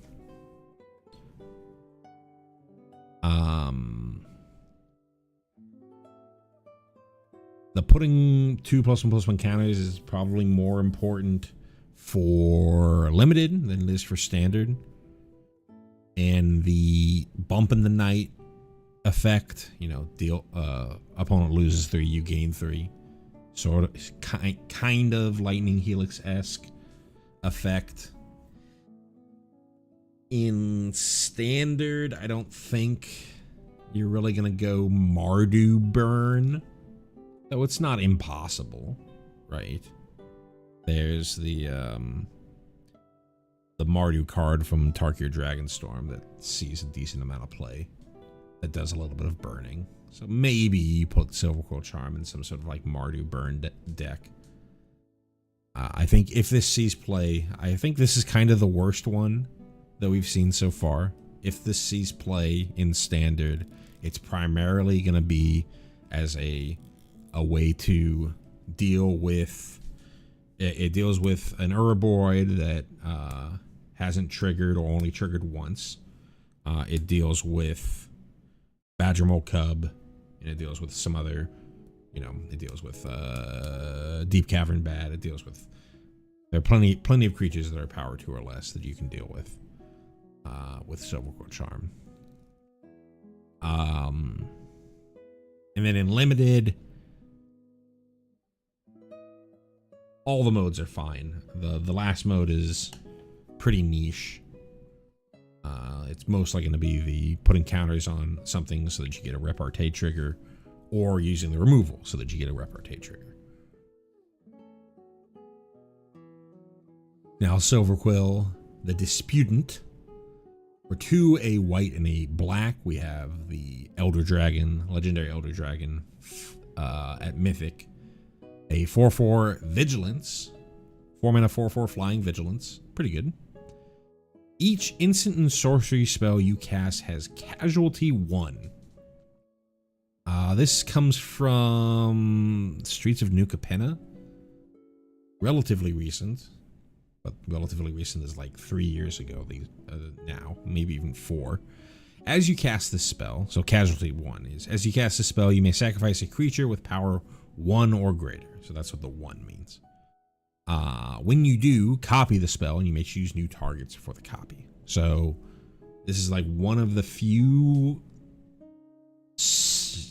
aristocratic sacrifice synergy things going on in the set.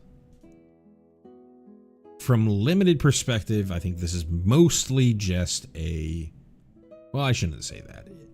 The most power is from it just being a 4 mana 4/4 Flying Vigilance. It's going to kill your opponent pretty quickly. With a little bit of synergy in that you can double up some of your spells at the cost of basically any creature that you have on the board. In Standard, I think it's very similar. 4 mana for a 4/4 Flying Vigilance is not terrible for not a terrible standard rate.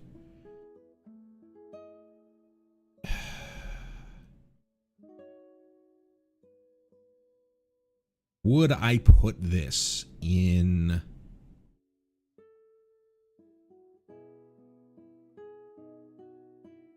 Could I put this in like Orzhov's Sacrifice? Orzhov, I think you would want more of a mid-rangey list. Like there's a world where you could put this in Raise the Past, right? Most of the stuff that you can do with Raise the Past can be done at instant speed. You have a Silver Quill out. You cast Raise the Past. You sacrifice something on the board. You get a second copy of Raise the Past. You bring back a bunch of stuff. While the original copy is on the stack, you sacrifice your entire board. Then the original copy goes. You sacrifice it again. That might be overkill. Probably is overkill, but that is something that you can think about. It also works well with the fake Raise the Past that we saw earlier, the one that brings back things of a specific X value. Because you only pay the additional cost of life once, and if you have Silver Quill on the battlefield, you get 2 copies of it. Now, is that really that important? You're bringing back everything that's already of that value. So what's left to bring back? Maybe I'm cooking too much.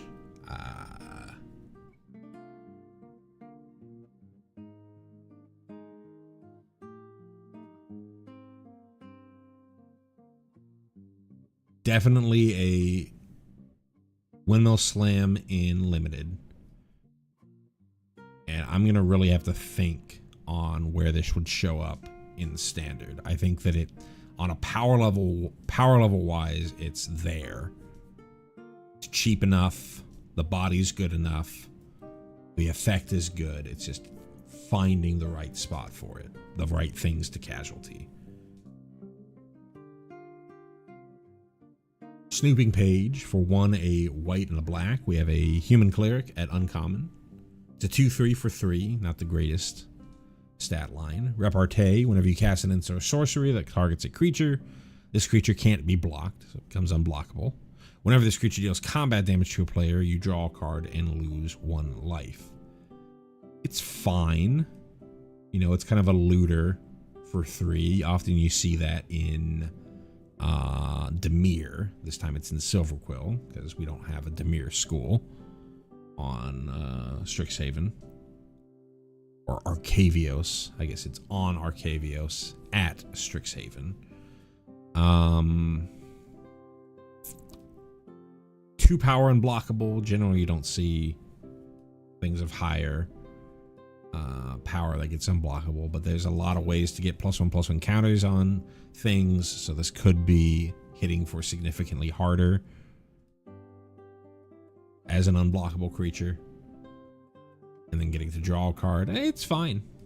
I'm talking myself into it for limited, not standard viable though. Social Snub. For 1, a white, and a black, we have a sorcery at uncommon. Whenever you cast this spell while you control a creature, you may copy this spell. Okay. Each player sacrifices a creature of their choice. Each opponent loses 1 life, and you gain 1 life. So if you have 1 creature on the battlefield, you can double this up to potentially sacrifice 2, make your opponent sacrifice 2 things, lose 2 things, and you gain 2 life, whereas you only sacrificed 1 thing. That's kind of what's going on here. 3 mana for that effect. I don't know. Maybe you play this in Orzhov Sacrifice if you're that worried about your opponent's board. Often with Sacrifice, you're kind of just doing your thing and hoping to outrace them. But you do have Sacrifice synergy, right? Sir Conrad cares about dying. Amalia kind of cares about dying. I'm trying to remember what else. There are other things that you have that care about dying. There was the 2 mana Orzhov card from Avatar that like reanimated something when it died. So maybe a sideboard card in Orzhov Sacrifice or post-board games when you do need to interact with your opponent.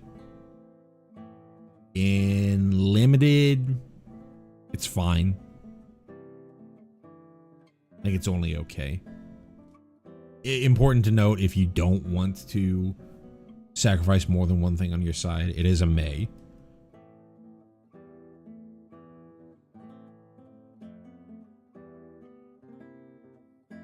And then if you don't have any creatures on your board, you don't get the copy, but that you are still breaking the symmetry by making your opponent sacrifice a creature when you don't have to sacrifice anything. It's a fine card. Possibly sideboardable in standard and just okay in limited. There's enough tokens floating around that it's not super powerful. Spectacular Sky Whale up next. For 2, a blue and a red, we have an Elemental Whale at uncommon. It's a 1/4 flyer with Opus. Whenever you cast an instant or sorcery, it gets +3/+0 until end of turn. Very similar to like Kiln Fiend style cards. If 5 or more mana was spent to cast a spell this turn, put 3 +1/+1 counters on this creature instead of in addition to. 4 mana for a 1/4 flyer. If you chain off on it, it's going to very quickly kill your opponent. I think it's fine. I don't think that it's incredible. Its body on its own is a little weak.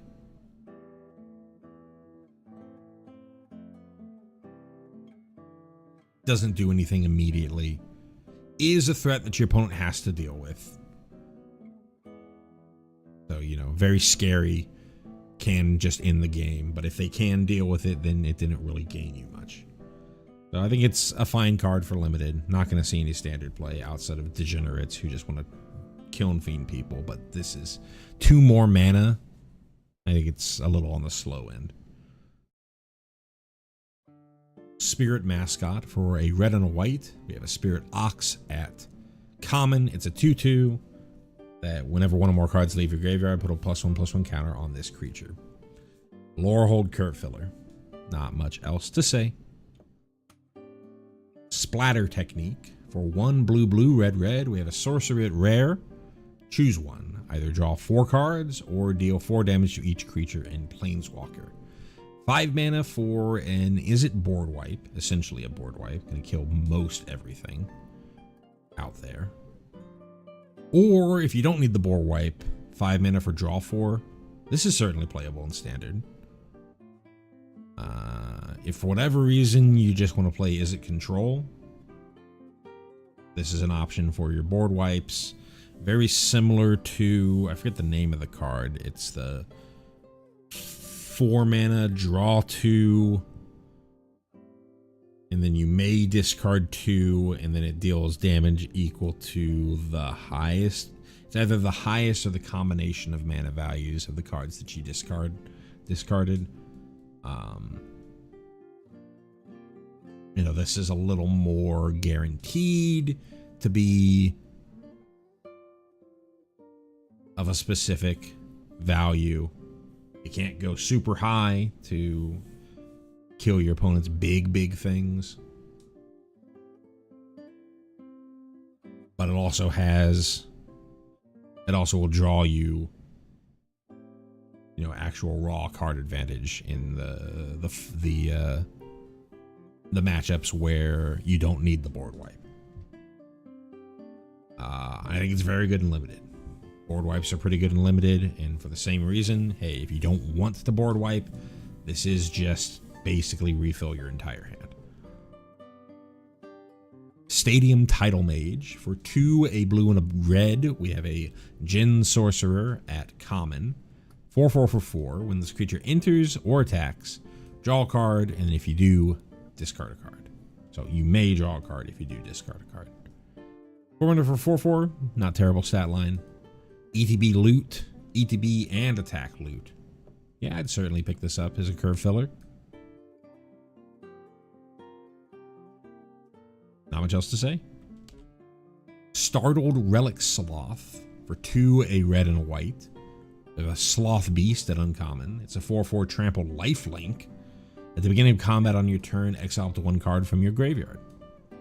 Triggers a Lorehold. 4 mana, 4/4 trample lifelink. Great body. Pretty high pick, I would say, for Lorehold. Stirring Honormancer. For 2, so this is the signpost uncommon for Silverquill. For 2, a white, a hybrid Orzhov, and a black. So 2 white, white, black, or 2 white, black, black. We have a Rhino Bard at uncommon. It is a 4/5 for 5.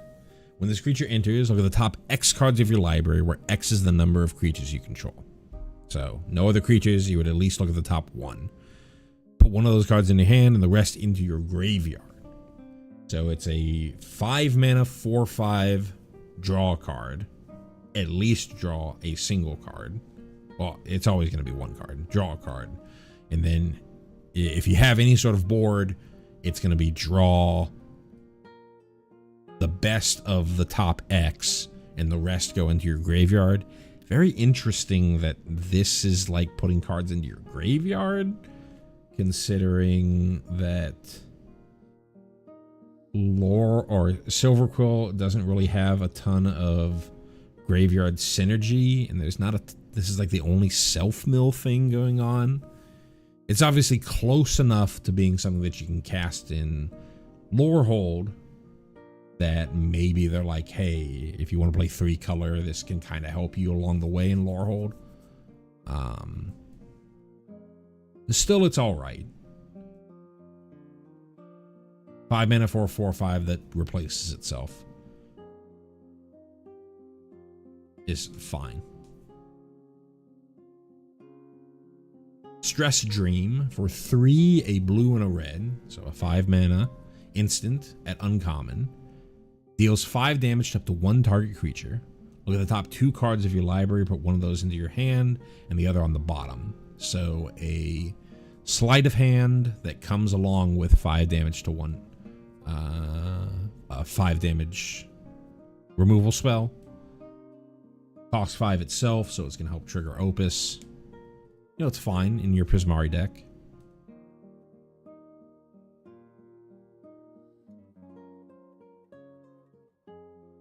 I do like the, you know, it's the school nightmares that you have. I like the art there.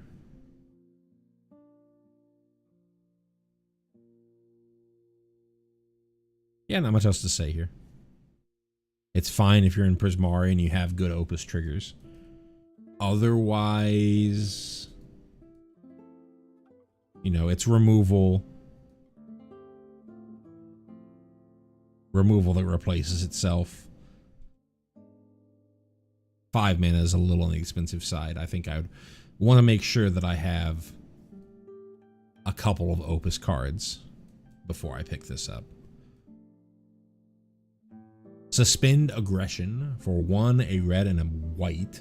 We have an instant at rare. Exile target non-land permanent and the top card of your library. For each of those cards, its owner may play it until the end of their next turn. Very weird card. So the thing that you exile could be something that you own or something of your opponents. If you exile the thing of your opponents, they have 1 turn to recast it if they really want it on the battlefield. Otherwise, it's going to go away forever. If you exile something on your side, you have 1 turn to cast it, and well, you have your turn, the turn that you play Suspend Aggression, and the turn that, well, I guess it's instant. So on whoever's turn that you cast Suspend Aggression, they will have all the way till the end of their next turn to recast the thing that you exiled, if you exile something on their side. Whereas the other person only has the following turn of theirs to have access to it. So you play this at sorcery speed and you exile something of theirs, they only have until the end of their turn, their upcoming turn, to recast the thing. So they're kind of put in a bind on, do I want to respend my mana to get the thing that I have back, or do I want to play other things that I was trying to play anyways? Whereas you can cast Suspend Aggression and you have all the way until your next turn to untap all your mana and decide whether you want to play that card from the top of your library that was exiled with Suspend Aggression. Or you could just choose 2 things of yours.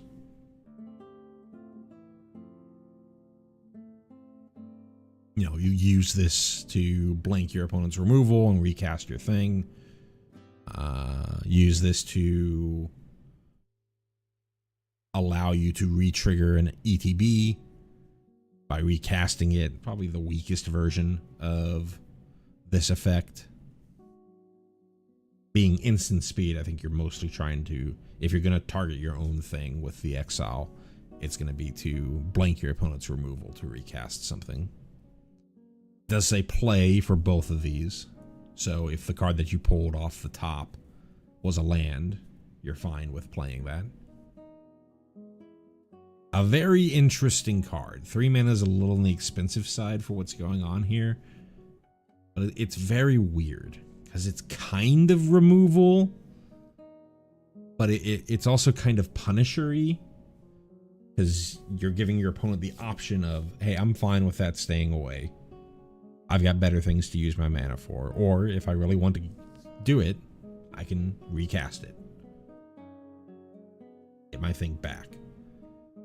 So I think because it's Punisher mechanic-esque, and if you haven't played Magic for a long time, Punisher mechanic is you have 2 effects that are good for you, but your opponent gets to choose which one you get. And so generally, when somebody has a Punisher mechanic that they're working with, they're going to choose the thing that they can deal with the best. And so it makes it worse than the sum of its parts. Or worse than each individual choice would be. If this was just exile target permanent. Well, obviously like that. But there's a card called Risk Factor that was printed many years ago. It was 3 mana, deal 4 to your opponent at instant speed, unless they let you draw 3, right? And so you're like, wow, right? Hey, this is deal 4 to my opponent for 3. At the time, that was a pretty good rate. And then if they can't take the 4, I get to draw 3 and then draw more burn that might deal more than 4. Well, your opponent just goes, okay, I'm fine. I can take the 4 until they can't, and then they just let you keep drawing 3. Or they go, you know, I'm fine with you drawing 3 because I can deal with your card advantage is not that important to me because I'm going to kill you faster than the card advantage is going to do anything. Or I can kill you faster than you can kill me from me taking the damage, and then you're playing a red deck, you don't have any other card advantage, you're going to run out of things to do. And so you're going to be limping to the finish line, and I'm going to be able to turn the game around. So even though both, if it was just 3 mana draw 3, or if it was just 3 mana deal 4, each of those would have ended up being a better card than stapling them together, but letting your opponent decide what to do. So because Suspend Aggression is exile target card, exile target non-land permanent, and if you choose something on your opponent is deciding whether they're fine with letting that go away, or whether they want to recast it. That's why I'm making the analogy to a Punisher mechanic. And so I think that this ends up being only okay. You do always get some card, pseudo card draw, impulse card draw off of this. And there are, uses of this outside of exiling something of your opponent's, blanking a removal spell of your opponent's, for example. That makes it a little bit better, but I do think that this is relatively weak. In limited, I think this is fine. Has a lot of the same uses, but the things that your opponents are doing are generally weaker. So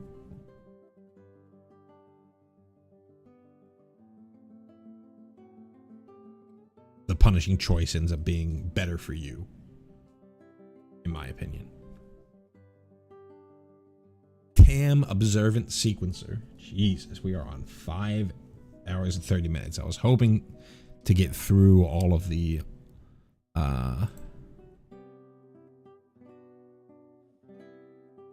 multicolor. How much more do we have?